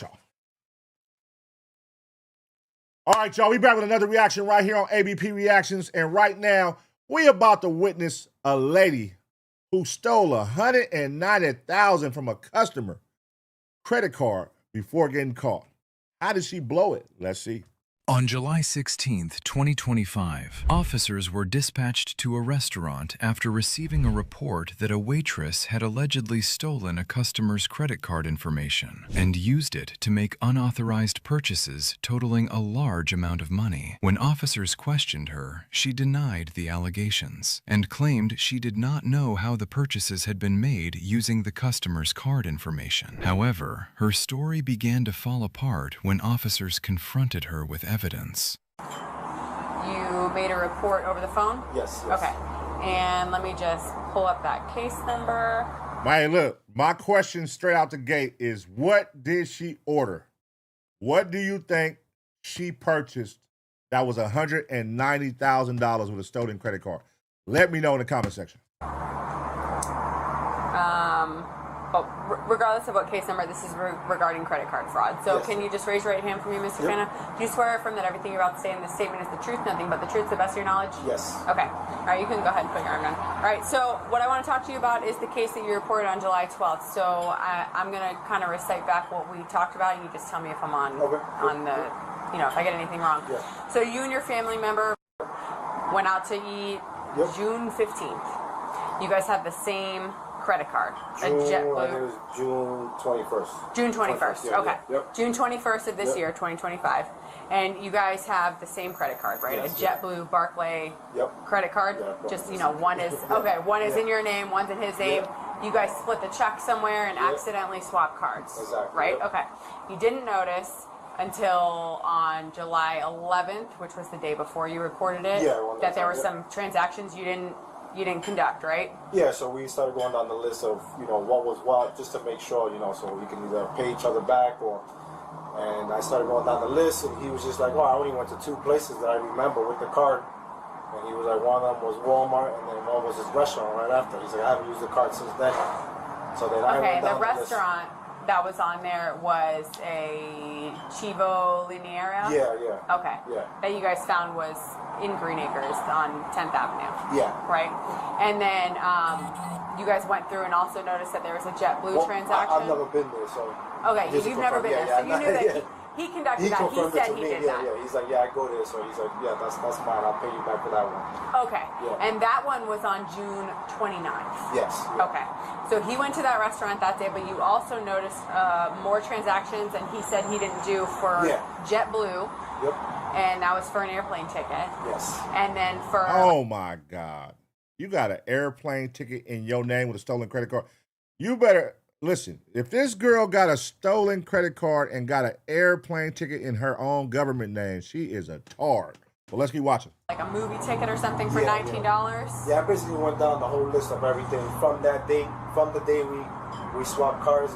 I went all the way up and seen all the transactions. Okay. And we kind of just talked about which ones he did and which ones were not him. So you and your wife were able to, using the e-ticket number, which was on your bank statement, you were able to look up that flight that was booked, I put right? it in, and it just showed up the person's ticket, which gave me all the information on there. Okay, and then that person's ticket, because I'm looking at what you sent me now, it showed that your card was used As the last four. Yep. It was on July, I think it's like the first. July 1st, but that's the day it posted on your account. So, let me just see. So you sent me. Yeah, so they purchased the ticket, and then pretty much I just called in. Actually, the credit card company gave me the name. Oh, the credit card company gave you the name? I said, I'm trying to figure out these charges. I was like, I didn't purchase any ticket. I was like, can you see like what the ticket is for and if there's a name on it? And they're the ones that actually gave me the name. That's how I was able to. And then you guys were able to find it online. Yeah, so okay. With the name, we just put it into Instagram and Facebook, and then that name came up. And honestly, if it wasn't because the name. Oh my God, dog. Oh, hell no, man. What the fuck, man? Bro, people are so stupid. See, listen, being a criminal ain't for everybody, man. Like, you steal somebody's credit card, and then the first thing you go do is buy an airplane ticket in your own name to where they can trace it back to you. And then you use the card some more. Now they can get your name. They're going to find out who you are and then put it all together where, okay, this is the girl that worked at the restaurant I was at. Stupid. Idiot. God. On there had the name of the restaurant, but I wouldn't have put it together because I was like. So, but the JetBlue ticket you guys found from the ticket that was on your Yeah, it was on from bank the statement. Yes, yes. Yeah, so that was an e-ticket number. Yes. And that pulled up with a traveler, Mrs. on her booking, right? And then you said then later on you contacted the credit card company. Yes. Okay. So you disputed that, right? Yeah, that's it. I already got a new card. Okay, you already got a new card and you're waiting for the statement. Yeah, I'm waiting for the billing cycle to end so I can see like all the details and everything on there. It's closed on the 19th, So then you took this name and you guys looked it up on Instagram, right? Yeah. And on this name's Instagram profile, it said that the name of that restaurant that your family member went to, right? That Mr. Socio went to, the Chivo Loriana. I don't know how to say it. I don't know either. Okay. All right. So you found that, and you were like, "Wow, these are connected," and that's when you contacted law enforcement, right? Yep. Okay. And I just want to confirm that you do not know this person, Miss Lorena Amalia Perez Martinez. Yeah. And they did not book his ticket. And I did ask too when I was calling the credit card. The only reason those two stuck out the most was because they were both entered manually. They were entered manually? Is that what your credit card company said? Yeah, they said. Okay, like they weren't swiped or tapped. Someone entered the cards manually? So she was like, these two were entered manually out of all the other transactions. I had one more transaction on there, and that was something that comes out automatically. So I told them that one, that's me, because I have my card set up for automatic. But these other ones, I don't know what it was. Okay. And those were only two that she was like, yeah, these two are entered manually. So okay. the reason they're red like a red flag. I was like, I never use that number. Did you give that name to Mr. Socia? The Instagram? Did you show it to him? Did you say like, hey, do you recognize this girl? Yeah. What did he say? He said he doesn't know. He said it was his first time there. It's his wife's like third time there. So she's the one that actually recommended the spot. So. The wife is in on it, cuz. The wife is in on it. She's a suspect. I messaged her. Okay, so he wasn't she's been sure. there before, and this was his first time over there. So he's like, I don't know nobody. He's like, I don't know anybody over here. So. All right, and I do just want to confirm that you do want to prosecute, right? Yes. Okay. All right, is there anything else that you want to add to the statement? That's it. Okay. That's it. As of right now, I just know those two charges, but I don't know if anything else is posting or pending, but it shouldn't because I canceled the card. Yeah. You notice it and then disputed, cancel the card, got a new card. Okay. All right, that will conclude this statement. Just raise your right hand one more time. Do you swear or affirm that everything you said in this statement is the truth, nothing but the truth, to the best of your knowledge? Yes. Okay, and that'll conclude the statement at 14:43 hours. I'm Detective O'Connor, ID 37164. This is Deputy Cruz, ID 9090. And you speak a little bit of English? Yes, a little bit understand, but they speak in the fluent Spanish. Oh, what the hell? I thought that was a sister, man. Shout out to my brown people, baby. She look like a sister like a motherfucker. Oh, shit. Yes. Okay. All right, so what if she lying, though? What if she's lying? What if she could speak perfectly fine, but she's using her half side. Going to have my partner here read you Miranda in Spanish so that you understand, okay? Oh, I don't have a Spanish one. Oh, you're good. Okay. What is your first and last name? ¿Cuál es su primer nombre y apellido? Lorena. Okay, so the receipt that I had you looking up. El recibo que ella le hizo que usted mirara. From June 29th? De junio 29. With that customer for... Con ese cliente por la cantidad. De 77. Okay, did you conduct that transaction? Deny. ¿Usted hizo esa transacción? Sí, so you're working here. Yeah, but you were his server? ¿Usted fue la mesera de él? Claro, pero no recuerdo lo que pasa. But she doesn't remember. Okay, so this was the customer. Was this the customer? ¿Ese era el cliente? Nope, that ain't him. I don't know what you're talking about. So just so I know how things work, when you're a waitress, right? Waitress. Usted es mesera, ¿verdad? So when you have a customer and they pay you, do you swipe the card? Usted es la mesera. Cuando le pagan a usted pasa la tarjeta? Sí. Oh, yes. No. Nosotros no. Ellos. They do. They swipe the card. No. She says the waitress will hold the terminal and the customer will swipe the card. Okay, I have to pay. Pay the customer is the punch the card. The card. Yes. Okay, so the customer. So you don't ever walk away with the credit card. Usted nunca se va con la tarjeta en la mano. No, ellos ponen la tarjeta. Okay. No, they put the card in there. Okay. So then how did you use that credit card? Hold on, man. Hold on. How the fuck wait, so you gotta go get a translator when you're taking people orders too? Because she don't understand English right here. So the nigga who just reported you, his partner, is he Spanish too? Because she don't understand a lick of English, but she the waitress. Make this make sense. So if I come in there to order, you ain't gonna understand nothing I'm saying at all whatsoever. That's crazy. And then I'm finna give you my card? That's crazy too. To book a flight to Santo Domingo. Entonces, ¿cómo fue que usted utilizó esa tarjeta para comprar un ticket, un vuelo a Santo Domingo? No, yo no utilicé. For July 20th. No, I haven't do that. Para julio 20. Is it her name? Esa tarjeta porque ni reconozco la persona. No, I haven't used that card because I don't even recognize the person. It's not about you recognizing the person. There is a flight booked to Santo Domingo. No remember. You don't remember? No se acuerda. Okay. No es que yo ni me acuerdo del señor. No se acuerda porque hay el ticket para el vuelo. So my question was, so you don't remember anything about this flight? She says, no. And I said, so who bought the ticket? I don't know. But your mom is in Santo Domingo right now, right? Yes. Oh, hell no, man. What the fuck, man? Busted. Yo, mama live in Santo Domingo and this flight on this stolen credit card. The flight that was booked is going to Santo Domingo. My nigga, listen, Santo Domingo is not somewhere everybody just goes when they steal a fucking credit card. You are busted. Sí, ella está de vacaciones. Okay, so you're supposed to go see your mom, right?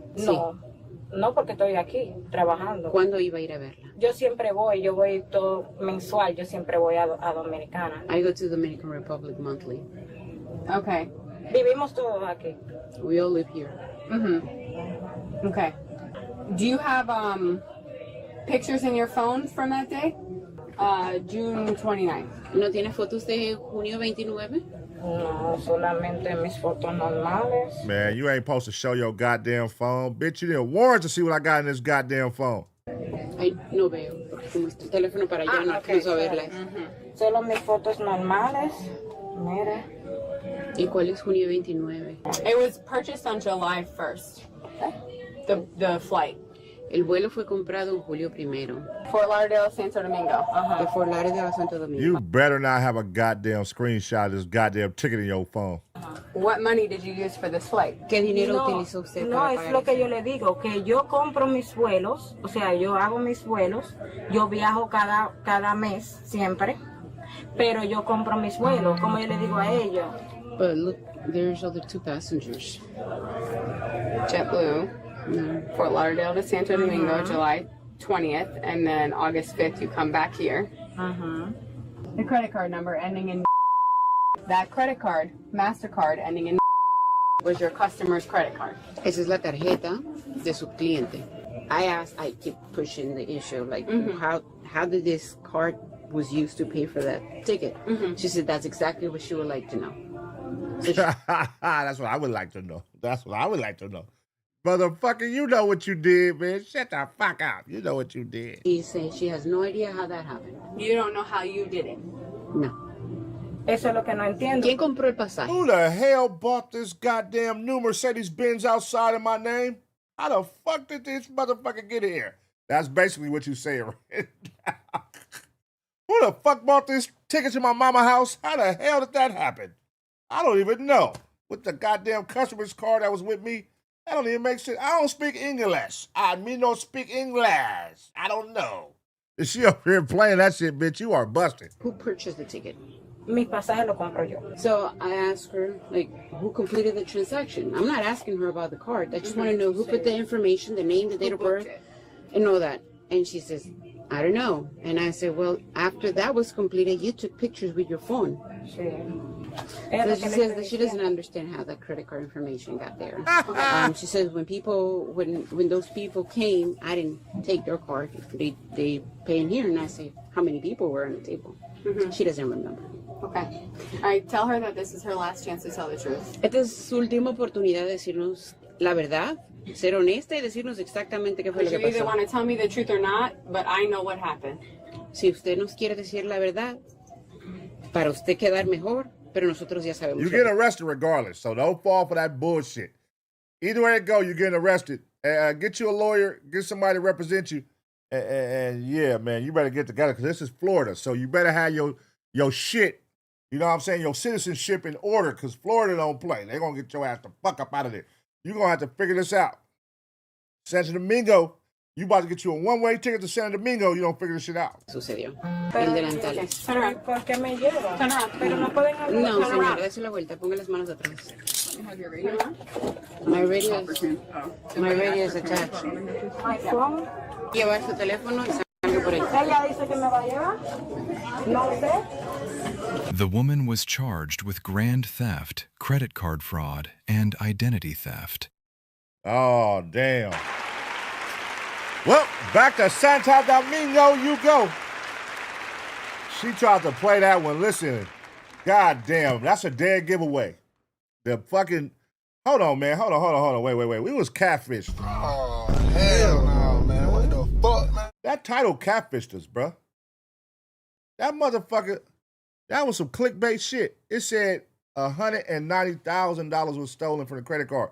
All they talked about on here was a goddamn flight to Santo Domingo. They played us, man. Man, that's some bullshit, man. God damn it. Anyways, listen.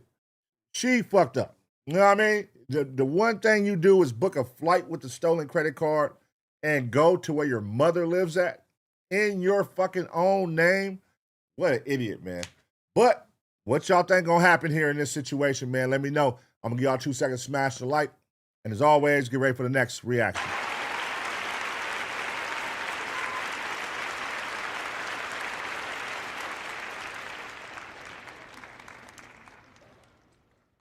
They played us, man. They played us straight clickbait, man. Straight clickbait.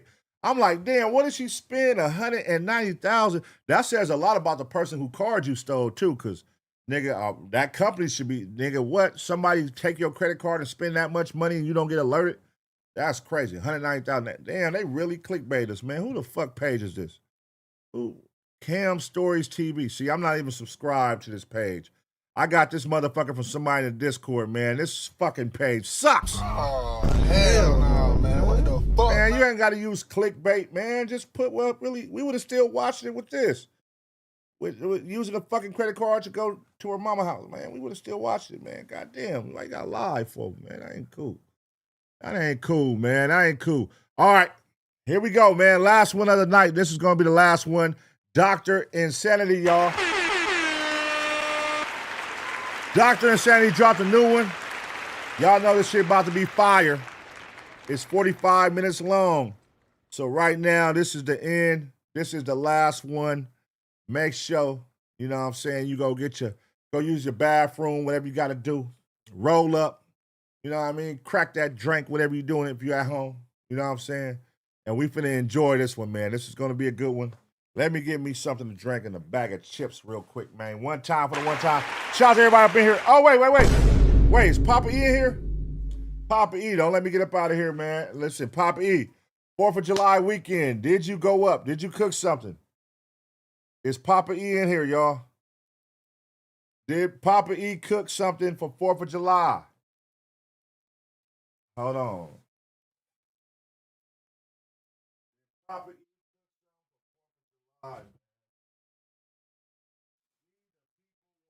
No.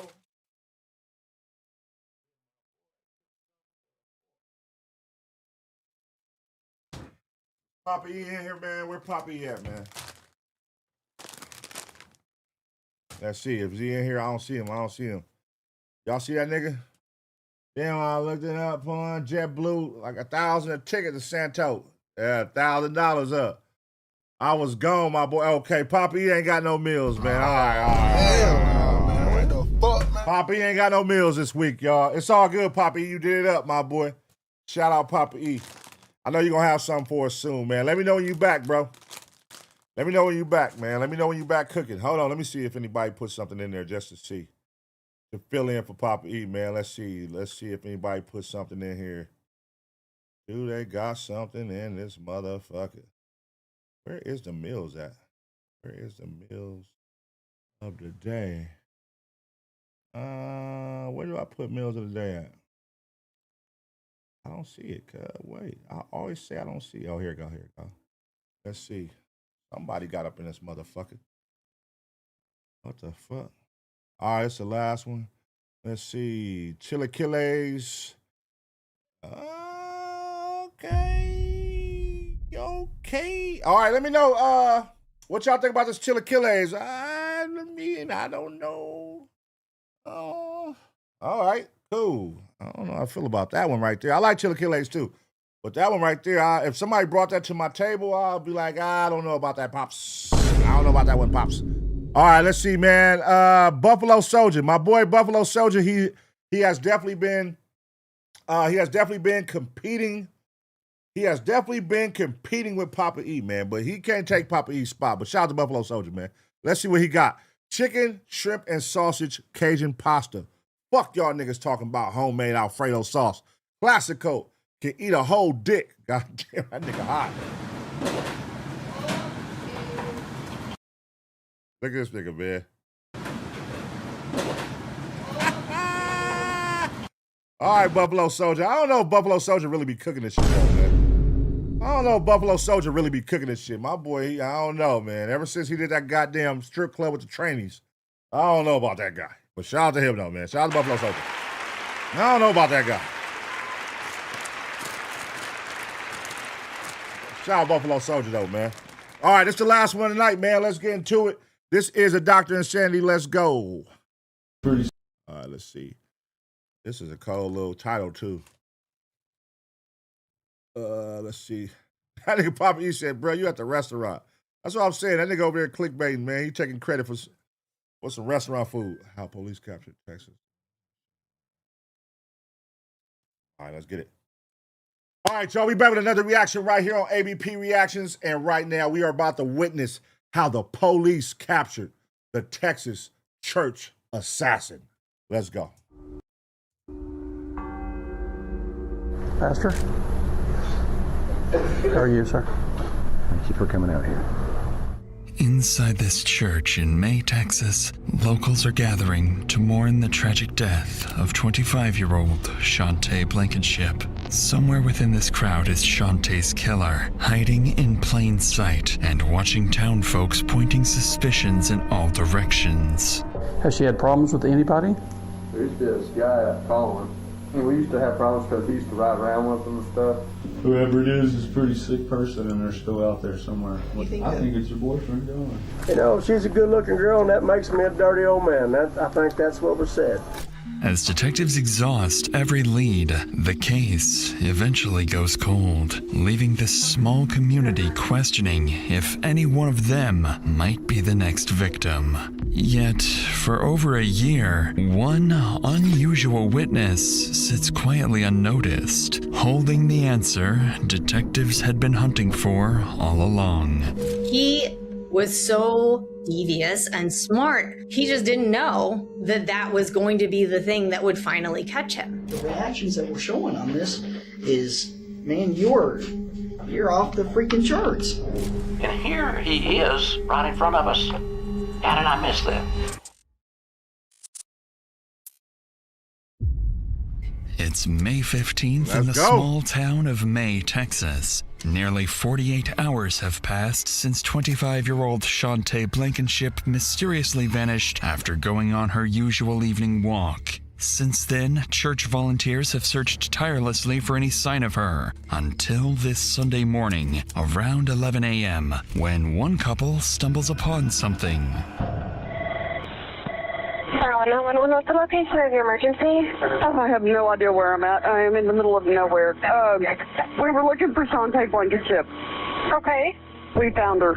Okay. It's okay.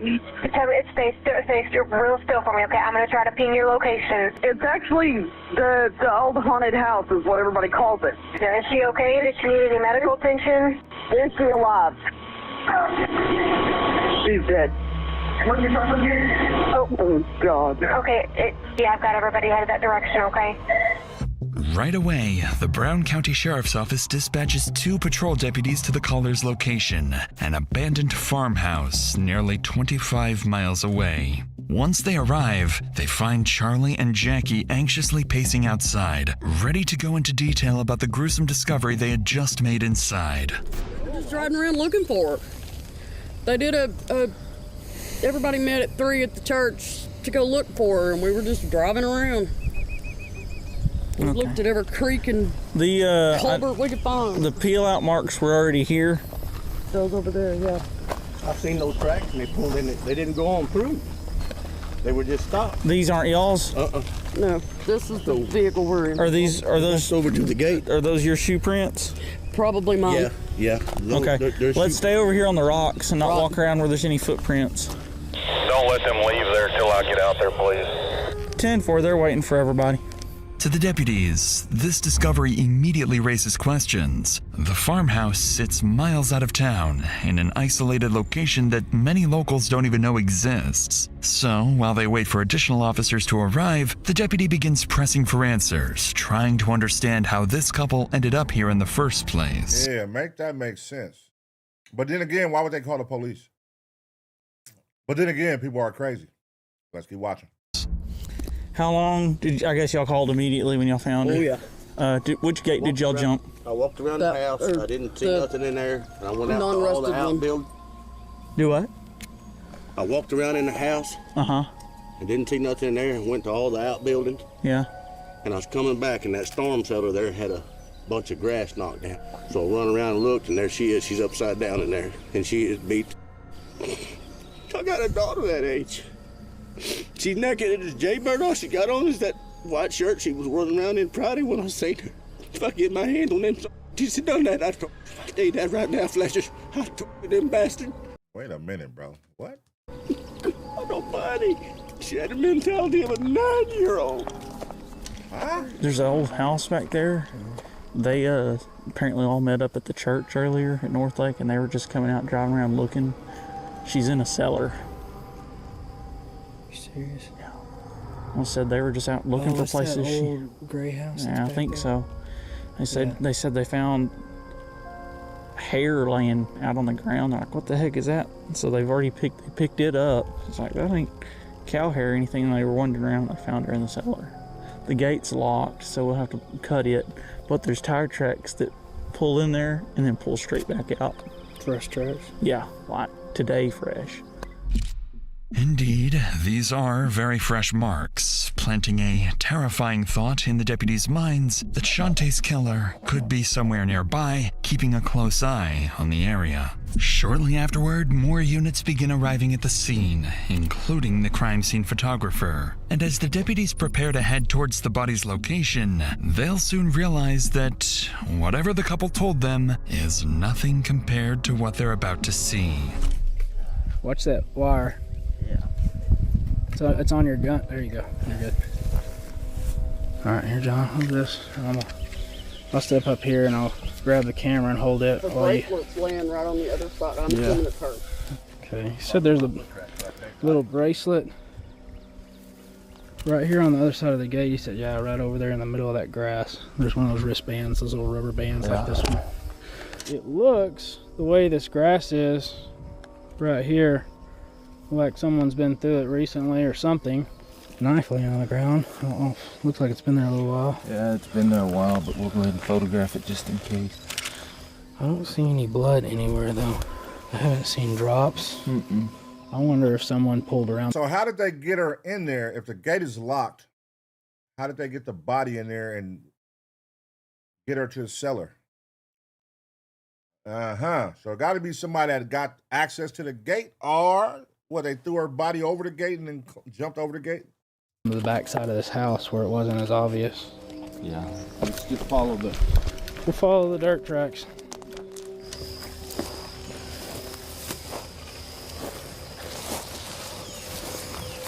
The grass disturbed. She doesn't have any pants on. Oh my goodness. Yeah. Okay, let me get video here. I want to say he said he pulled this metal back. We need to find out. I mean, because you can see where there's a path right through here. Man, this grass is still thick. There's not going to be any prints. This metal right here, we'll need to process probably, or I would say. Here's another pink band right here, John. Oh, yeah. It's a legit homicide, it looks like. There's blood all on that rock right there. Once all your guys get out here, I'm sure they'll want to go through this building and make sure that there's not something inside here either. Yeah. On the ground, halfway inside the cellar, lies Shantae's deceased and partially clothed body, beaten so severely that she is almost unrecognizable. Beside her is a broken lawnmower blade stained with blood. Its condition and placement leave investigators with little doubt A lawnmower blade. that they're looking at the murder weapon. All of it, the secluded location, the sheer brutality of the attack, and the way Shantae's body is positioned leave deputies wondering just what kind of a deranged person could have done this. Following this, Shantae's body is taken away for autopsy while officers clear the abandoned house. Inside, they find trash, empty alcohol bottles, and decay, but no blood or signs of a struggle. The next step for investigators is to speak with the remaining search volunteers, so they release the couple who found the body, instructing them not to tell anyone about the discovery to avoid alerting the killer. But that's easier said than done, because for Brown County, discoveries like this carry a familiar weight, as the area has been no stranger to tragedy. In 1989, 13-year-old Amanda Goodman was abducted while walking home from school and murdered. What the hell's going on in Brownwood, Texas? 7 years later, in 1996, 30-year-old Juan Laurels was found shot to death beside his burning car. Decades later, both cases remain unsolved. And even more recently, police recovered the remains of 2 missing residents in remote areas of Brown County. So while investigators hope to keep details of Shantae's murder from spreading, in a town this small, news travels extremely fast. God damn, 186? That's it? What the fuck? And investigators are about to learn that the hard way. 186 people?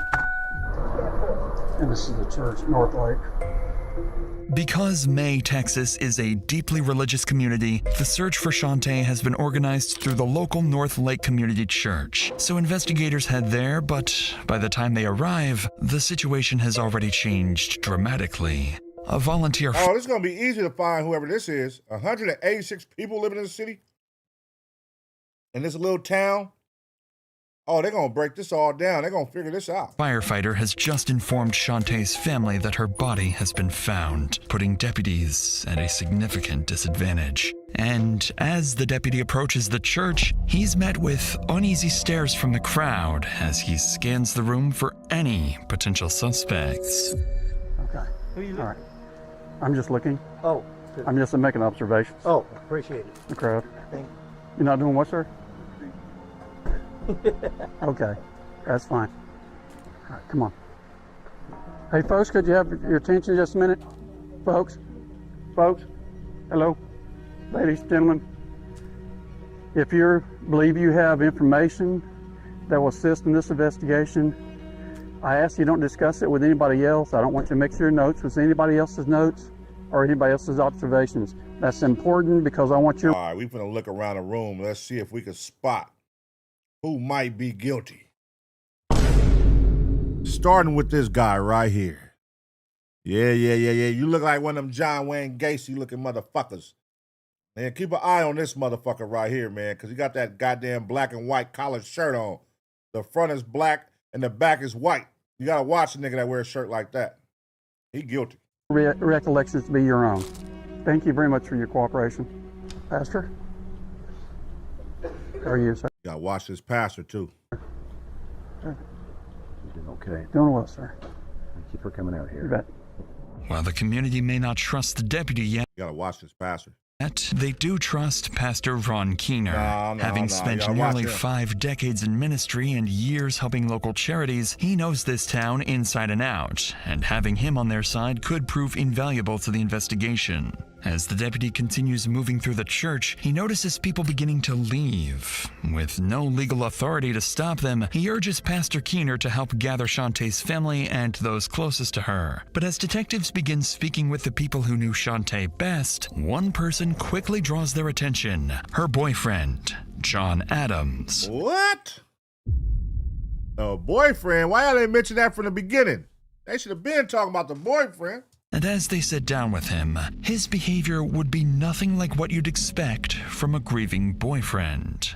But before we get to that, it's worth noting that covering stories like this, you realize just how much people are forced to carry. Fear, trauma. Hold on, let's fast forward this. They should have been talking about the boyfriend. What the fuck? That's suspect number 1.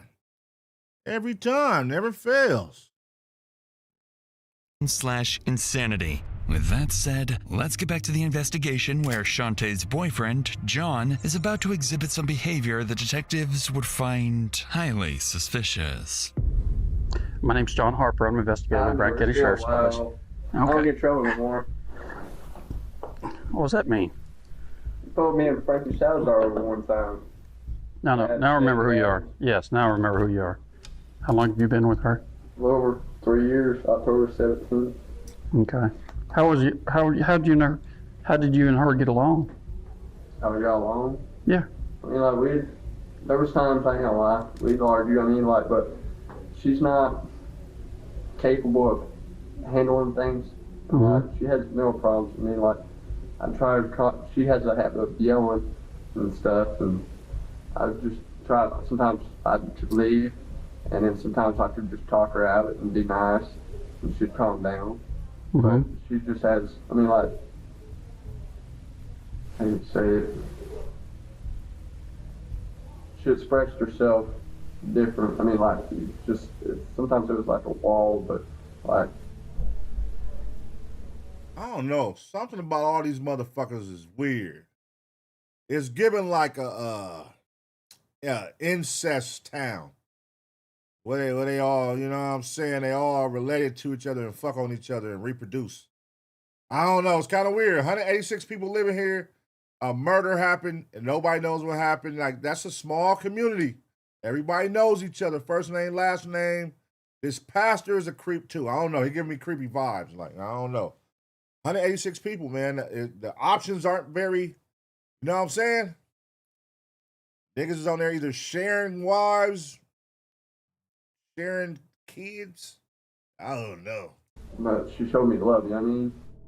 Despite just learning that Shantae has been found dead, John doesn't ask a single question about what happened to her that night, leaving detectives to wonder if he somehow already knows. At this stage, deputies are looking for anyone who may have had a reason to harm Shantae, and without hesitation, John would point investigators towards another man, someone who had just slipped out of the church the moment the deputy arrived. Anything else you can... Has she had problems with anybody? There used to be this guy, or this guy, Colin. Guy where? Colin. Hold on. I gotta move so y'all can see the picture. Look at this nigga. Look at this nigga, man. This guy, Colin. Guy where? Look at Colin Smith, bruh. Guilty. This nigga's guilty as fuck. Look at this goofy. Yeah. What about Colin Smith? Well, I mean, we used to have problems because she used to ride around with him and stuff, and he used to just do stupid stuff, and he like ride around drunk, stuff like that, and I didn't like that, and he like, I should hang around and stuff, but she pretty much, me and him got into it one time because he came out to the house, and she was drunk there, all drunk. I'm off of work. I mean, I'm like, what the hell? And me and her stepdad were out there and straightened out, and I never heard much out. He pretty much turned his nose and let it be. Okay. And then I've heard off mom, she goes over there, I mean, but it's just something I can't really get myself upset about, and I mean, but I'm that foolish over. As John's interview comes to an end, deputies still aren't sure what to make of him. Although he agreed to speak with them voluntarily and remains cooperative, detectives find his behavior oddly unconcerned. For now, John points investigators towards the only possible suspect he can think of, Colin Smith, a man deputies soon learn is no longer at the church. And as the church empties and the night comes to an end, detectives decide to wrap up the interviews and continue the investigation at first light. But when the community finally learns who the killer really is, they would be left speechless that the pastor! The pastor! Someone they thought they could trust was capable of such evil. I mean, we've got hers been brutally murdered, and here he is right in front of us. How did I miss that? The next morning, just as deputies prepare to head back into town, they receive a major update from the forensic team. The initial autopsy results are in. Shantae's cause of death is determined to be blunt force trauma to the head and neck. Her injuries are consistent with the broken lawnmower blade found at the scene. She has no defensive wounds, while bruising on her arms suggests she had been dragged by the elbows. But investigators uncover something even more disturbing. Wait, so she was dragged. Did they see any drag marks? That's what I was saying. So they didn't open the gate. Because nobody got the key to the gate. It got to be somebody with the key to the gate, or they would have saw drag marks. That's why I was asking, like, they would have to throw her body over the gate and drag her or something. Or pick her up or something. But they said they didn't see no blood either. But she didn't have no marks on her body. Okay, what the fuck? So the nigga just beat the shit out of her. Just beat her face in.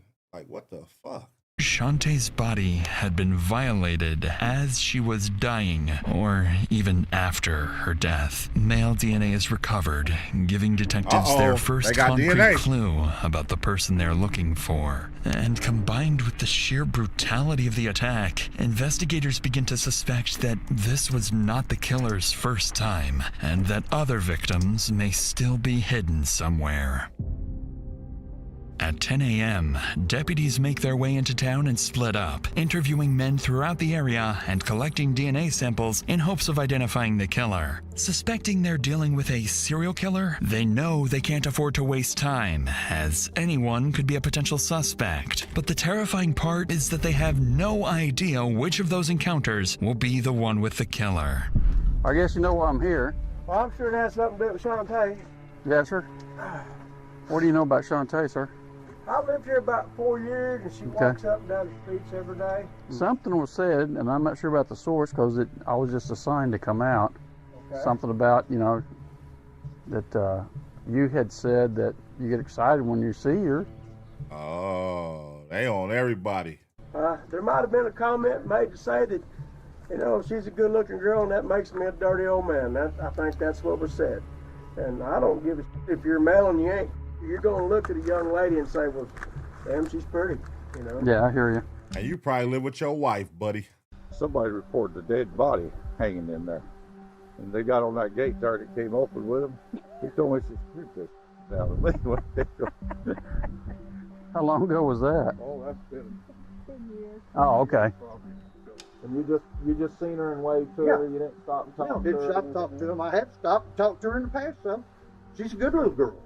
You know, there's boys that would, you know, want to be with her, and John said that he was her boyfriend. She'd say Colin was her boyfriend. You never know. Oh, she was a bop.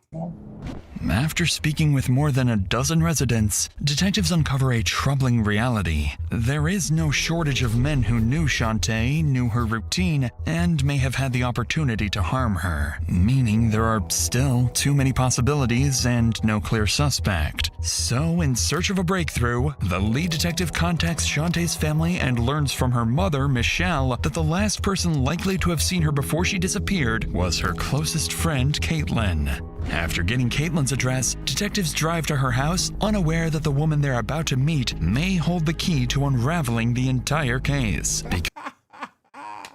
This is crazy because they act like, bruh, listen, y'all only going like a couple blocks. Look how everybody live with each other and shit. They all live with together, bruh. Somebody gotta fucking know what happened. Because no one in this house knows Shantae better than she does, or the three strange men who had recently entered her life. Caitlin, we're just trying to get as much information on this as we can. Will you just kind of tell me about Friday? What was she talking about? She was talking to me about a whole bunch of different stuff. One thing that really got me was she told me her and Colin got back together. Her and her boyfriend John talked about how they broke up because she didn't like him. And then said that actually... There goes motive right there. There goes motive. She got back with the Colin nigga, and this nigga's mad. Colin told her to meet him in the shed behind his house that night. Sorry. It's okay. Take your time. And then this guy, he drove by us in Bronco. It's white and red. You know, when you see somebody you think is really creepy, you kind of get this. He looked kind of creepy, and he waved at her, and she was like, yeah, that's so-and-so. He really tripped me out.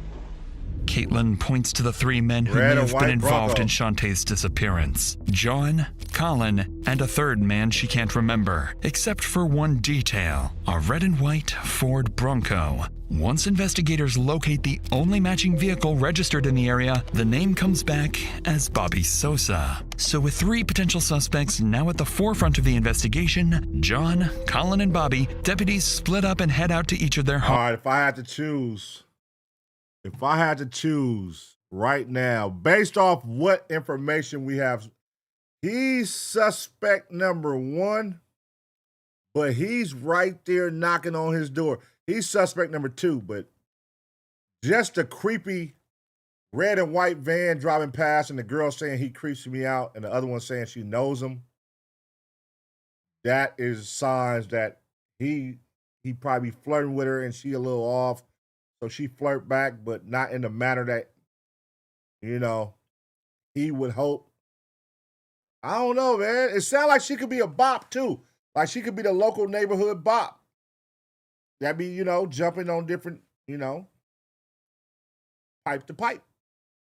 Let's keep watching. Homes. The first team makes their way to Bobby's property, and when officers arrive, they're immediately struck by something unusual. A strong odor coming from inside the trailer. Just follow up on everything.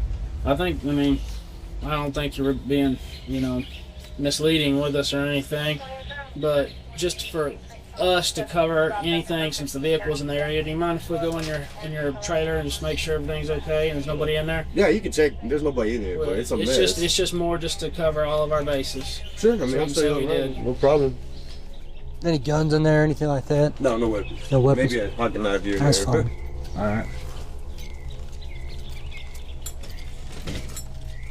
How long you lived out here, man? Like you said, man, even a month. Oh, yeah? It's a mess. That's fine, man. Sure, we've been in worse. I don't know. Not unless you got a water around here. You what? Oh, we got plenty of those. Also, he's new to the town too. He's a new guy. Man, hoarders. Oh yeah. Yeah, that freezer looks like it works good, man. Runs on propane. Do what? It runs on propane. Really? Yeah, as long as we're here real quick, your storage unit shed right here. Is that cool? Appreciate it, man.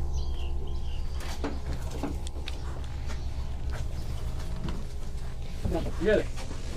You don't have a dog, do you? No. That smell? Yeah. Coming from the RV and it's on my tanks. Oh, is that what that is? Yeah, I gotta use that little thing there because I'm out of gas. Go haul it to that place down the street. Oh, really? You gotta dump it in that and then haul it down there? Yes, sir. Oh, that's a pain. I'm sorry about the smell. I'm trying to get everything good. You're good, man. Despite the strong odor on the property, which Bobby claims is gasoline, officers fail to find anything that connects him to Shantae's murder. And while officers continue questioning Bobby, another team makes its way to Colin's house. All right, it's not Bobby, y'all. I'm gonna say it's not Bobby. I thought he was gonna be a creepy dude. He don't seem like he a creepy dude though. Yeah, I don't know. At first, they're prepared to treat him like any other potential witness, but Colin's behavior and his refusal to cooperate would soon shoot him to the top of the suspect list. How you doing, sir? What's your name? Colin. You mind if you want to ride with me up to the SO and that? Yeah, and I'll bring you back. I gotta do it. Okay, you don't want to go with me? I mean, it's ridiculous that I'm even being looked at. She's got a boyfriend or a husband, John Adams. Mm-hmm. She's like infatuated with me. She'll just walk up and down. Did y'all have any type of physical relationship at all?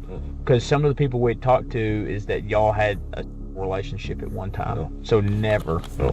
Okay. What kind of relationship did she and the boyfriend have? He'd always pick her up and tell her to go get her home, and he treated her like a dog. And there's a lot of people that are kind of looking at him. I mean, it's... Yeah, well, he's one of the people I'm gonna have to interview. Yeah. Are you working anywhere right now? I do lawn mowing out here. Okay. According to Colin, he never had any kind of relationship with Shantae. He lying, man. Did y'all get his DNA yet? But detectives aren't buying it. And when the conversation turns to his job, Colin reveals he works in lawn care, giving him access to the same type of weapon detectives believe was used to murder Shantae. But seeing how defensive Colin is becoming, detectives decide to leave, asking him to come to the station the following day to provide a DNA sample and answer a few more questions. So now, with 3 key figures firmly on the investigators' radar, detectives back at the station begin taking a closer look at each of them, and what they uncover is peculiar, to say. I'm putting Colin at number 2. John is still at number 1, though. But Bobby dropped down number 3. The least. John has prior burglary and assault charges and withheld critical details about his relationship with Shantae. Bobby has a previous assault charge against a woman and was known to spend time near the area where Shantae's body was found. All right, I'm putting him at number 1. Bobby, you just elevated to number 1 that fast, bro. What? So you known for beating on women and being in the area where the body was? And Colin, while having no known criminal history, has long been the subject of rumors about his violent temper. And this is when detectives realize that any one of these men could be Shantae's killer, but figuring out which one will prove far more difficult than they expected. As the day comes to an end, rumors begin spreading throughout the community, and neighbors start keeping a watchful eye on one another. And with Shantae's funeral set for the following day, detectives will be doing the same, watching the crowd for a killer hiding in plain sight. I've always had this different part of me. It just wants nothing but destruction. I'll just rewind it back. Hold on, y'all. My son down here. Hold on. You want to say what's up to y'all? You want to say what's up, man? Say what's up. Yes, sir. My boy hurt his finger, man. He had to go to the doctor today. Hurt his finger out there playing sports. It be like that, man. You feel me? But yeah, man. Shout out. Gloves in the chat one time. What's going on? Getting right. All right, for sure. Getting right, getting tight. Yep, I'll be up there. We'll be done in about 25 minutes. All right, anything you want to say before you get about it?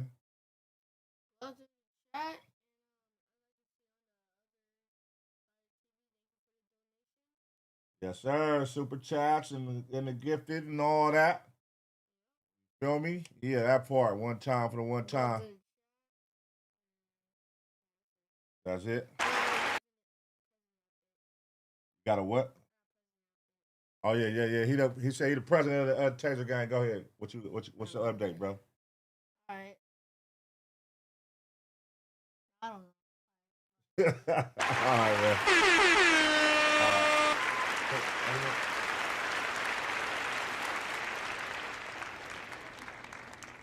All right. Let's get back to it, man. Let's get back to it. Let's see. Boom. Let me back it up like 10 seconds, 15 seconds. No, like 20 seconds because I was.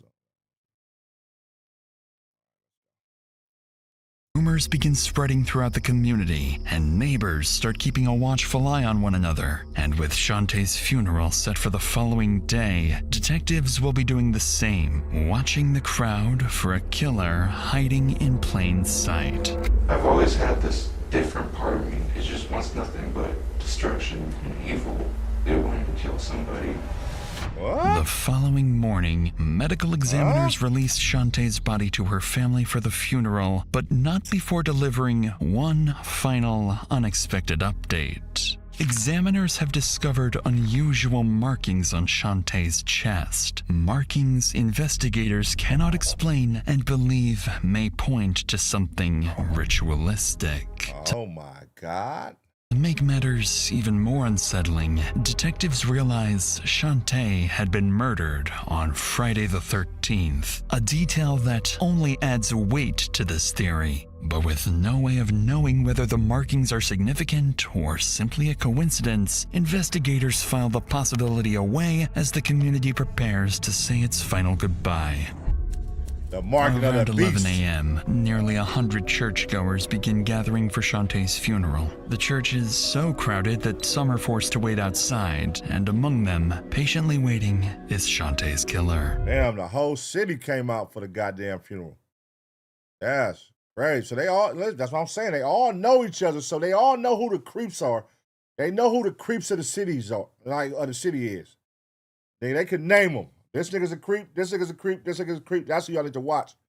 But then you got the old freaky creeps, the perverts. You gotta watch them too. Inside, Pastor Keener leads the service as the family and friends pay their final respects. The ceremony lasts for hours, though a handful of attendees quietly slip away before it ends, including the man responsible for Shantae's death. A short time... Wait a minute, was that Ronald Reagan, cuh? For hours, though a handful of attendees quietly slip away before it ends, including the man responsible for Shantae. Wait a minute, is this who it is? I know they are saying it's this old nigga. That nigga Ronald Reagan. He done killed this motherfucking girl. Shantae's death. A short time later, Shantae's coffin is carried to Pleasant Valley Cemetery, where she's finally laid to rest, and despite all their best efforts, police fail to recognize the killer. Hold on, man. 20 gifted. Shout out TJ, whatever. Hold on. TJ Floyd Jr. for the 20 gifted. All right, come on, man. Shout out TJ Floyd, man. Appreciate you, man, for the 20 gifted. Shout out to everybody on the green side. Come on over. Enjoy yourself. My boy came through with the 20 banger. Shout out to you, man. Appreciate you, TJ Floyd. Let's get back to it. The man responsible for Shantae's death. A short time later, Shantae's coffin is carried to Pleasant Valley Cemetery, where she's finally laid to rest, and despite all their best efforts, police fail to recognize the killer. With the funeral over, detectives turn their attention back to the investigation. They call all 3 key suspects and ask them to come to the station for questioning. Around 4 p.m., Bobby and John are first to arrive at the station, handing over their phones to be searched for potential evidence. And as detectives sit down with both men, it quickly becomes clear that they both have some explaining to do. Of course, I guess they told you when they downloaded the phone, they get everything. They get pictures, they get text messages, they get phone calls, all that stuff. Right. Do you delete your text messages? Yeah. But I was like long places and they were on my phone up there. No, that's not what these text messages that you deleted. And you know what I'm talking about because you even told somebody, hey, my phone's clean. What are you worried about DNA so bad about? I'm not worried about it. I just don't like needles. I don't like child things like that. Well, she was like, I don't know why you're so worried about giving DNA. What do you mean? She said you were texting her and asked her, well, they want my DNA. Why did they want my DNA? Sure, that's what I heard. That's what the text message just said. That's strange. That's why I'm asking. All right, this is interesting, man, because now this could be any of these niggas, because they all creeps. I just don't want that popped up. It's not all the time thing. I mean, like, I just might go to a friend or something like that. I don't care. I don't care if you smoke. I don't care if you smell. I don't care. Well, I don't care about that. I'm thinking about what we got going on right now, and then we find your phone, and you knew we were fixing to look at everything, and then we find the message going, or because they can tell what's been deleted and what hadn't been deleted, and then they look and they like deleted. If you did have something to do with this, you need to let me know now. I would have told you day one. Okay, if I would have been around anything serious like that, or knew anything, or anybody, I would be. Or knew anybody that had anything to do with it, or anything. Because if I had anything to help out, I have nieces out there, I have my sister up there. Until we figure out who this person is, I mean, everything's kind of like you said, kind of on a lockdown because everybody's scared to death right now. Yeah. Shantae told one of the girls that she was walking with that night that she was supposed to be coming back to meet Colin Smith. Yeah, that's what we've heard. Would that make you jealous if she's going to go over there and meet with Colin? Yeah, it made me jealous, but agitated, but it was still considered in a way that I can't do anything about it. I mean, so it wouldn't make you mad if she was hooking up with somebody else? It wouldn't make you mad? It would, but not to stand this far away. Murdering her, I mean. This setup is crazy because you don't know which one it is, man. Like right now, they all seem like they could be it. I'll never do that, Federal. I don't really have much family around here. My dad's in a nursing home. Sister's in Dallas. Well, that would make it even worse, though, because the one person that you care about, if she's sleeping around with somebody else, that would, now the only connection you got out here. Yeah. I'll just move on. Nah, he's still he's number one, suspect number one, him right here. Upon speaking with both men, detectives notice they appear more nervous than before. That said, they also know both have prior run-ins with law enforcement and could simply be wary of being wrongly targeted. But one detail stands out. Only John appears to have deleted messages from his phone. By the end of both interrogations, only circumstantial evidence remains, so detectives release the men while instructing them to provide DNA samples. Deleted messages to who, though? Did he delete messages from the girl? Or deleted messages to who? Shortly afterwards, Colin arrives at the station, and this time, things would take a very different turn. Feeling as though he may be their strongest suspect yet, investigators immediately ask him to take a polygraph test. And as they sit down with him, it doesn't take long before Colin admits he hasn't been entirely honest with them.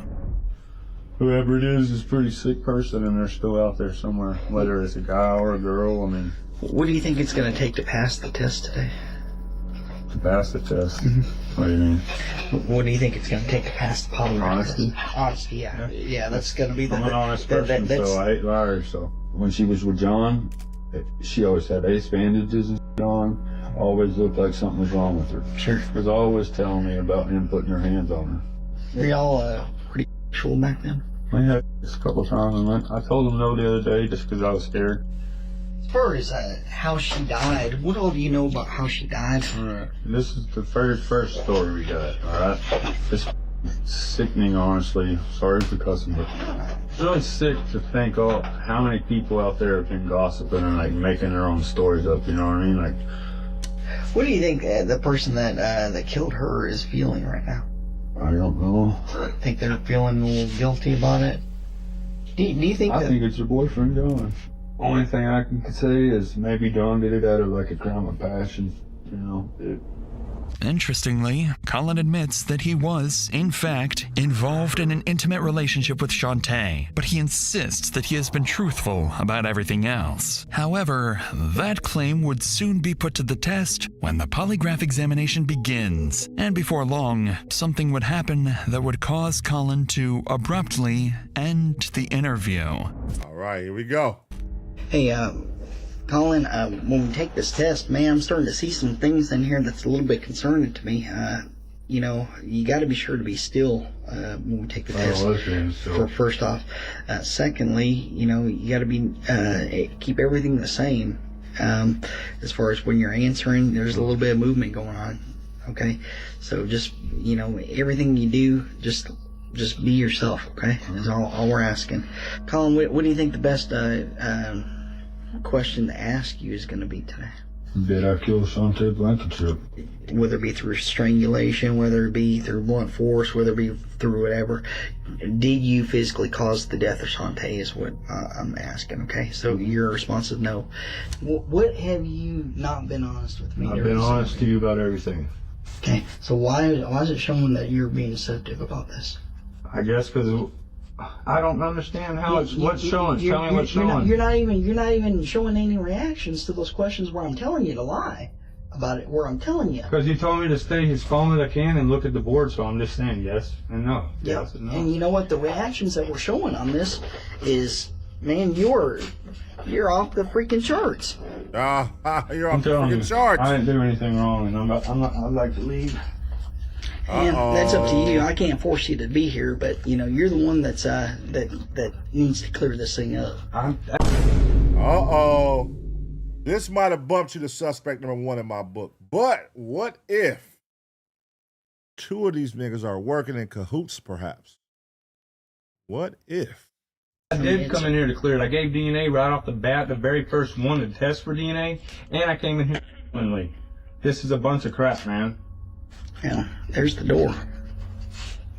I did what I was supposed to do. I was 100% cooperative. As Colin walks out of the room, detectives begin to believe they may have found their killer. Because while Colin had been adamant that he had nothing to do with Shantae's death, his polygraph results appear to tell a very different story. His elevated emotional responses, reflected in changes to his breathing, heart rate, blood pressure, and perspiration, suggest he may not have been entirely truthful when answering questions about Shantae's death. That said, polygraph results aren't foolproof and aren't admissible in court as proof of guilt. DNA, however, is a very different story, and with DNA samples now collected from John, Colin, and Bobby, detectives believe the answer to who killed Shantae must lie with one of them. The samples are sent to the Tarrant County Medical Examiner's Laboratory in Fort Worth, more than 100 miles away. And while detectives and... All right, right now, based off the 3, which of the 3 do you think it is? Which of the 3 guys do you think it is? Let's watch. Entire community wait for answers, the killer remains free to roam the streets. A month passes, and the DNA results finally arrive. But when the DNA profile is entered to the National DNA Database, there are no matches. No match to John, Colin, or Bobby, and no matches to any known offenders in the area. Wow. What a fucking plot twist. Wait a minute. So who could it be? If it's none of those 3, who could it be? Oh, man. Damn. It got to be somebody they already talked to and that they already showed us in the beginning.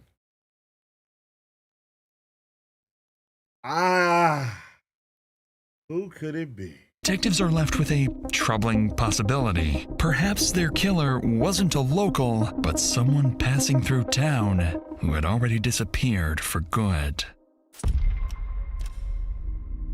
More than a year into the investigation, in October 2017, another investigator who had worked on Shantae's case, Carlisle Gover, would make an incredible discovery. While watching a true crime show, Gover learns about an emerging technology known as DNA phenotyping, a technique that had successfully solved another cold case by generating a snapshot prediction of what a person may look like using only their DNA.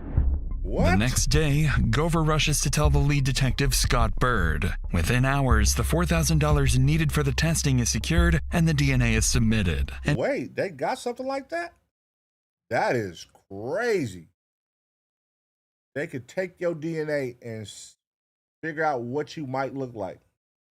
Damn. As the image slowly begins to take shape, suspects would be eliminated one by one until the true killer turns out to be someone no one ever expected. Yeah, by the time that the Blankenship case came along, we had a couple of cases that had used the phenotyping information. Nigga, this is some groundbreaking shit. I didn't know they could do that. That is crazy. That is about to solve a shitload of cases.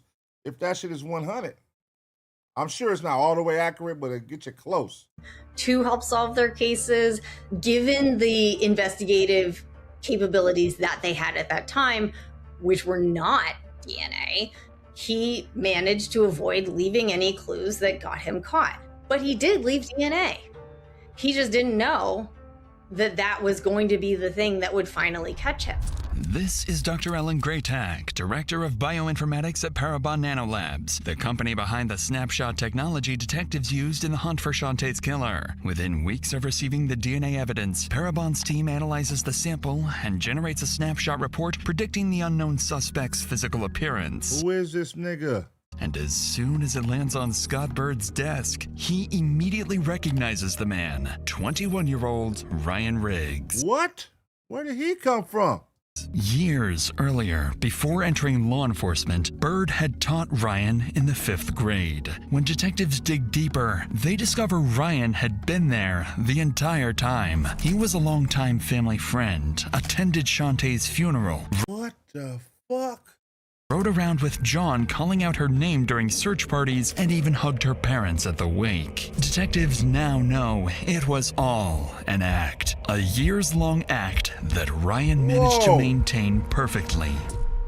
Whoa! On November 9th, officers head straight to his address, but instead, they're met by Ryan's parents, who reveal that he has already fled. Within hours of the image being released, Ryan manages to slip away, and once again, police are back at square one, until the following evening at a church service when Ryan decides to do something completely unexpected.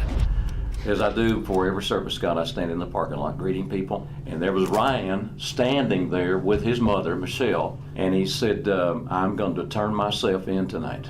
He said, I murdered her. And I said, at that point, I'm going to step out in the parking lot and call Sheriff Hill. We're going to take you to the law enforcement center. He said, yes, sir. I want to confess to them.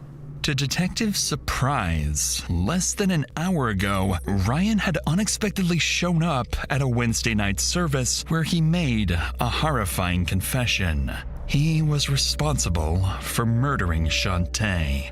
Not only that, he had just walked into the sheriff's office alongside Pastor Keener, saying he wants to turn himself in. Baffled by the situation, detectives bring Ryan into the interrogation room, and when they sit down with him, they let him speak, trying to determine whether this young man in front of them is truly the danger. Oh yeah, he a killer. Look at bro. That is a killer face if I ever seen one. That's a fucking stone cold serial killer. I wouldn't be surprised if it was more women. Killer they've been hunting for nearly 2 years. So this happened on Friday the 13th. Tell me about that day. How'd you start that day out? I don't remember how I started the day. It was just like an average day to me up until I did what I did.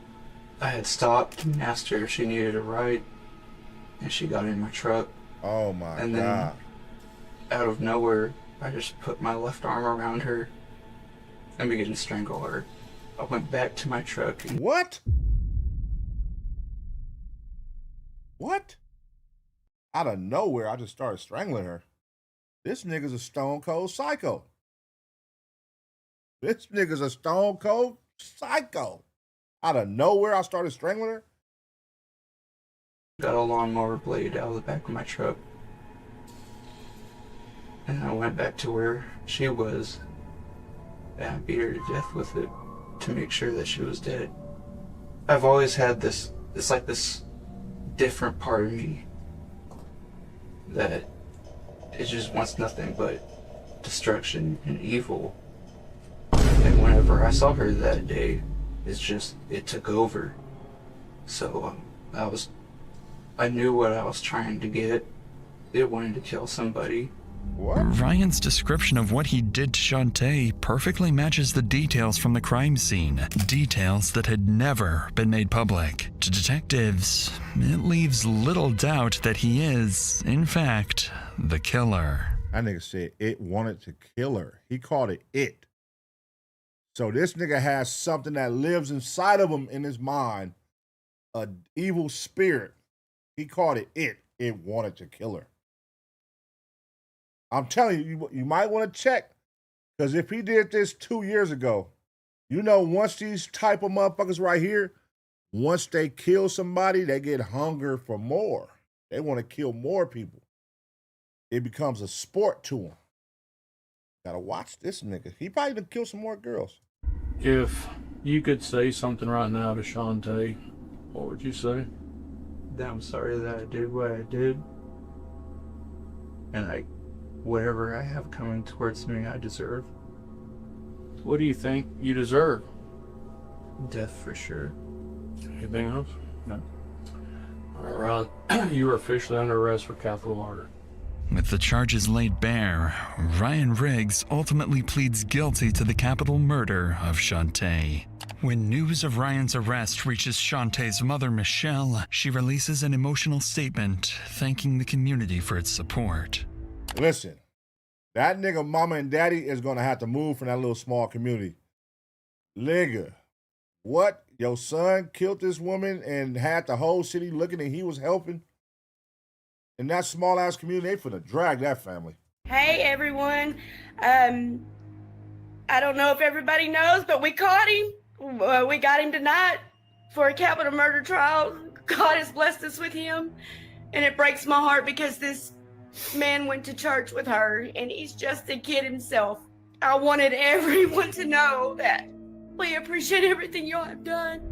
In 2019, Ryan is ultimately sentenced to life in prison without the possibility of parole. But even with Ryan behind bars, the abandoned property where Shantae was found continues to haunt the town. The site became infamously known as the Haunted House. People regularly jumped the fence to explore the property, reopening old wounds for Shantae's family. Eventually, in 2025, both the house and the storm shelter were demolished in an effort to finally bring peace to the community and allow it to move forward.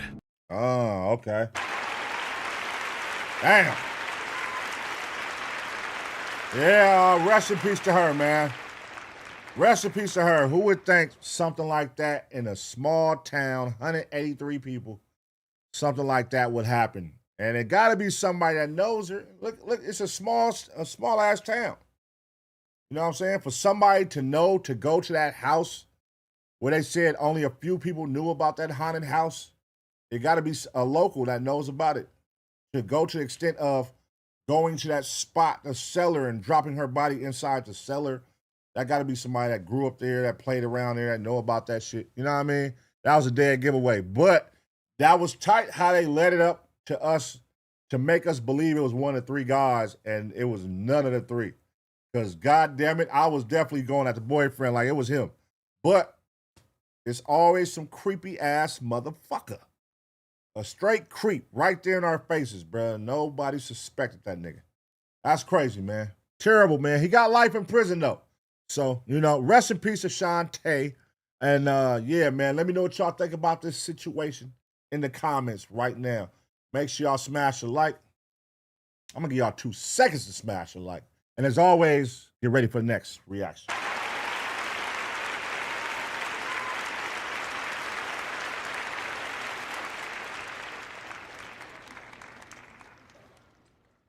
All right, man. There we have it. Hey, how many was that tonight? I ain't gonna lie. I felt like that was like 9, huh? Because we extended that the one with the little girl. I added an extra one on there. Let me see. 1, 2, 3, 4. And I added another one. 5, 6, 7, 8, 9. We did 9 reactions. All right. Damn. Didn't even feel like it. It didn't even feel like 9. Good. What the fuck? All right. Let me see, man. That's about it for me tonight, y'all. Let me see something real quick.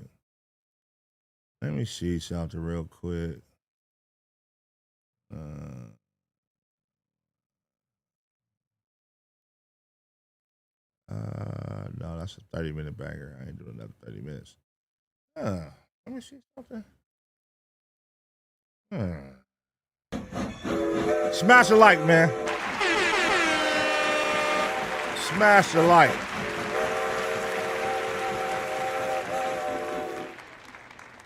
Smash the like. And I might stay on and watch one more. There's this one right here. Private videos revealed his secret life. The shocking murder of Pastor Brodes Perry.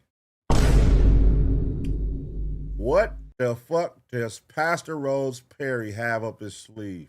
Let me see what the likes look like, man. If we got some likes, I'll stay on and do another one, man. Let's see what the likes. Hold on. Let me bring this on up real quick, man. What y'all got going over here? Y'all bullshit, I'm up off this matter of fact. But shout out to the Taser game, man. What are you doing? Shout out to the Taser game, man. Let me see what we got going here, man. Let's see what we got going here. Oh yeah. Let's get them likes up, man. Get them likes up. We need them likes up, and I'll stay and I'll do another 40-minute one. I want to see this one right here. But we got to get them likes up, man. Come on, man. Go ahead, take your time. Smash the like. Let's do one more, man. Smash the like. I'll do one more, man. Smash the like. I'll do one more.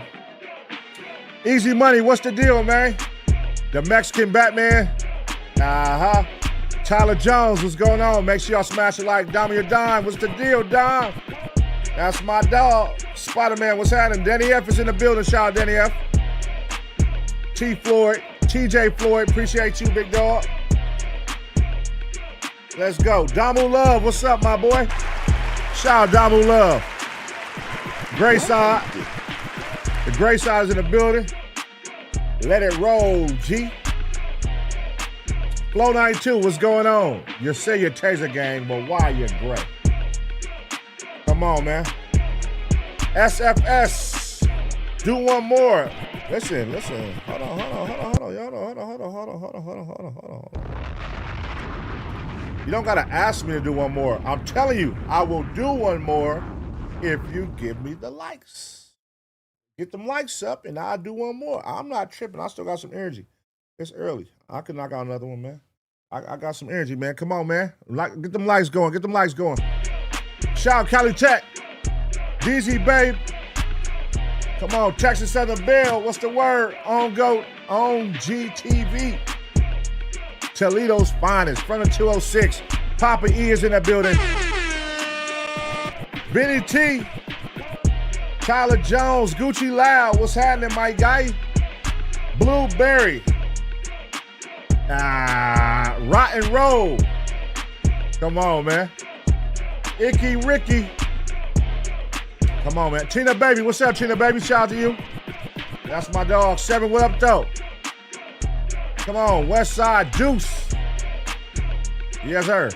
Joe G. Let's see. Blueberry. What's happening? Wheels and Surf. All right. CJ the Cat. Spark Plug. What's going on, Spark Plug? Let's go. Get them likes up. Black Hearts Music. What's going on, man? Black Hearts is in the building. Black Velvet. What's going on? Hit the like. Mr. Hype and Like. Mr. Hype and Like is funny. LEG, what's going on? Come on, man. Jen the Beast. Tom G. All right, man. I feel like I'm doing a lot of roll calls. We're gonna do one more, man. What we got? What the likes look like? Let's do a like check. All right, come on, man. Y'all gotta give me. Where we at? 275. How many people in this motherfucker? It's like 665 people. Y'all gotta give me at least 350, man. 350. I was gonna say 400, but at least 350. God damn. Come on, man. Smash that like. Give me at least 350.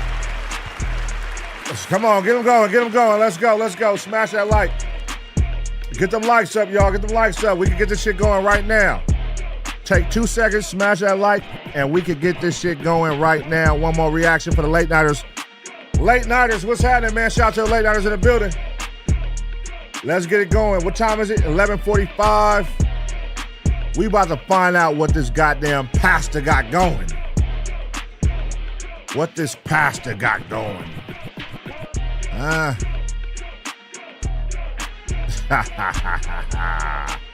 Let's see what this pastor got going, man. Hold on, wait.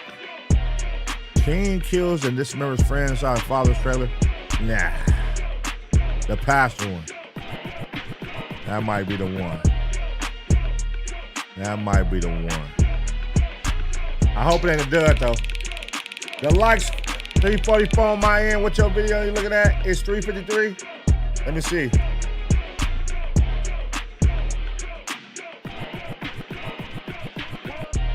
Oh, wait. My bad, y'all. I'm looking at the portrait. I'm looking at the wrong the video. I'm looking at the portrait one. Oh, hell no, man. My bad. Fuck, man? I'm looking at the portrait one. I gotta look at the horizontal one. Hold on. My bad. Sorry, guys. Oh, it say 357. Give me the 400, motherfucker. Give me the 400. Come on, man. It's worth it, man. Goddamn. Just give me goddamn 47 more. Wait, 43 more. 43 more, man. Come on, let's get it. We here. We chilling. I'm finna wait on y'all, nigga. 43 more. We finna get it going, man. That should take no time, man. That should be quick. Quick, fast, in a hurry. And then we gonna take 30 more minutes. 40 minutes to watch this reaction, man. Shout out, man. Come on, Montu Gaming.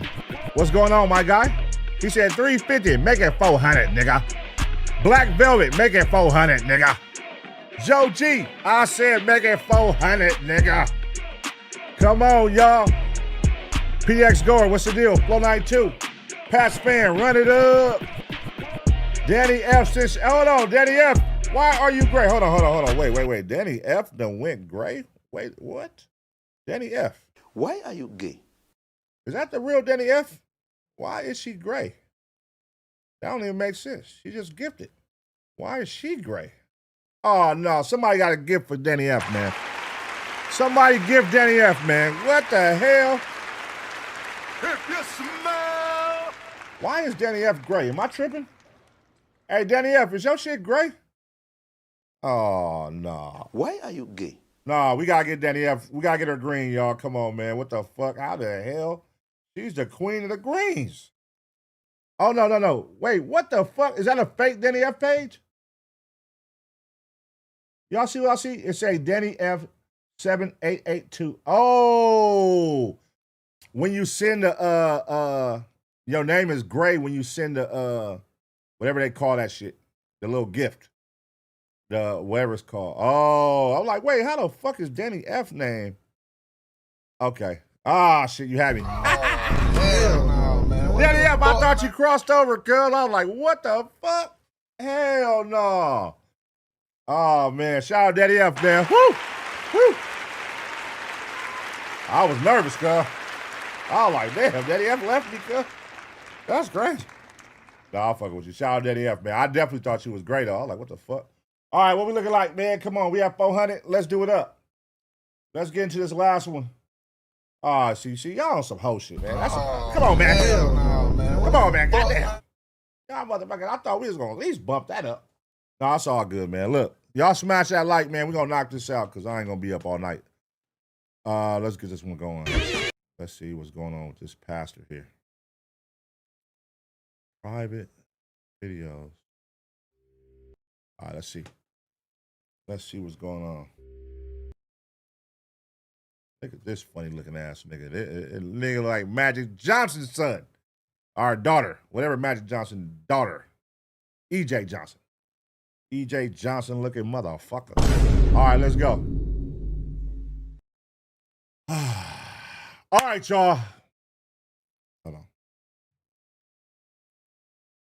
All right, y'all. We back with another reaction right here on ABP Reactions. And right now, we're going to get into the shocking murder of Pastor Brodes Perry.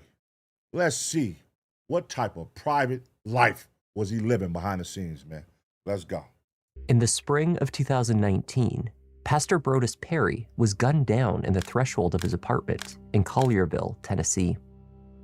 The neighborhood, his congregation, and his wife were left dumbfounded that a man of faith who dedicated his life's work to the church had been targeted was both shocking and confusing. Slowly, the pieces began to fall into place, and the pastor's secrets revealed. It seems the path toward his violent end had been set in motion some 2 years before, when the pastor began living his life according to a book that was not the Bible. One time he told me about a book that he wanted me to read. That was about the extent of it. Hey, I read this book. I think you should read it. Did he tell you what it was about? I think I've gathered what it was about, yeah. Huh? Hi there, I'm Kevin, and welcome to Just Thought Lounge. Today's case takes us to church in Arkansas and Tennessee. We explore the hidden lives of a pastor and a therapist, both seeking to help others, but they could not help themselves. Let's take a look. What?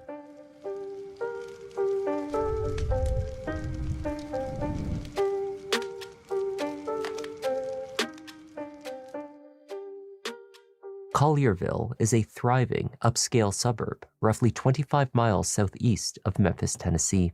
Generally considered a safe and welcoming town, its family-friendly community offers great schools, boutique shopping, and historic charm. Like most of its surrounding area, the scattering of churches, large and small, signals the significant role of the church in the community's social structure. A population dominated by traditionally minded, God-fearing Christians. Collierville. Hold on, let me fast forward. I ain't trying to get no copyright. Pastor Brodes Perry and his wife Tabitha moved to their home in Collierville in late 2018, following a job offer 5 months earlier from the Mississippi Boulevard Christian Church in Memphis. After only 5 months in their new apartment, they were still settling in. Settling in after a home move can take some time. There are a seemingly endless number of considerations. The process can be a stressful one, even if everything goes to plan, which it never really does. A few months ago, I moved across the country to a new home. Amongst the chaos of organizing the move, one of the more frustrating parts was realizing how much of life depends on systems you've quietly built over time, especially healthcare. Finding a new doctor can feel difficult. Availability is inconsistent, information is vague, and the process can feel overwhelming. That is why I'm grateful. Man, what the fuck? I'm like, what the hell is this nigga talking about, man? All right, hold on, let's fast forward. This is a goddamn ad. I'm like, what is this guy talking about? Let's get back to the zesty pastor. Free to use. There is no need to add stress to already complicated moments in your life. Save yourself the hassle. Man, what the fuck? He's still going? God damn, that's a long-ass commercial. ZocDoc for sponsoring this video and for finding a better way forward for our health. On the night of April 4th, 2019, gunshots rang out from the Meridian Parks apartment building on Elkstone South. There was like 5 or 6 gunshots in the first kind of blast, and then there was a little bit of a delay, a woman screaming, and then I heard some more, like probably 5 more. Collierville PD responded to an apartment on the 2nd floor where they found 36-year-old pastor Brodes Perry unconscious on the threshold of his apartment. The pastor's wife, Tabitha, was also shot, though her wound was not life-threatening. Oh, I was just about to say she shot that nigga, but she got shot too. Let's keep watching. I saw him bring the gentleman down on a stretcher, and then I saw the woman come down, and she'd obviously been shot in the shoulder. Still at the apartment when police arrived was the presumed shooter, 39-year-old Latasha Daniels. What? Standing by the kitchen island just inside the doorway, she appeared to be in the process of reloading her 9mm Ruger handgun with ammunition that she had in her coat pocket. She spoke softly to herself and refused to acknowledge the demands made by responding officers. A specialty gun was brought on scene, and pellets were fired towards Latasha to subdue her. She was taken into custody. Tabitha Perry rushed to the hospital, and the pastor was taken to the medical examiner. Who the hell is Tabitha Perry? For an autopsy. Well, you can tell just how loved this pastor was. All you had to do is go on to the church's social media page, Facebook, and you would see the prayers and the support and just the words that are being shared about that pastor. Pastor Brodes Perry joined the Mississippi Boulevard Christian Church just 5 months prior to his death. His relocation to Memphis with Tabitha had been a good career move, a step up from the slightly smaller congregation that he left behind in Arkansas. Brodes had spent the previous 4 years as the pastor of assimilation at St. Mark's Baptist Church in Little Rock. Your spiritual growth. I grow. I grow. I grow at St. Mark Baptist Church. You too can grow here. There, he had a handful of responsibilities. Primarily, he was responsible for helping new family members integrate into the church community and help current family members stay connected. He also networked with other ministries. I walk up to Brodes and introduce myself, and we start talking and ask Brodes what he did. And so I'm, connected with assimilation and young adults. And I say, well, I work with the young adults too. And so kind of from that, that was kind of our first connection. We know that the gospel saves. We know that the gospel strengthens. We know that the gospel sustains, but the gospel also unifies us. That's right. And I think that's what we need to, not just as young adults, but I think that's ultimately what we need to do as a church, to realize that the gospel unites us. It brings us together. One of Brodes' initiatives at St. Mark's was a leadership program.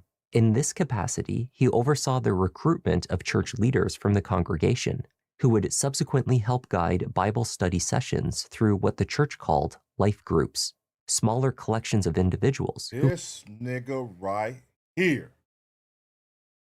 I know you didn't do what I think you did, Pastor. I know you didn't come in 5 months.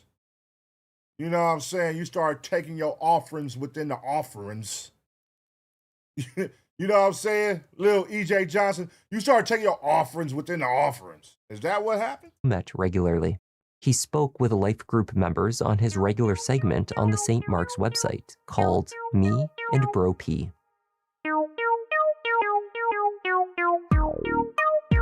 Hi, St. Man, ain't nobody watching that shit. Oh, hell no, man. What the fuck, man? Boom, boom, boom, boom, boom, boom, boom, boom. Ain't nobody watching that shit, man. St. Mark, this is Bro P here with another segment of Me and Bro P. Hi, St. Mark. It's another segment of Me and Bro P. I'm here with Anthony Moore, a life group member, to talk about his life group Nigga got Faison Love in this motherfucker. Big worm. experience. So, Anthony, tell me about life groups. What's been your experiences so far? After 4 years at St. Mark's, Brodes had developed tight bonds with the congregation. Oh shit! Hold on. I'm like, she a loke right here. I didn't see the stick in her head. I'm like, damn, she game banging. That's like a loke look right there. And then I saw the stick. My bad. Sorry. Oh hell no, man! What the fuck, man? Sorry, cuz. I was like, damn, grandma a loke. If I got the stick on their ass, she blind. My bad. I didn't know that. God, me. I gotta pay more attention. I gotta pay more attention. God damn it, cuz what the fuck? As well as other pastors. The church's senior pastor in particular, Philip L. Pointer, or just Pastor P, as he was affectionately known.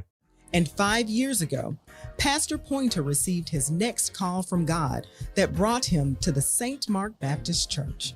In 2020, While Brodes and Tabitha considered Jacksonville, Florida to be home, the couple lived in Little Rock and made the church and its community their family. Okay. It is through St. Mark's that both would come to know the woman found holding a gun inside their apartment. Okay, I thought her name was Tabitha. Tabitha is a wife. This is... Okay, let's find out who she is. A few years later, Latasha Daniels. Latasha Daniels. Latasha was in fact Dr. Latasha Daniels. Oh. She held a doctorate in social work and ran a private practice, the Root Behavioral Health. The practice provided mental health services from Latasha's office in Little Rock. Amongst her many designations, Latasha was a certified anger management specialist. She was also the founder of a nonprofit, Links of Love, which aimed to help youths and others. What the hell? What's going on? What's going on here? What is that? What is that? What the fuck? What is that? Why her hair look like that up top? Through life challenges to build resilience and strength in the face of adversity. The guiding principles of her charity were represented by positive and sometimes insightful quotes posted online. Amongst them, conflict can be a learning tool to enhance self-awareness. And just because someone hurt you, it does not give you the license to hurt others. In her own life, Latasha had experienced challenges. At the tender age of 17, she became pregnant. Her father, a pastor, compelled her to marry the baby's father. When that union predictably ended in divorce, she felt guilty, believing her father blamed her. The failure of her first marriage weighed heavily. Nonetheless, Latasha persevered. Eventually, she married once more, a man named Brian. In the spring of 2019, this relationship was also falling apart, and her husband reportedly refused couples counseling. Unwilling to face what she perceived as yet another failure, Latasha sought guidance from her church. She went to go see Pastor P. Boop, boop, boop, boop, boop, boop, boop, boop, boop. Pastor P. Specifically, through one-on-one sessions with Pastor Brodes Perry.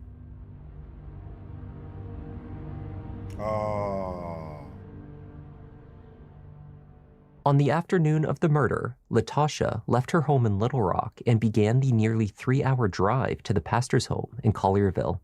Earlier that day, however, she made an important stop to purchase a handgun. Surveillance video from inside the Fort Thompson Sporting Goods in Sherwood, Arkansas, captured her entering just after 4:30 p.m. Oh, this premeditated to the motherfucker. She wasted little time selecting a firearm, choosing the most affordable option the sporting goods store carried, a Ruger EC9S 9mm handgun. Along with the gun, she purchased the ammunition, paid with her credit card, and promptly left. Stopping at home briefly, she then loaded the gun, placed extra bullets into her coat pocket, and began the drive to Tennessee. She arrived at the apartment sometime around 9:30. Nigga, god damn, this motherfucker is... and she's an anger management specialist. What the hell? That night. At the scene, investigators recovered 7 shell casings and 1 spent bullet, all a match to those purchased at the store in Sherwood. The autopsy found that Pastor Brodes had sustained 1 shot to the head from the right side. He had 3 wounds to the right side of his abdomen, 1 to the right buttock that traveled through his back, as well as a graze wound to his upper right arm and wrist. Latasha fired rapidly and did not stop until she ran out of rounds. Tabitha sustained a single wound to the shoulder. It was not life-threatening. In the immediate aftermath, Tabitha told investigators what she recalled from the moments leading up to the shooting. She had greeted Latasha at the door, initially happy to see a familiar face from their old church visit them at their new home. "Tasha, is that you?" she asked, before she invited her inside. Tabitha and her husband spoke with Latasha in their living room for at least 20 minutes before their guest decided to leave. Moving towards the doorway as a group, they were chatting casually when Tabitha, already standing just beyond the threshold, turned back to find Latasha had pulled out a gun and was firing. It had occurred suddenly and without warning or provocation. She recalled hearing one statement clearly past Latasha's lips as she fired repeatedly at the pastor. What did she say? Wait, we sat here for 20 minutes. What did y'all talk about for 20 minutes that escalated to her now shooting y'all? Why she just didn't walk in and shoot y'all? Let's hear it. You broke my heart, she said. Oh. According to Latasha, her love affair with the pastor began during their second counseling session. Within minutes, he made his attraction to her clear. The two were physical that day in her office. They had many previous innocent interactions before this, of course. He had selected her as one of the leaders of his life groups at St. Mark's. The two were in the same 8-person cohort. Over time, all members grew close. Over the 2 years leading to his death, the pastor and Bruh. You dirty motherfucking dog. See, that be the problem with all these goddamn pastors, man. See, y'all giving this church a bad name, bruh. This is the problem. People want to believe and go to church. They're going to believe regardless, but to go to church and celebrate with like-minded and you know, people who believe in the same faith as them, but then the motherfucker who up here leading the church, the pastor, you the biggest creep of them all. And you be having your wife right there in the front row every Sunday while you over here fucking your assistant and fucking everybody else that's helping you in the church. It's like y'all be praying on these women, man. These pastors be praying on these women, bro. Like, come on, brother. You over here appointing and making these women your staff only so you can have sex with them while your wife is... That is crazy, man. Get it together, pastors. What is wrong with you niggas? Latasha carried on an intimate affair. She made him lunch nearly every day, either hand-delivered to him or shared in her office. They joined a runners group together. They both purchased bikes and would go cycling. Finale.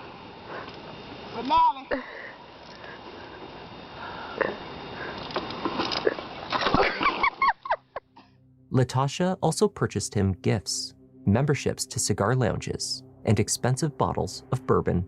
According to Latasha, there was only one other individual aware of her romance with Brodes, none other than Pastor P, the senior pastor at St. Mark's. As a result, the other pastor isn't on it too? God damn. Come on, man. Three spent a considerable amount of time together, not just at church. Come out this Saturday at 9 a.m. in the Family Life Center. Pastor Porter will be teaching this study, Developing God-Fearing Men of Integrity as We Love Our Present. Refreshments will be served. As their affair took Ain't no hold, way. Latasha no longer sought to save her marriage with Brian, and the two divorced, though Brodes made no move to leave Tabitha. Indeed, he spoke instead of opening up his marriage further and seeing more women. It seems that the Bible was not the only book from which Brodes Perry drew life principles. He was also an advocate for a lifestyle choice called ethical non-monogamy, as detailed in the 1997 book, The Ethical Slut.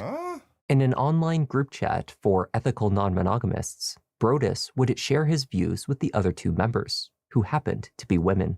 Brodes told them about conversations that he had with his wife, about his intimacy with... Wait a minute. What the fuck? Plot twist. Wait, so the wife is in on... They on some whole freaky poly shit. This is some wild shit that be going on in the church house, man. What? The pastor? the other women. He said Tabitha knew about the group and was open to being non-monogamous. He also said she knew about Latasha, who he called Tasha, and had given that relationship her stamp of approval. At one point, even claiming that Tabitha had chosen Latasha as his ideal girlfriend. He called them sister wives.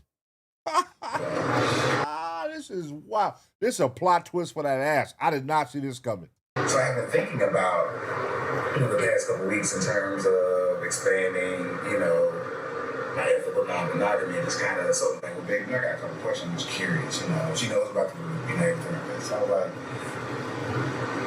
when do you want to know?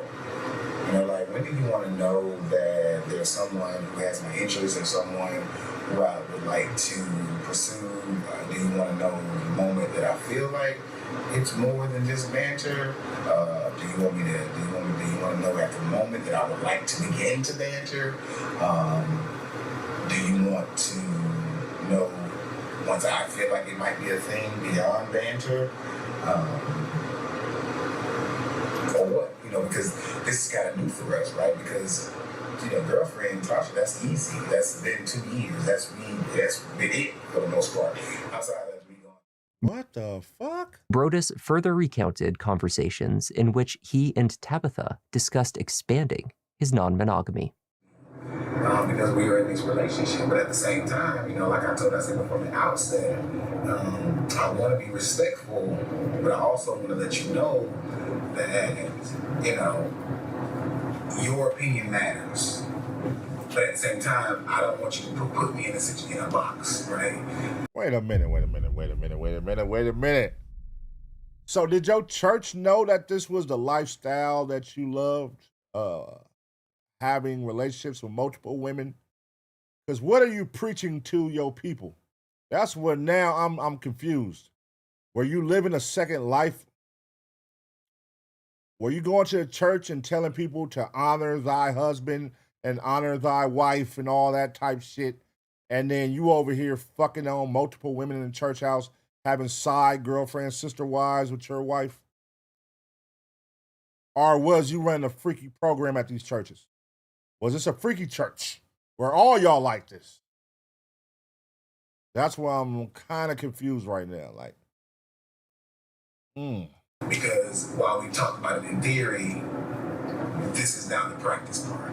And with Tab being perfectly fine with, the situation, because how I've handled and been honest and transparent and open with her with regard to this current relationship, me expanding it is not an issue for me. Basically, she told me, hey, we can talk about it when you think it's worth talking about. The way that you handle this, I'm fine with, and I trust your judgment because you haven't given me a reason not to. In the videos Brodes posted to the chat, he spoke extensively about the details of his arrangement with Tabitha and with Latasha. When it came to his marriage, he said, there were just a few rules he referred to as hard no's they had established. No girlfriends from their hometown of Jacksonville, no exes, and no women from the city they actively lived in. This last rule was established after he began seeing Latasha in Little Rock, he said. She remained an exception to the rule. Jacksonville, so our hard no's are no Jacksonville, which is hometown for us, no exes, and no place in your current city.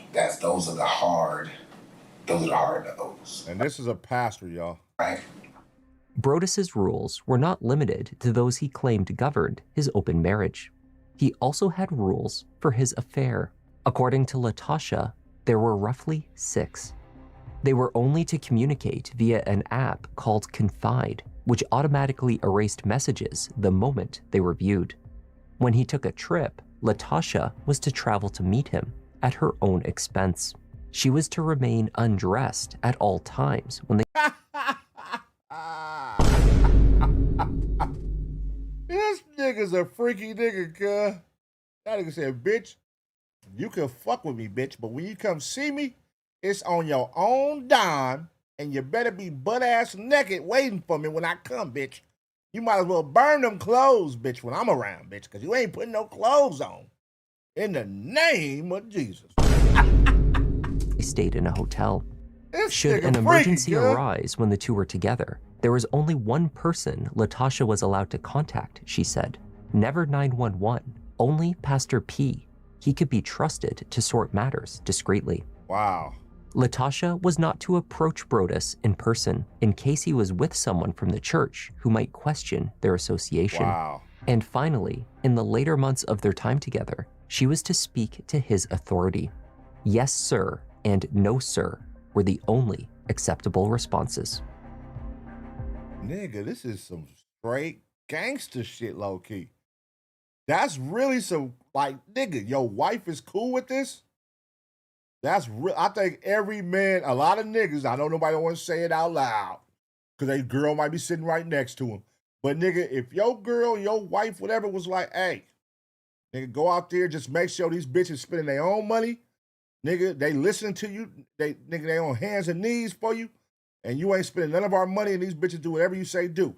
And the bitch got to be butt naked, go get your rocks off, and come home to me. Damn. That's like too good to be true.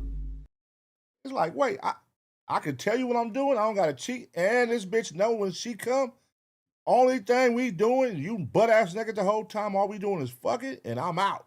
And you better refer to me as yes, sir. And don't give me no lip. And pay for your own shit. Buy the room. Buy your own travel. I'm gonna get my rocks off and I'm gone. That's really fucking crazy. The fact that a woman agrees to that is even crazier. Like, whoa. If Brodes' claims to his fellow ethical non-monogamists were true, there should have been no need for rules that maintained the secrecy of his romance with Latasha. Many of the rules, of course, appeared to be nothing more than acts of control and manipulation, designed to keep her in the box he placed her in. Indeed, to the many women in his life, the pastor told different stories. To the online chat group, he painted a picture of regular, open communication with his wife and girlfriend, one in which everyone had a say in the arrangement. To Latasha, however, he stated that although his wife had agreed to the open marriage, he had stopped short of telling her about their relationship. Tabitha had agreed in principle, but was unaware of the reality. Last, but oh, motherfucker, you didn't tell her. Certainly not least, was Tabitha's perspective. And she had, in fact, never agreed to an open marriage. The term... Wait, what is going on? What the fuck did you just say? Huh? Hold on, rewind that. Wait, so Tabitha wasn't in on this shit? Tabitha had agreed in principle, but was unaware of the reality. Last, but certainly not least, was Tabitha's perspective. And she had, in fact, never agreed to an open marriage. The term ethical non-monogamy was not part of her vocabulary. She was unaware of the affair.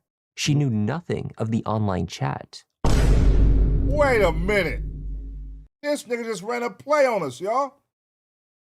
Wait a minute. So who the fuck was acting like his wife then? They said they was in a chat or some shit. Wait, I'm fucking lost, bro. What? The wife wasn't in on it at all? Nigga, what is you doing, Pastor? Or of Brodes' rambling videos. Videos that detailed conversations they never held. The first clue that her husband was cheating on her came the moment Latasha pulled out a gun in her kitchen, crying about a broken heart, and firing. What? This Latasha Daniels was charged and later indicted with first-degree murder. Though hers was a crime of passion, the therapist's purchase of the gun, followed by a nearly 3-hour-long drive to Memphis, suggested premeditation. She pleaded not guilty. The trial saw multiple delays. Latasha Daniels was 46 years old when she finally stood trial in November 2025. Her defense did not argue that she was not the shooter. That was not an argument they could win. Instead, they focused on intent, telling jurors that the clinical therapist experienced a mental health crisis on the day of the shooting. Latasha herself was the intended target when she purchased the handgun that day, not the pastor, and certainly not Tabitha. She was willing to let him engage in this ethical non-monogamy. And Brodes told Latasha, you and Tabitha will be sister wives. I thought her and Tabitha talked. They never even talked. Wow. You will live with us. We will have a life together. I just haven't told him. But I will. But I will. Tabitha took the stand to tell jurors about the day of the shooting and the revelations that came to light after that fateful moment in the doorway of her home. I walked to the door and I'm just giving this little spiel about not speeding in the area, you know, just making small talk as we go to the door. I open the door and I go out. We're on the second floor. And I'm like right at the steps when I turn back and I'm like, okay, no one's behind me. And then I see her pull out her gun and start shooting. Was she inside of the apartment or out? No, she was outside of the apartment and he was like standing in the doorway, like in the threshold. She started shooting. He hit the ground. And I started running toward him. And she told me, like, basically back off. So I stopped and I ran to the neighbor's door and I banged on the door, you know, called 911. Oh, so she ain't there for you. So, hey, look, I don't give a fuck about what you got going on. This nigga played me. He played me. You watch out. Because a crazy bitch would have killed her and him. So she wasn't crazy. She was just love sprung. This nigga was lying to her. So she got some sense because she didn't crash out and shoot the wife too. Or at least kill the wife like she could have. She could have easily took them both out.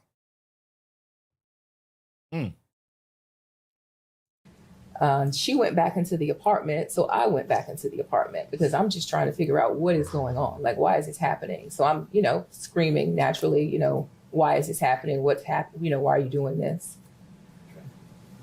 Well, at some point I got on the ground and I can't remember if I got on the ground immediately, but I was on the ground and I was kind of hovering over him, you know, kind of in my mind. I'm like, let me cover his head, you know, so he doesn't get shot anymore. And, you know, she was yelling at me to move and I wouldn't move. So I got shot. Prior to Mr. Perry's death, did you? Look at that, man. She a real one. This nigga cheating on a real one, man. God damn, man. God damn. Average woman would probably run. Not gonna say average because there's a lot of women that will hover over their man and protect their man as they should. But a lot of women in a situation like that would probably run. They do get shot. There's a woman there with the gun still. They're gonna probably run. Nah, not her. She got on top of this nigga to protect him. And when asked to move, nope, I'm not moving. Bow! I took a bullet for you, nigga. That's real love right there. She took that bullet. And this is what you cheated on, man. See? The woman that you cheated on her with came to be your demise, brother. She killed you. You should have stayed down with your woman. You know what I'm saying, fellas? Don't cheat. Don't cheat, fellas. If you got a good woman, don't cheat. Don't cheat. Have any idea that the defendant and Mr. Perry were involved in any kind of an inappropriate relationship? No. Did Mr. Perry at any time have any conversation with you about he would like to have a relationship with Tasha Daniels? No. Did he at any time have a conversation with you about he wanted to have a relationship with anyone other than you, a sexual relationship with anyone other than you? One time he told me about a book that he wanted me to read. That was about the extent of it. Hey, I read this book. I think you should read it. Did he tell you what it was about? I think I've gathered what it was about. Yeah. What did you gather it was about? I gathered that it was about people who are in open marriages. And is that something that you were interested in? No. Oh my God. We've been lied to the whole video. So the wife wasn't in on it.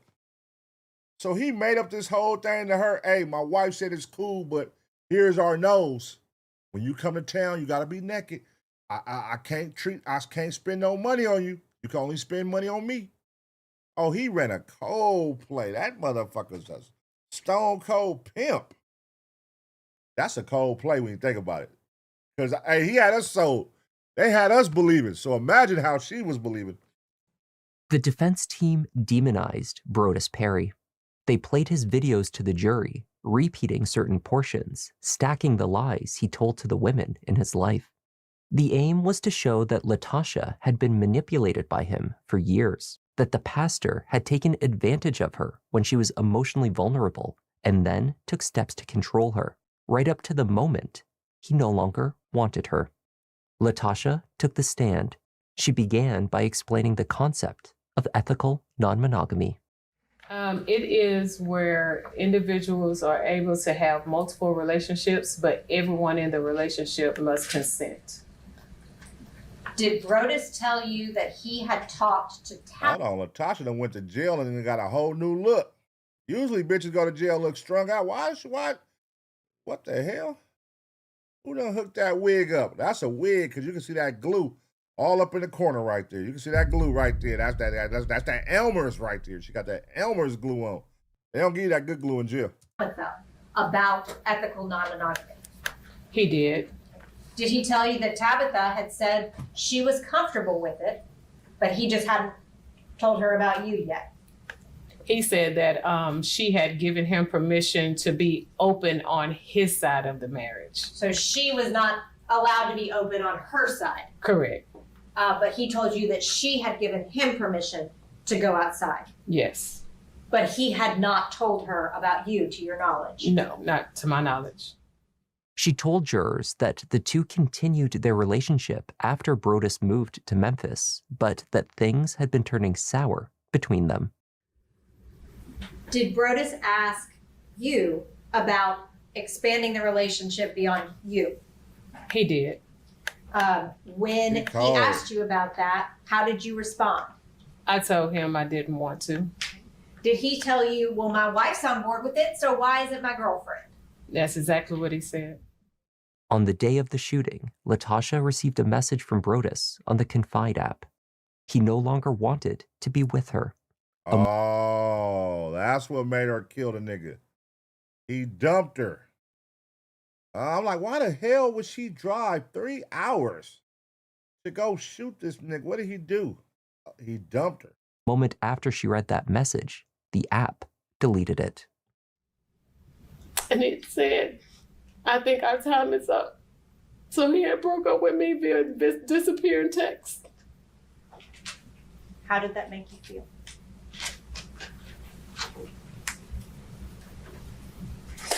I felt so used and worthless, and I just felt like trash. Like, who does that to somebody who they say that they love?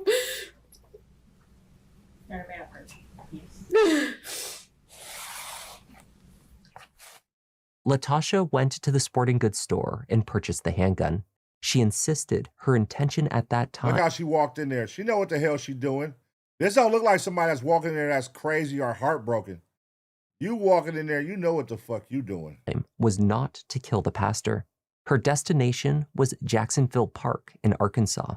The name and location of the park had ties to Brodes, her second husband, and her father. It was a symbolic choice based on the men in her life who had caused her pain. As she drove the roughly 20 minutes to the park, she spotted a sign to Memphis and changed her destination.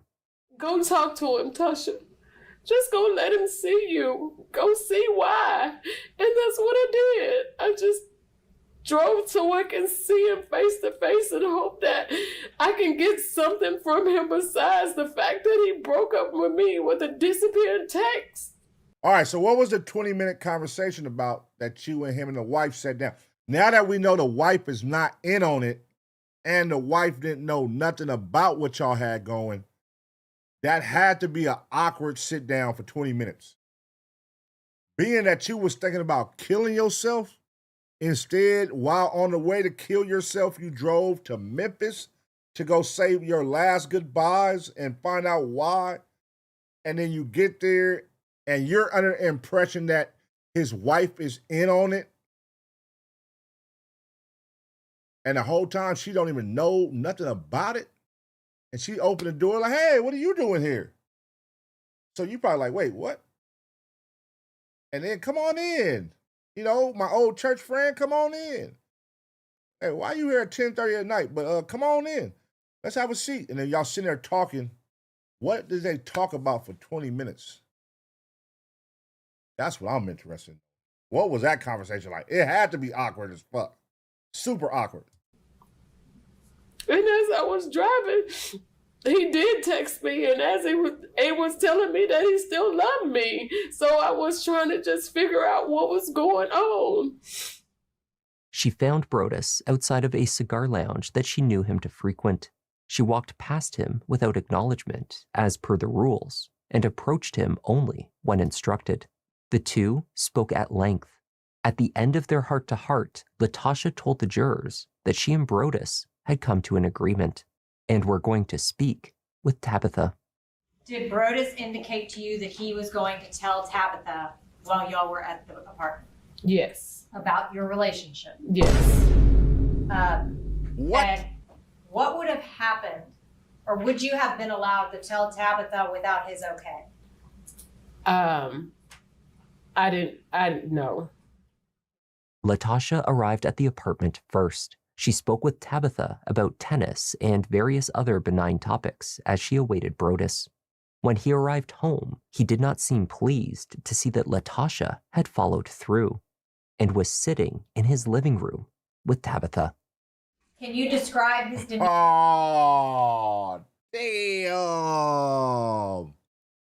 So even then, he was still lying. We finna go tell my wife. Hey, look, I'm finna go home. I'm finna tell my wife, you come meet me over here in a minute. I'm gonna tell you where to come to. You come meet me there. I'm gonna go there first. And then she said, fuck that, bitch. I'm finna go there now. Boom. So now she forced his hand. Because he was lying. He wasn't finna say shit. Now she forced his hand. I'm in your living room. You gotta say something now, nigga. And I got this pistol. You don't even know that. So what you do right here, if you would have went through and told your wife, he probably wouldn't have got killed. If you would have followed through on what you promised her, you would have been alive today. You would have lost your wife, but you would have been alive. Damn, that's crazy. Ooh, that's crazy. Demeanor when he saw you? When he came in, he didn't look surprised or anything, which is what I thought he would do since he knew I was gonna be there. But he was just like, I think Tab was like, surprise. And he was like, this not a surprise. I thought you had some keto cookies for me. And from there, he was like, what are you doing here? And then I went with the story again that I was in town for a conference. And we just kind of started engaging in small talk. Despite the plan they had made, Latasha said that when the time came, Brodes refused to bridge the conversation to the real reason that she was there. Wow. It appeared that he had no intention of telling his wife about them after all. Wow. I saw that it wasn't going anywhere. Like I said, he was not giving me eye contact. So I knew, or I felt like he had changed his mind. And I just didn't want to keep sitting there feeling, at that point, stupid. But he refused to walk me out. So Tabitha opened the door and was walking out. I was still trying to get him to walk me out. And I'm going to keep it a band, y'all. No, she knew what the fuck she was doing. All that, like, I was in the right state of mind. I wasn't, nah. You knew what the fuck you was doing. You wanted more, and you wanted it now. You wanted it now, and that wasn't part of them cheating ass lying codes he made up. And you tried to force his hand. You're gonna tell her about us tonight. So fuck all that acting like you was. I don't even think she was going to kill herself. I think that's cap. Y'all see how she walked in that damn gun store? That doesn't give somebody. She didn't look like she was stressing, like she was going through heartbreak, like she was in the right state of mind. She walked in that motherfucker, nigga. Huh. You know what I'm saying? She walked in that motherfucker gloating, nigga. She knew what she was doing. I was going to kill myself at the park, but I just so happened to see the Memphis entrance on the freeway. So I got on there. You knew what the fuck you was doing. That's cap. As I reached into my pockets to get my keys, I remember being outside the door, and then the next thing I was standing in their kitchen. Do you deny that you shot Brodes Perry? I do not. Do you deny that you shot Tabitha? I don't, but I know it wasn't intentional. Did you mean to shoot Tabitha? No, I wasn't trying to hurt anybody. When you went to that apartment that day, did you intend to use your gun on either Brodes or Tabitha? No. Why did you drive to Memphis? I drove because I just wanted to see him. Why? I wanted him to explain why he did that. Did you hope he would say, we can be together? Yes. Premeditated. She went and bought a gun so that she could go out there and kill that nigga. That's what you was fucking on the way to Memphis for. Not to talk to that nigga. You knew you was finna go kill him. Because he sent you a I don't want to be with you no more text. Did he give you that hope when you went to the apartment? He did. Did he yank that hope away? He did. As he often did. You did it because you thought he deserved it. No. I love Brodes. I would have never intentionally hurt him. No, ma'am. You did it because he broke your heart. No, ma'am. No further questions, y'all. She specializes in anger management, y'all. Let that sink in. This is somebody that's acting like she was so mad that he sent me a text that said, I don't want to be with you no more. She's special. She has a doctor's degree. This isn't your average woman who snaps and goes crazy. This isn't the hood rat bitch that loses her mind, that's ghetto as fuck, that's going to kill her baby daddy. No, this is a woman that knows she has a brain on her. She know what the fuck she going to do. She made that decision, nigga. I done got fucked over by 2 previous niggas, and you ain't finna, nigga, 3 strikes, you're out. That's what it sound like to me. 3 strikes, you're out. I'm not going. You're not going to be the third. The next nigga do this to me, I'm killing him. And that's what she chose to do. Pure intent. She knew what she was doing. When she drove out there, when she went to that nigga house before he even told her to come, you drove to his house and went inside his house and sat in there with his wife. You all the way out of pocket. What you mean? You put him in a cold spot. You knew that nigga didn't tell his wife, man. And now we're back at the beginning. You broke my heart. So I'm going to purchase a firearm. You broke my heart. So I'm going to purchase ammunition. You broke my heart. So I'm going to take that gun and the ammunition and drive 3 hours away to your home. You broke my heart. So I'm going to knock on your door. You broke my heart. I'm going to sit there and talk with you and your wife for about 20 minutes. You broke my heart. So I decide to leave. You broke my heart. So I'm going to shoot you and kill you in your doorway. And along the way, shoot your wife. But it's okay, because you broke my heart. The jury deliberated for only a few hours Guilty. Before returning with a unanimous verdict. They rejected the first-degree murder charge and convicted Latasha instead of the lesser charges, second-degree murder and reckless endangerment. Observers inside the courtroom noted that jurors appeared to have been moved by Latasha's testimony, visibly showing empathy for her explanations of her mental health crisis and the nature of her relationship with the pastor. A sentencing hearing was held in February 2026. How much time she got? How much time you think she got? And are we sitting here today because of a mental health? Oh, hell no, man. She done went back to Stevie Wonder. Oh, hell no, man. God damn, where the hell is that glue-on wig at, man? Bring that thing back out here expeditiously. Bring that glue-on wig expeditiously. What the fuck? We don't want Stevie Wonder. Yes. To the Perry family, no words can express the pain that I feel, nor will it ever take away the pain that you feel. But I want to say to you that I'm godly sorrowful. And I know it doesn't take back what has happened, nor does it negate what has happened. But I want you to know that I am so sorry for the pain that I've caused you. To Tabitha, I'm so sorry. I never meant to hurt you. And I pray that all of you guys will forgive me. But please know, I never meant for any of this to happen. Latasha Daniels was sentenced to 20 years in prison. Jeez, god damn. She is likely to serve 17 years of this sentence before she has a chance of release. Damn. 20 years. Well, I mean, hey, that's better than life, right? You know what I mean? First degree, they was going to get your ass life. You was going to get life. Now, here's where I feel her at, right? The fact that this is where I feel her at.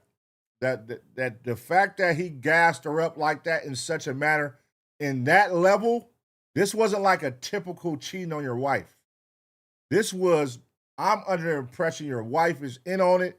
I'm abiding by these crazy ass rules where I can't talk to you in public. And when you see me, I got to be butt ass naked and I can't do this and I can't do that. And I'm also at your church and you're my pastor. And it's like, it's so many things in there where I'll be like, damn, he really fucked with her mind. That's where I would feel him on dropping it from a first degree to a second degree. Like, all right, she do got in like reason. That's kind of crazy what he ran on her. That play is crazy. This is your pastor running this play on you. Right now, at your church, ladies, your pastor who has a wife is making you meet up with him. And whenever y'all meet up, you got to address me as yes, sir, no, sir. And you got to be butt-ass naked. And you can't talk to me in public.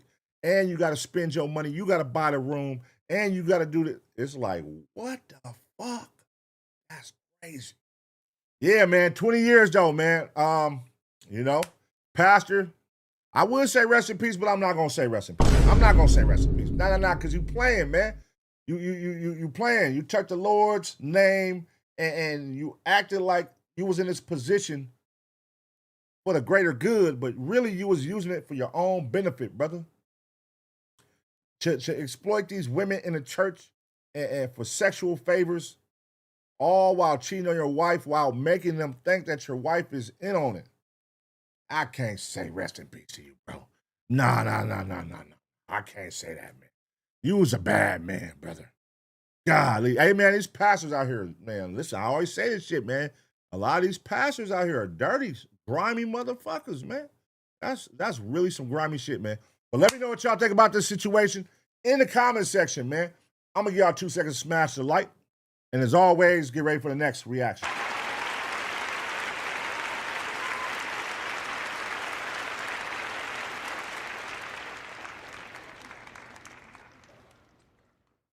Damn, that's a crazy one, man. All right. We did it up tonight, man. We did it up. We went above and beyond. You know what I'm saying? I usually come on here and do 6 to 7. We did 10 reactions tonight, man. 10 reactions. And on that note, I'm gone, nigga. I'm taking my ass to sleep. I stayed up an extra motherfucking, you know what I'm saying, an hour right there. It was worth it, though. That was actually a good one. It took a while to build up. It was like a slow start, but I knew it was going to be interesting. I'm like, man, that title was crazy. A pastor living a secret life. That title alone, it got to be like some, what is this pastor doing, you know? But, hey, man, shout out to y'all. JRZ, he said, I just got here. Well, sucks for you, my boy. Oh, hell no, man. What the I'm fuck, not going to man? stay up with your ass and do no more reactions, my brother. Go press the rewind button, man. Replay gang, man. Go replay that motherfucker. One time for the one time. Appreciate all y'all. I'm gone till next time. Hey, if y'all got some hot topic shit, go ahead and drop it in the Discord, man. Some hot topics. I'm gonna do hot topics tomorrow. Members only. Shout out to everybody on the green side. I'm gonna go live and do a members only stream tomorrow. And then I'm looking for some hot topics. If y'all got some shit, y'all know I'll pick them myself though. It don't matter if y'all don't have none. But if y'all do, drop it in there. But I do need more law and crime ones. I went through the day and I saved all the ones and I reacted to a lot of them tonight. But I definitely always could use more law and crime. Y'all know. So I'll see y'all back here on Thursday, man, on the gray side. Appreciate y'all. I'm gone. Make sure y'all submit reactions right here. You got a video you want me to react to? Join the Ace Pit Discord right now. Scan the QR code on the screen, hit the entertainment tab, click reactions, and drop it in. Super easy. Submit today. All right, y'all. Till next time, man. Thursday, I'll see you motherfuckers. Y'all make sure y'all smash a like. Make sure y'all leave a comment. Run the comments up too, man, on this video, man. I'm gone. Good night.